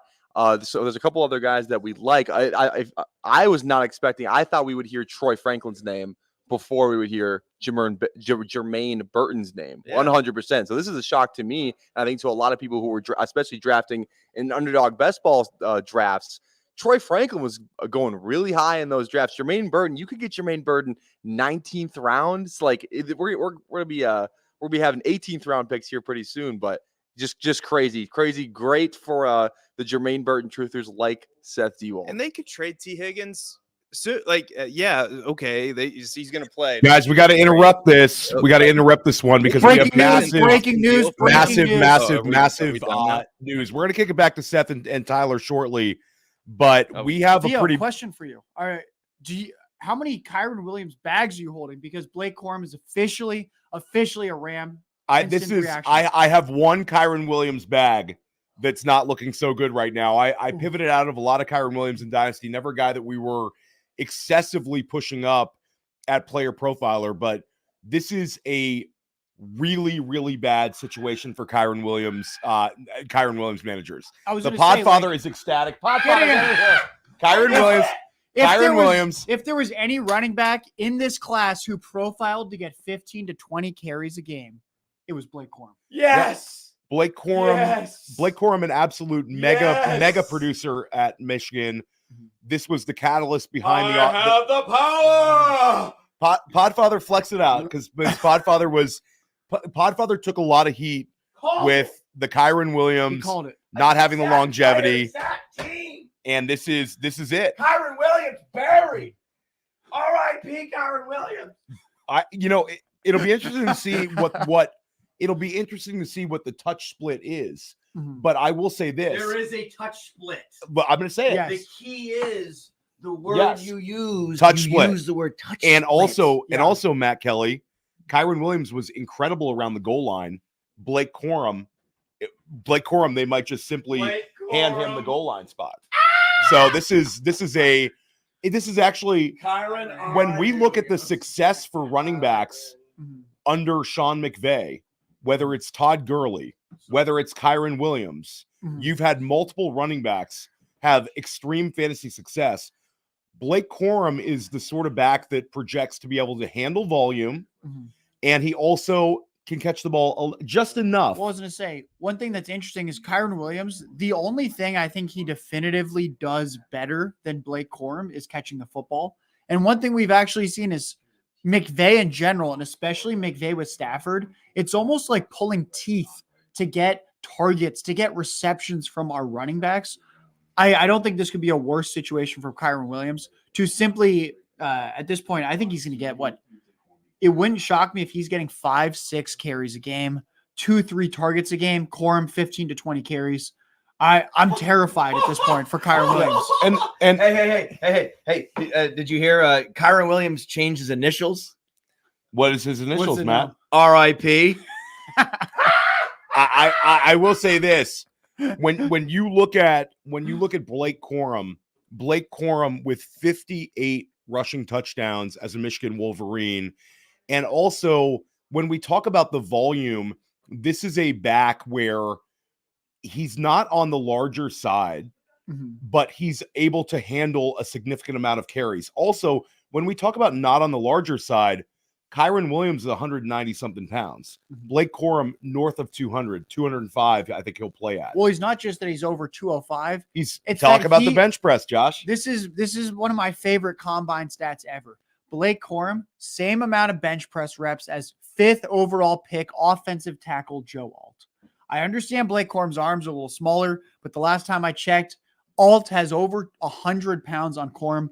Corum is a workout warrior. This is a if there was ever a combine metric for running back that indicates pass blocking potential, it's got to be. Guys, we got to before we continue our Blake Corum discussion, we do have to discuss another really interesting pick. Not necessarily the best news for Trey McBride bag holders. Not anything that's going to really crush him. But Arizona does use a 3rd-round pick on one of the more athletic tight ends in the class in Tip Ryman of Illinois. We'll get back to that one shortly. For anybody watching, and now we have another pick, an ideal one. Breaking news. It is Roman Wilson is a Pittsburgh Steeler. This is an unbelievable landing spot for Roman Wilson. Roman Wilson steps right into the Deontay Johnson role. We talked about Pittsburgh drafting a wide receiver in round 2. They showed great patience where they get Zach Frazier, one of the best interior offensive linemen in the draft. And now their patience is rewarded because they get a player profiler favorite in Roman Wilson. Roman Wilson was a dominant wide receiver at the Senior Bowl. And haven't we seen this before? third round NFL pick, dominant at the Senior Bowl. Last year, Tank Dell. Could it be Roman Wilson this year? Well, I think what's nice too is that we actually have a legitimate history of some of these Steelers round 3 wide receivers and later panning out. We had Antonio Brown many years ago, and then very, very recently we did have Deontay Johnson a few years back. I actually had Deontay Johnson as one of my top 5 comps for Roman Wilson analytically. This is very exciting. George Pickens can monopolize the outside, those downfield targets, at least in year 1 from Russell Wilson. Roman Wilson, the other Wilson, the Wilson to Wilson connection. Wilson's probably going to line up a lot in the slot. I think this is, if anything, I think Pickens is largely unchanged. The roles are so different. I think Pat Freiermuth, if anything, is the one that takes the hit. Freiermuth most likely starts to become the sort of the number 3 option in what's going to be a very run-heavy offense. So very excited for Pickens and Roman Wilson, where you get 2 young players, very different skill sets, very different builds. Wilson in the 4.3s with his 40-yard dash. We have to be excited about that. Yeah. I mean, Roman Wilson, it was interesting because he had such an upward trajectory from the Senior Bowl, and he was expected to dominate the combine. And instead, he only runs the 40, sits out of a few drills. But this was a player that at the Senior Bowl, it was just cooking. And cooked Quinyon Mitchell. They put Quinyon Mitchell on him. Roman Wilson was the only wide receiver who was able to really do anything against Quinyon. And he had such an upward trajectory. Makes me think that he was a little bit banged up at the combine, and his agent told him not to test. That's the only reason the player this gifted athletically would not test. But we end up with, this has been such a landing spot friendly draft for us. I think about last year when we were doing this draft stream, how upset we were with the Jackson Smith and Jigba landing spot, how upset we were with the Zach Charbonnet landing spot. And then this year, it's been like completely the opposite. I think it's going to actually we're going to have to sit down in the lab and we're going to have to really reassess our rookie rankings. We have a very short period of time before rookie draft. So it's going to be sitting down and actually saying, where am I going to select these guys? I know I'm not even going to say how many rookie drafts coming up, but like if you're holding second round rookie picks right now, you are feeling ecstatic because there's going to be value galore. We love the Jermaine Burton landing spot. I think that he is potentially the T. Higgins replacement a year from now. And then the Roman Wilson steps right in for Deontay Johnson, and Blake Corum lands in an offense that's been fantasy friendly to the RB position. I mean, this Blake Corum pick is awesome. And it's also really, really exciting when you look at it where you have to actually evaluate the touch split. Kyron Williams, did he earn enough where he's going to be able to maintain 65%? Or is this a 50-50 where Corum takes over? Yeah, I think Corum really takes over here. And this begs the question, Theo, are the Cowboys going to have to legally draft someone like Jaylen Wright at this point? Because, folks, the Cowboys depth chart is still Rico Dowdle, Royce Freeman, and Deuce Vaughn. So that's one where I'm trying to figure out exactly who they take. It looks like Jaylen Wright and Marshawn Lloyd are kind of the maybe Will Shipley. Well, Dallas here at 87. This is like the spot we have to see a running back here. I'll throw out Cleveland is a potential running back landing spot. The pick is in for Cleveland. We'll find out. But when we look through the rest of the third round, we're sort of running out of clear running back landing spots. I will say Buffalo at pick 95 is desperate for an RB2, and they had Trey Benson in for a top 30. So they were at least exploring some of the top running backs. I'll say that's a spot, but let's see who Cleveland picked right here. But Roman Wilson, Blake Corum, Jermaine Burton, all really, really interesting landing spots. Love that one. We want to kick it back to the NFL desk. Matty Kiwoom, and I will say this. Matty Kiwoom made a Deontay Johnson, Roman Wilson stylistic comparison months ago. And I know that Matty Kiwoom is extremely excited about Roman Wilson's potential in the NFL. So I'm very interested to see what Matty has to say about this one. And I want to hear Cody talk about Yes, we're talking about fantasy football because they're bringing fantasy football players back to this draft. They kind of didn't exist for about 15 picks. It's kind of like went trenches. It's kind of like the early part of the NFL round one, 14 straight picks on offense. This time it was 14 straight picks of we don't give a shit about fantasy football. We're back though. Christian Haynes, a player that we both have in our top 50, Maddie, going into the NFL draft, falls to 81 to the Seattle Seahawks. 16th overall, they went Byron Murphy. They fall here. They didn't have another pick from 16 until 81.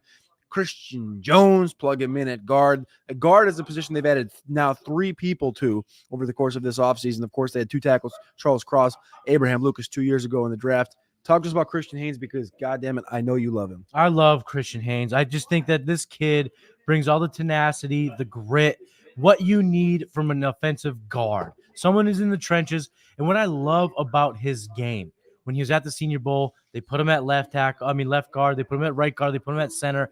Each and every rep, he was able to hold his own. And we're talking about a kid from UConn putting up good reps against the defensive tackles from LSU, from Missouri, the SEC schools, these big-time Power 5 conferences, and he was able to hold his own. And when I was watching the Senior Bowl, Cody, you guys were down there. I was watching from home. Christian Haynes was so good. He was so diabolical. He was able to get Jordan Jefferson, tackle from LSU, to freak out, toss his helmet. And when I asked him about it in the Senior Bowl, he said, well, yeah, because when I'm at practice each and every day, I'm going against some of our guys in UConn, and we're just having battles back and forth. And I asked him, does it make you feel better when you can get a defensive player to get that frustrated? He said, hell yeah. I love that. That's what this is all about. Christian Haynes is a dog, and the Seahawks and Mike McDonald, they want a culture. What the culture they want? They want Ravens and Wolverines culture. And Christian Haynes is that type of player. That story that you just brought up, my favorite part of it was Eric Watts. Eric Watts is the defensive lineman for the Connecticut Huskies. I don't give a shit. Huskies. National champion basketball. He said, we enjoyed every single day. There was a moment where we nearly both got kicked out of practice, literally every single day, because one of them would attempt to rip the other one's helmet off. They would get in fights over who was the alpha of the group. Who is the alpha on the team? Was it Eric Watts or was it Christian Haynes? They got in fights every single day. And I think that's part of the culture when you think about Michigan, Mac McDonald. When you think about Baltimore, on the interior there, Tyler Linderbaum, Zeitler, over the course of the last 2 decades, just the culture that they brought to Baltimore, now in Seattle. Michigan, I just brought up Michigan. The Cleveland Browns go Zach Zinter, 85th overall. Bang, next pick. San Francisco gets their tackle that they got jumped in at the end of round 2. Not Christian Jones, Dominic Puny. I like Dominic Puny. He's versatile. He can play on the inside. He actually can play a little bit of center. I think this is actually a great pick for the Niners, who haven't gone offensive line yet. That makes a whole lot of sense. I'm just going to say one last thing about the Seahawks, and it's going to be the least fantasy thing I'm going to say all weekend. I would love to go up to Seattle to watch Byron Murphy versus Christian Haynes one-on-one reps, baby. Love it.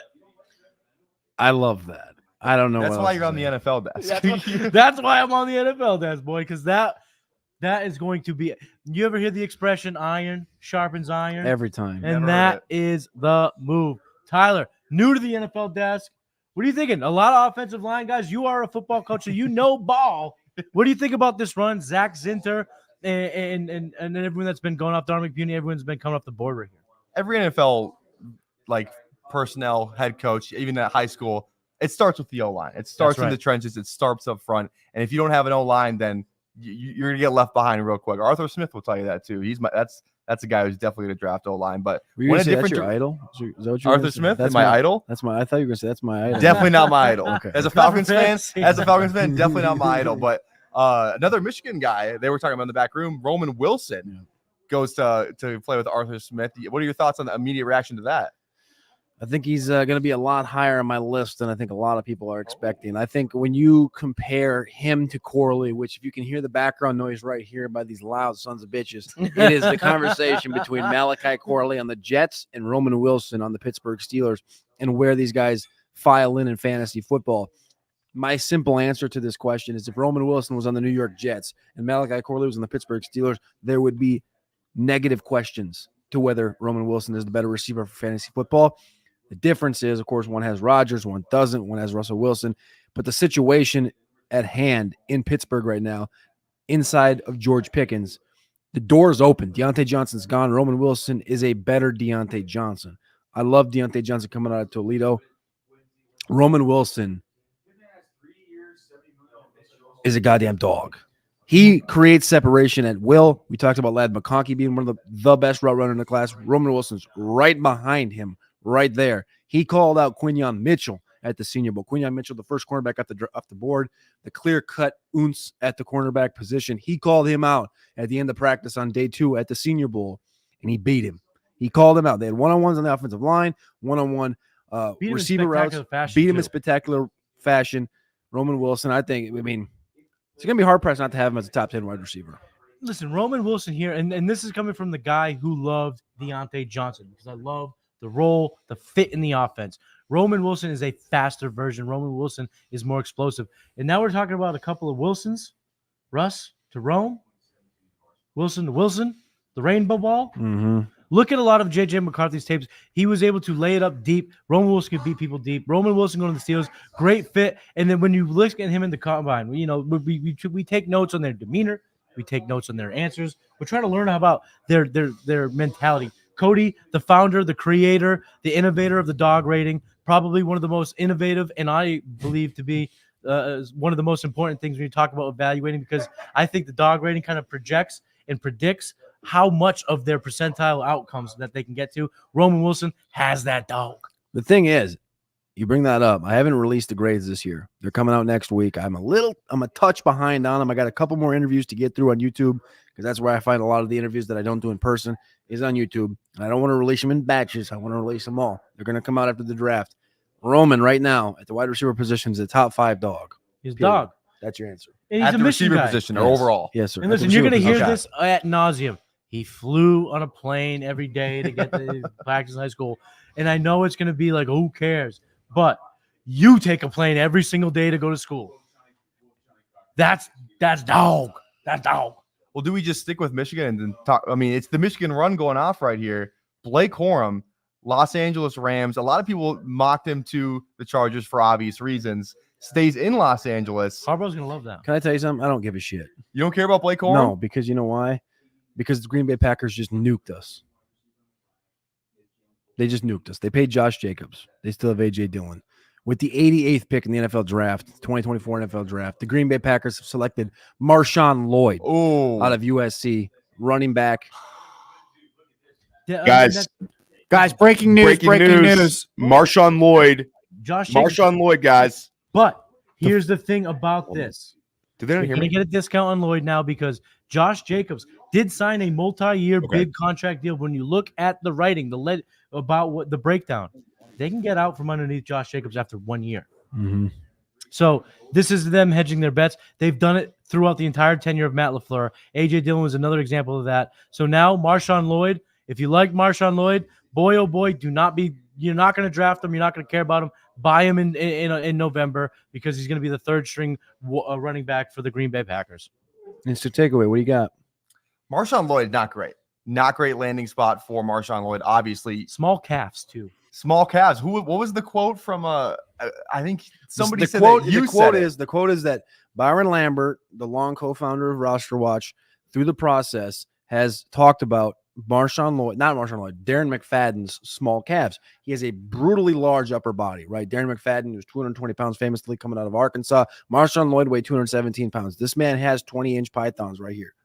Right here. Yes. He's trapped up from the dap up, and he's got the pecs. He can bench. He can do all the work. But the problem is he's got the calves like cans. He can't run. He's got injury prone written all over him. I love Marshawn Lloyd. I love what he brings to the table. I've loved him since his early days at South Carolina. But when you're talking about being in this backfield, it's a nuclear explosion for dynasty value for Marshawn Lloyd. If you like Marshawn Lloyd, what did Ariana Grande say? Thank you. Next, move on. We're going to go ahead and kick it over to the fantasy desk. We appreciate each and every one of you. 1,500 people tuning in. You guys are the best. This is the reason why we're doing it. So thank you so much for hanging out with Player Profile tonight. Again, another day, another 4 rounds to go. But we're going to go ahead and kick it over to the fantasy desk right now.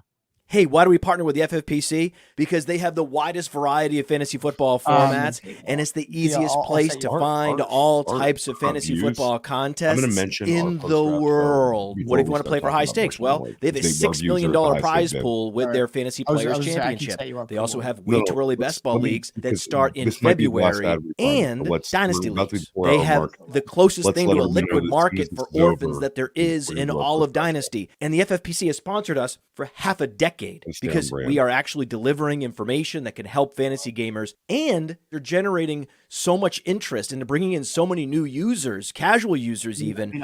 The FFPC creates a unique experience where you can both compete against the best and make money.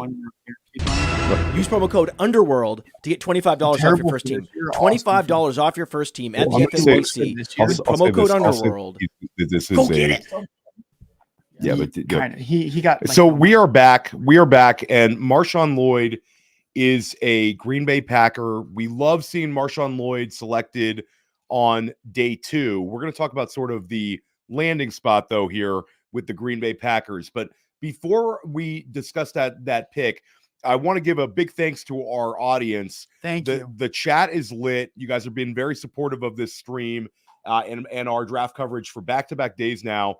I want to say that the draft coverage does not end at pick 100 when the third round is over. No. We did a post-draft show last night. It was excellent, and we're going to do it again tonight. So if you want to hear the Podfather breakdown to all of the picks from today, Josh Larkey, myself, Cody Carpentier, Alex Dunlap, Anand Nanduri, Memphis Young, Dario Offstein with projections, stick around. We're going to go for about 90 minutes after pick 100. It's good. You can find that right here on Player Profiler YouTube. So back to Marshawn Lloyd. This is a player that I've been very bullish on. Mm-hmm. This is a player that's very athletically gifted, despite Cody Carpentier not liking his calves. This is a player that is absolutely rocked up and ran a 4.46 40 at 225 pounds. This is also a player that displayed big time receiving skills at the Senior Bowl. So Marshawn Lloyd, this is interesting because it's a draft capital versus block path. Josh Jacobs, I'll say this, contingent upside.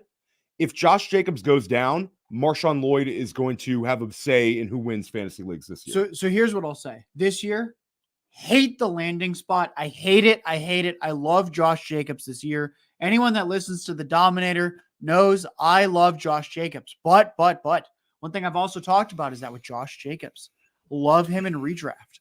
Unsafe in Dynasty. The most fraudulent 4-year deal that was signed this offseason. When you look at the guaranteed money, it's a 1-year deal. I think this is actually perfect for Lloyd, a guy that didn't actually have that many touches in college, but truly flashed his potential. He learns from an all-purpose back like Josh Jacobs this year. Yeah. A.J. Dillon is toast. Josh Jacobs moves on after this year. Lloyd has every single opportunity this year to supplant Dillon, to show that he is the backup to Josh Jacobs, and then to take over as the Green Bay Packers, what we think is a top 10 offense in kind of in perpetuity with Love at this point, take over in 2025. For Dynasty, I absolutely love this. Anyone concerned with the year 1 landing spot, I'm like, guys, round 3 running backs, we shouldn't fully expect year 1 production. And I just love the situation potential for next year. Yeah, absolutely. I think that this is one where if you are a dynasty manager drafting Marshawn Lloyd, now you're not going to have to reach for him. He's going to fall to you in rookie drafts. People are going to be very scared about the landing spot, but contingent upside is absolutely a thing in fantasy. He's going to be one of the more explosive, more talented backup running backs this year in the NFL, and has that pathway through either Josh Jacobs moving on contract-wise or simply wearing down. That also happens a lot of times in the NFL. So Marshawn Lloyd, incredible story. This is a player who is from the state of Delaware, from Middletown, Delaware, ends up going to DeMatha Catholic, the same league as Caleb Williams and Olu Fashanu in the Washington, D.C. area. DeMatha is right outside of D.C. in the Maryland burbs. So he ends up having to drive 2 hours every day to high school to search more exposure and play for a big-time powerhouse. Ends up becoming a huge recruit, signs with South Carolina, gets injured early in his South Carolina career, comes back, plays well, then transfers to USC to play with Caleb Williams. Now he's drafted on day 2 of the NFL draft. So a really, really interesting pathway to the league, but a player who certainly put in the work. Yeah, one thing also that I'll add is for those that are thinking for this year specifically, like, all right, Josh, you're nuking his week 1 projection. What do you think can happen here? How does he become relevant this year? If Josh Jacobs goes down, we are pumping our fists on the waiver wire if Marshawn Lloyd is out there in any of our redraft leagues. I would say that the Aaron Jones target share from this past year actually disguises just how much Jordan Love enjoys throwing to the running back. Yes. Aaron Jones, if you look at plays, and I'm going to get really analytical, folks. When you look at plays where Aaron Jones was on the field of play, he had a 25% target share this year. The reason Aaron Jones didn't have that many targets is he was only on the field about 45, 50% of the time. Josh Jacobs is going to be on the field all the time. If he goes down, Marshawn Lloyd's going to be on the field all the time. 2025 rolls around, maybe Marshawn Lloyd is on the field all the time. I think there's legitimate potential for 40, 50, 60 targets from a running back who flashed a little bit of target earning potential in college. And I think we could actually see it at the next level due to not just his skill set, but the landing spot with Jordan Love. Yeah, and I think I'm glad you brought up Jordan Love because this is now an offense that I think is ascending and an offense that is showing you how much they care about the running back position. They let Aaron Jones go after 200 plus yards in combined games in the NFL playoffs. They go and they sign Josh Jacobs aggressively, and then they re-sign A.J. Dillon, and then they draft a A.J. Dillon replacement essentially and make A.J. Dillon the RB3 with this Marshawn Lloyd selection at 91 overall. So Marshawn Lloyd, day 3 pick. I love the comment in the chat about how this is sort of a Kendre Miller to the Saints type selection last year with Alvin Kamara ahead of him. Very interesting one.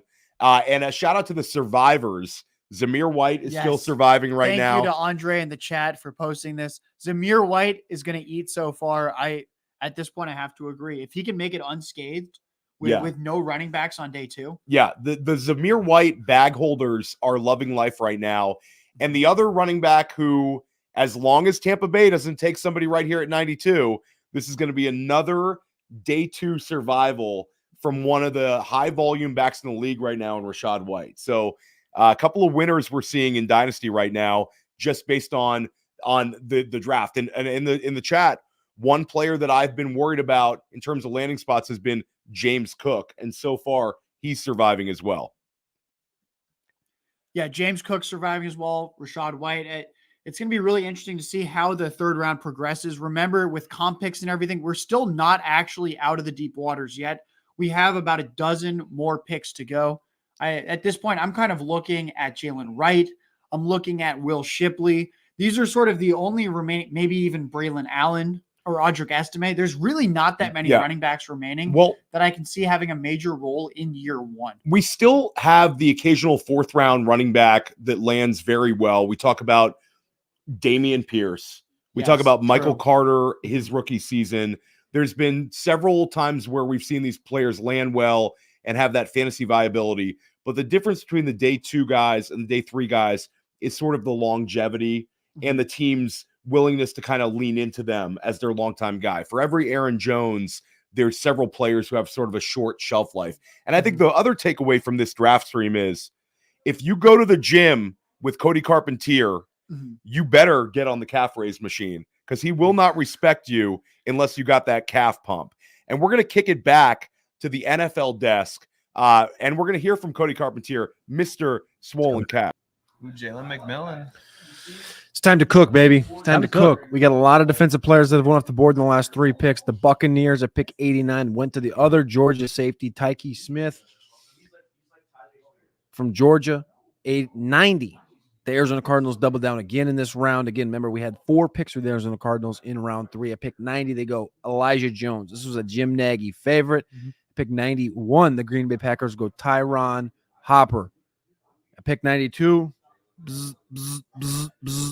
Tampa Bay Buccaneers, 92nd overall. Jaylen McMillan goes ahead of Brendan Rice, goes ahead of Troy who?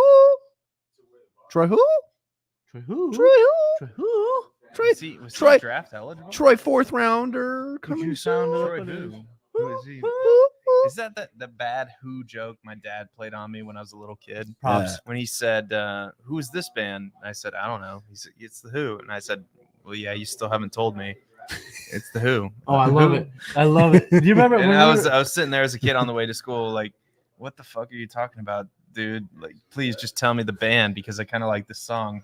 And the Who. That's awesome. A So buddy of mine, stupid. you remember when we were kids? Brand New it was like a pop punk band. Yeah.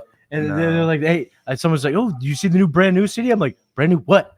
The new Brand New CD?" And the same type of thing. It was pretty funny. Yeah, it's not cool if you're in the victim spot. But I hated anyway, it then, but it's now as a funny. dad, I love dad Yeah. jokes. I do love dad jokes now. Oh, But yeah. Jaylen McMillan, it seems like if they move on from Chris Godwin over the next couple of years, this is the type of guy that you definitely want in the team. You want to bring in because he has the abilities here. But what does this do, Cody, for the ultimate dog from 2023, Trey Palmer? It's an interesting spot because he's still the speed threat. He's still the slotted in as the number 3. McMillan, of course, has dealt with some leg injuries during his time at Washington, but he's very explosive and he has an opportunity to become a complete number 2. Now, again, remember, Mike Evans was ready to depart Tampa Bay before he got his deal in place. Got a big bag. Godwin is a couple years away from having a deal ready to be put in place again. And Trey Palmer, of course, is certainly sitting as number 3, a stretch 3, really what it is. It really just kicks Palmer to the side. It allows McMillan to plug in there, be the 3, be the real 3. Godwin putting them in the slot, McMillan put him on the outside, and Palmer can just be an interchangeable piece. That's really what it means. It allows this offense to open up a little bit more and have 3 complete wide receivers. Yeah, I think it's great for a quarterback like Baker Mayfield. It's another option for him in the offense. That's right. That's a great point. If you're sitting in a super flex league, I mean, this is a quarterback that's not gonna get a ton of value raised to his profile. I mean, but he's still gonna be super viable in super flex leagues. So Jaylen McMillan, Trey Palmer, Mike Evans, Chris Godwin, holy shit! Like all of a sudden we got a lot of options here. Rashad White coming out of the backfield. Like, I don't know. To me, like Jaylen McMillan in the 3rd round is good for fantasy football, but it's really good for Baker Mayfield, I think. Who's the comp for Jaylen McMillan on the website? It's Nelson Aguilar.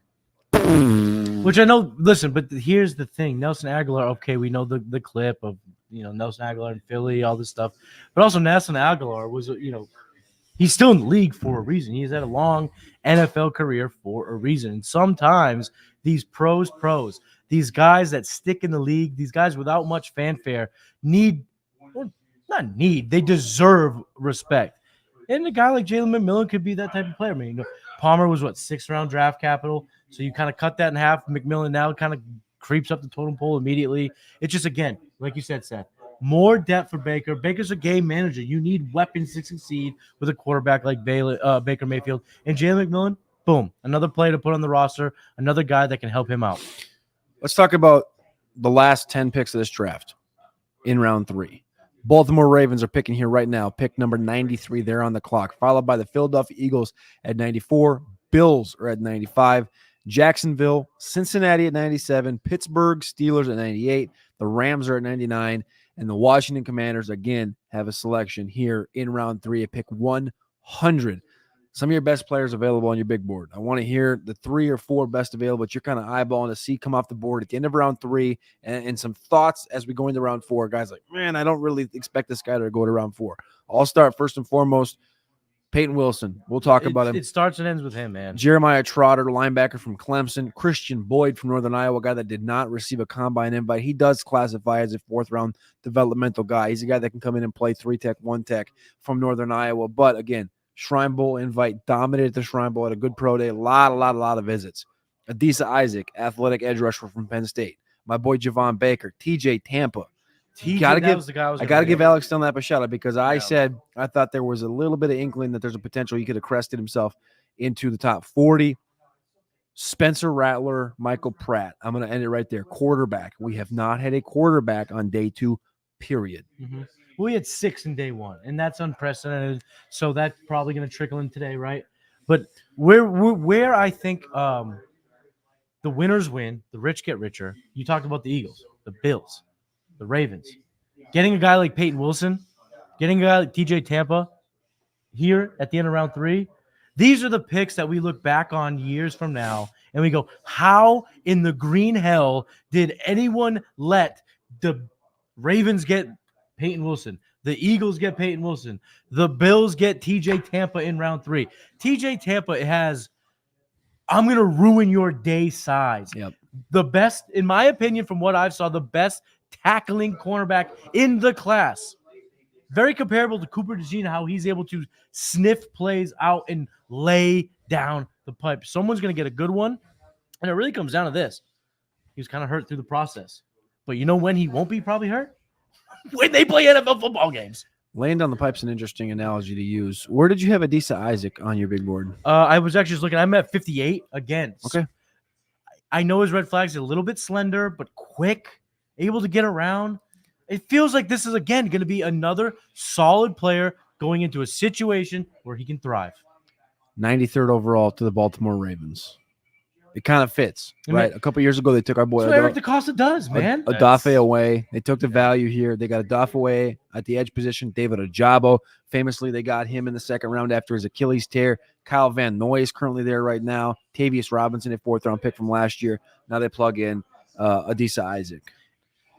That's a good. It's a Baltimore Ravens pick. That's what the Ravens do. I mean, consistently, it's just okay. Which player is going to fall? Which player that's high on our board? Good evaluation coming in. Baltimore is just one of these franchises. They're like the anti-Carolina Panthers. This is just what they do. It's like we're not going to trade up for Xavier Legette. We're just going to let somebody like Isaac fall to us in the 3rd round. And it's perfect. Like, this is how good franchises stay good, and this is how bad franchises stay bad. I mean, it's not that complicated, to be honest with you. You just secure draft capital and you take good players. Like, it's not that complicated. I don't know. And the thing that it's systemic with the NFL. Good players are on good teams. They have big cultures, and they are able to get these fringe players that fall to their 80th, their 85th, their 90th percentile outcome in terms of their skill set. You get guys like Peyton Wilson who fall, Adisa Isaac who fall. All of a sudden, they're now in a culture. They're in a scheme. They're on a team with coaching that now can get, oh, I don't like the red flags, blah, blah, blah, blah. You can cut that out. You can get them to the level where then all of a sudden you look back and go, how the hell was this guy picked close to 100? You know who else had red flags coming? Travis Kelce, like players like that had red flags. Like Andy Reid famously said, are you going to fuck this up? Like to his face on the phone. Like, actually, he asked his brother, is he going to fuck it up? No. Yeah, we'll take Travis Kelce. Like, so it's like good organizations that have a good foundation in place can take these chances. I'm not saying Isaac is one of, like Jermaine Burton going to the Cincinnati Bengals. Like a bunch of teams supposedly had them off his board. You go into a situation with Joe Burrow, Jamar Chase, T. Higgins for now. Like, that's you. If you would have to be a real idiot to walk in there and go, you know what? I'm better than all these people. Like, that's right. Like, you know what I mean? Like, if without that foundation in place, you know, they've been to an AFC championship game. They've been to a Super Bowl. They've had a ton of success recently. You'd have to be a real dumbass to walk into that situation and go, you know what? I'm gonna F this up for myself. Can I tell you who is better than everybody else? Howie Roseman. That's right. Yeah. Jalex Hunt from Houston Christian is one of the most underrated. Talk about it, boy. In the entire class. Talk about it, boy. Underrated edge rushers in the entire class. Had him ranked there at 91 overall. Again, kind of exactly where he goes off the board. Jalex Hunt's a guy, small school, went to the Senior Bowl this past year. 6'4", 252 pounds, 4.64 40-yard dash with 10-inch mitts. If this guy is playing at the Division I level at a wherever you want to plug him in, UCLA, Wisconsin, NC State, he's a top 50 pick. Jalex Hunt from Houston Christian. Following pick goes off the board to the Buffalo Bills. They go defensive tackle. Finally, Dwayne Carter from Duke. I love Dwayne Carter. Dwayne Carter, high football IQ guy, a little bit stout in his game, but very explosive in the middle. Had a good Senior Bowl, right? It was not, not an outlier, not a standout, but very, very solid. Good pick here for the Bills. Yeah, I like it. I think the people on the couch want to talk. All right, we're going to kick it over the couch because the boys be rowdy on the couch. Incumbent winner time. We're going to talk about incumbent winners. We're now almost through the third round. That means we are going to look at some guys that have been in the league for a while that either got the right weaponry to set them up for success or didn't get the competition that we were, worried they might see.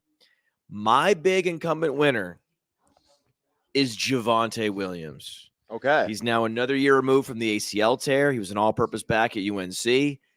No running back drafted in Denver.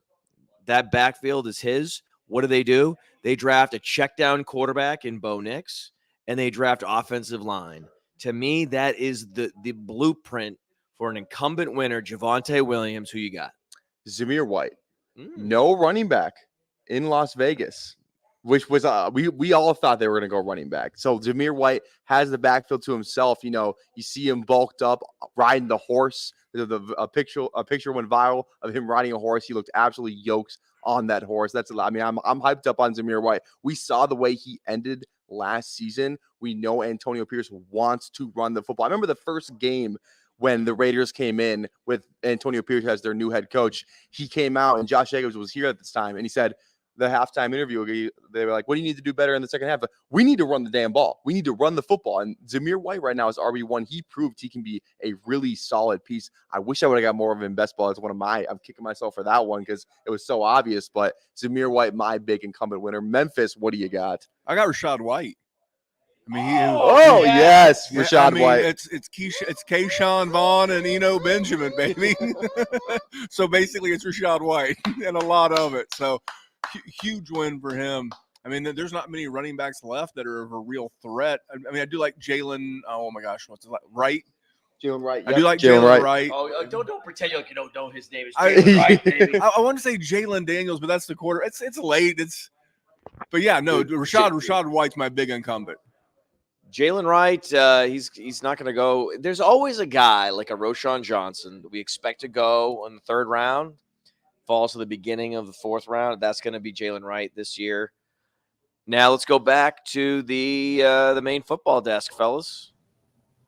Hey, we only got a couple picks left here, and I think that the overwhelming conversation is just keep it simple, stupid. That's what you said. Yep. The Eagles good franchises, they keep it simple, stupid. Too many of these teams we're watching reach on players, focus on different positions as a team builder. Monty Ossenfort, Howie Roseman. Can I throw Eric Ryan DeCosta. Poles into that No, conversation? you can't. You No. can in a couple of years, maybe. Yeah, we need to stack some wins. Yeah, What stack has dubs. Arizona ever Brad done under Holmes. Monty Ossenfort? The last 2 years. Brad Done what? Holmes, Monty Ossenfort, Nick Caserio, Howie Roseman. They need a round of applause right now. I of think what you they've leave done one the guy last out, couple Eric years. DeCosta. Eric DeCosta always needs help. Listen, the Adisa Isaac, it doesn't have to be this complicated. You take good players when good players are available. Yes. Do you want to discover the next small school stud? Yes. Do you want to find the next sleeper? Sure. But at the end of the day, fantasy in the NFL, the process to win is KISS. Keep it simple, stupid. Decision making doesn't have to be that hard. Can I tell you who is stupid? Trent Baalke. Trent Baalke's pretty stupid. He's routinely stupid. He's went LSU back to back in round 1, round 2. Brian Thomas, Mason Smith. That's his 2 picks. Mm-hmm. That's his 2 picks. What are we doing with this team right now? Yeah, and the Jaguars are in the state where they are in such put up or shut up mode, right? If they don't succeed this year, you're jeopardizing the careers of Trevor Lawrence and everyone else on this team. And what did they get? Yeah, high ceiling players, but very low floors, bottomless floors. The problem is that what did they get is exactly the answer or the question you're asking. What did they get with a guy that is going to want a new contract in 365 days in Trevor Lawrence, right? And guess what? They got passed by the Houston Texans is what they got. They got passed by the Tennessee Titans is what they've gotten. Tennessee went from above them to below them and back above them before they were able to capitalize on Trevor Lawrence, the number 1 overall pick, and the chosen one at the quarterback position. Doom, right back above them. I think it's an organizational thing. You look at the cons. you look at those I know it sounds stupid, but Look how the at young Khan's running AEW. I mean, he's wrestling wearing- fans know he's going to wearing- run that into the ground. He's wearing a neck brace live on air to further a gimmick in his AEW, like that's losing badly to the WWE in a major way. But not that you're tuning in for that. But the Jacksonville Jaguars just don't seem like an organization that is capitalizing on an immense opportunity and having a Trevor Lawrence type quarterback on their roster. Brian Thomas Jr., good player. I don't know if he's as polished as I'd like him to be. He's not. He's a developmental wide receiver. Yeah, exactly. And When they don't have time to develop. Exactly. Like, it doesn't make any sense. Like, that's solid. Exactly. There are pockets in time when it comes to your rebuild, when it comes to you bolstering your team, where you can take chances on projects, on development. The Patriots, for example, I know I'm a Patriots guy, but I'm not being a bubble here. But right now, because of where they're at in their team, in their rebuild, they can take chances on a Brian Thomas. They can take chances on developing players, because if they lose, you know what? They're back to the drawing board because they're at the bottom anyway. But the Jaguars here are knocking on the door to be a playoff team, but they're also knocking on the door to wasting one of the most talented quarterbacks we've seen in the last 10 years. They spent money on Eric Armstead on the defensive line, but yet they went and spent a second-round pick on Mason Smith. They obviously want to address the defensive line position. They need to address the offensive line position and to protect Trevor Lawrence and to keep him protected going forward. If you want him to last to the point where you can get him a second contract and continue to build this thing, they go cornerback Jerry and Jones from Florida State instead of offensive line here. How about this, Jaguars? You lost Darius Williams, who's performing as a top 10 cornerback last year. You lost him to the Los Angeles Rams.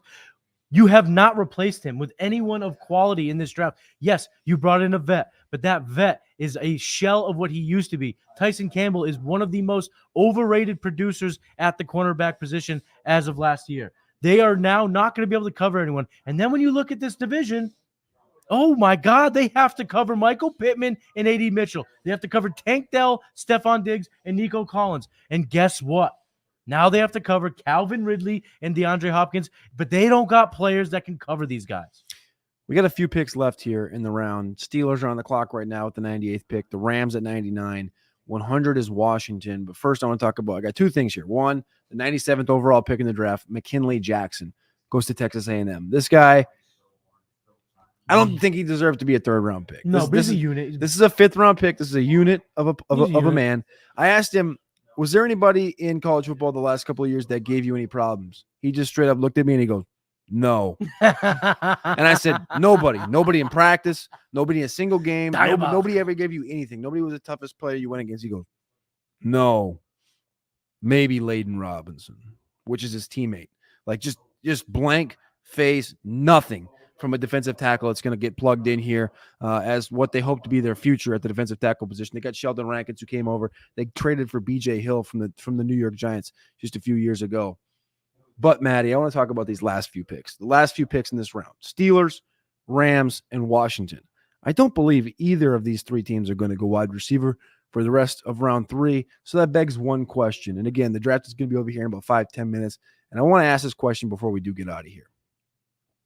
Is anyone going to apologize to us about the pushback on Troy Franklin? I think there are a number of people who should. I mean, at the end of the day, we left Indianapolis with two staunch takes. One, Xavier Worthy put himself in round 1 and it wasn't close. And Troy Franklin is not a good wide receiver. And the pushback we got was, who cares about the gauntlet? Well, newsflash, the NFL certainly does. And size. And size, speed. right. You're perceived to be 187 pounds. You're perceived to be a 4.3 receiver. Yes, you had one big season of output on the Oregon Ducks, a team that's built to do specific things in specific settings. You saw Bo Nix be overdrafted to the Denver Broncos. Say you're sorry. Say you're sorry. Say it, please. The Podfather says it. You do it. Say you're sorry. We're waiting. We've seen how many. I was trying to find this number a minute ago. How many receivers went off the board? But truthfully, there's way too many. We've talked about it. We have 23, 24 wide receivers deep that we really like at the position. And I'm just scrolling, and this page looks like a damn Rolodex of how many receivers went off the board, and I don't see Troy Franklin's name anywhere. Troy Stanklin. I see. Good Lord. But also, and the guys, I Jalen want to post this McMillan? too. I want to post this hypothetical. Javon Baker hasn't been picked. Peyton Wilson is off the board. 98th overall to the Pittsburgh Steelers. How about another one of those organizations that just take the right player when they fall? They've been trying to fulfill this spot for 5 seasons. Ryan Shazier, of course, dealt with a disgusting injury that happened on the field. He's, doing better now than what he was Yeah, well, before. of course, he's inspiration. But yeah, they've been trying to Devin Bush from Michigan was an attempt to fulfill this middle linebacker position. They get a true dog, a true unit, the maniacal one in this class on the defensive side of the football. Peyton Wilson, the best interview at the NFL Combine, hyper athletic. What do you think about NC State's Peyton Wilson landing in Pittsburgh right here? I know, the report, Will Brenson just put it out. Shout out to Josh for sending it to us that he doesn't have an ACL in his knee. I get it. But neither did Tajay Spears, and he produced as a rookie. It's only a problem when it pops up. If it doesn't pop up for 2 or 3 years, you get yourself a linebacker that is the quintessential modern day linebacker. Long arms, ability to cover, quick, has insanely good closing speed to make sacks, to make TFLs. Peyton Wilson going to the Steelers, and now again goes to a franchise where he does not have to be Superman. He could be part of the Justice League, part of the Avengers, and do his part. TJ Watt coming after that quarterback. Peyton Wilson making sure he covers in the flat, covers in the middle part of the field. Peyton Wilson, the Steelers, dynamite pick. I like it. We only have a couple more picks. We're going to go send it over to the fantasy desk, Theo Greminger and Josh Larkey, and then we'll be back to the NFL desk to close out round 3 in day 2. Well, we're back, and we have 2 picks left in the round. Jaylen McMillan, interesting selection. Mm-hmm. Yeah, McMillan's interesting. This is definitely a long play. You have Mike Evans and Chris Godwin there this year. I think the hope is that after this year, they're moving on from Godwin. They've got at least 2 years left with Evans, who at this point I think might just be a career Buccaneer. I think what's interesting with McMillan, he was actually the clearly superior wide receiver by most metrics to Jaylen Polk at Washington until McMillan got injured this past year. It seems like the NFL has kind of come around to Polk is clearly better. Polk should have been the guy ahead of McMillan this whole time. But I think it's at least worth noting that early in their Washington careers, Rome Odunze and Jalen McMillan's peripherals were not actually all that different. So kind of the unique case of the guy that's the early bloomer, late faller. Yeah. And that kind of goes one of 2 ways. It's usually a sign of, we love the early production, just some unfortunate injury luck. And then there's also, the college caught up to him. He's not actually that good. Cornerbacks figured him out pretty quickly. So still fun landing spot when you consider the age of Chris Godwin. Yeah. Mike Evans has the contract cancellation, but eventually they can move on from Godwin, and McMillan projects as a interesting player. And certainly McMillan going there in round 3 does not bode well for Palmer. Well, yeah, Trey Palmer, 6th yeah. round draft capital last year. I think at this point he's essentially cooked. Maybe he's starting in 3 receiver sets the first month of the season. I'd be pretty surprised if McMillan doesn't take that spot by October.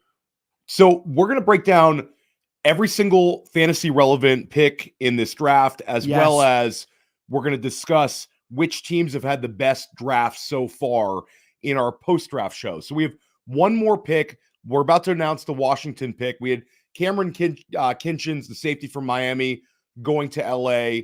We're going to announce the Commanders pick, and then we're going to take it over to our post-draft show. And last night, our post-draft show was absolutely lit. The audience still supported us, came over, watched.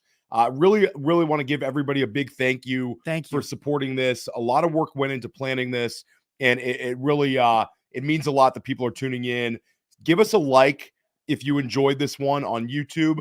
And if you're not subscribed to Player Profiler YouTube, please do so. We drop fantasy content all week long, multiple shows with myself, the Podfather, Cody Carpentier, Matty Kiwoom, Memphis Young, Christian McCaffrey's son.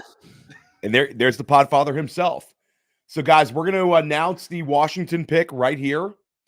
The Washington Commanders, with the last pick in the 3rd round, are selecting Do we have one here, Josh? Luke McCaffrey. Oh! There we go. Finally, another fantasy-friendly landing spot. Senior Bowl wide receivers are winners. We saw Xavier Legette. We saw Ricky Pearsall both go inside of the first round. Now we see Roman Wilson, Luke McCaffrey going inside of round 3. Senior Bowl, Senior Bowl, Senior Bowl. There's a reason we send people to the Senior Bowl from Player Profiler. Yeah, and the other thing I'd say is at this point, what do we have? We have Javon Baker, Devontae Walker, potentially toast. As a receiver, I know there's the Amon-Ra St. Browns in round 4. There's the Stephon Diggs in round 5, the Pukas in round 5. Notice that I just kind of named most of the players that have ever done anything in those rounds. Very, very disastrous to your future dynasty outlook when you go on day 3. And at this point, McCaffrey, he sneaks in. Yeah, not bad lineage, but we're going to wrap up our broadcast right here. Make sure you're sticking with us at Player Profiler. Josh and I are both going to be writing articles that are dropping on playerprofiler.com. We are going to be dropping podcasts this coming week on Player Profiler Podcast and right here on Player Profiler YouTube. But most importantly, stick with us right here for the best post-draft show anywhere in fantasy football. We're going to start up in about 5 minutes. So make sure you find that link right here on Player Profiler YouTube. Thanks a lot for your support. And we'll be back tomorrow, Josh, for rounds 4, 5, 6, and 7. Day 3. See you guys soon.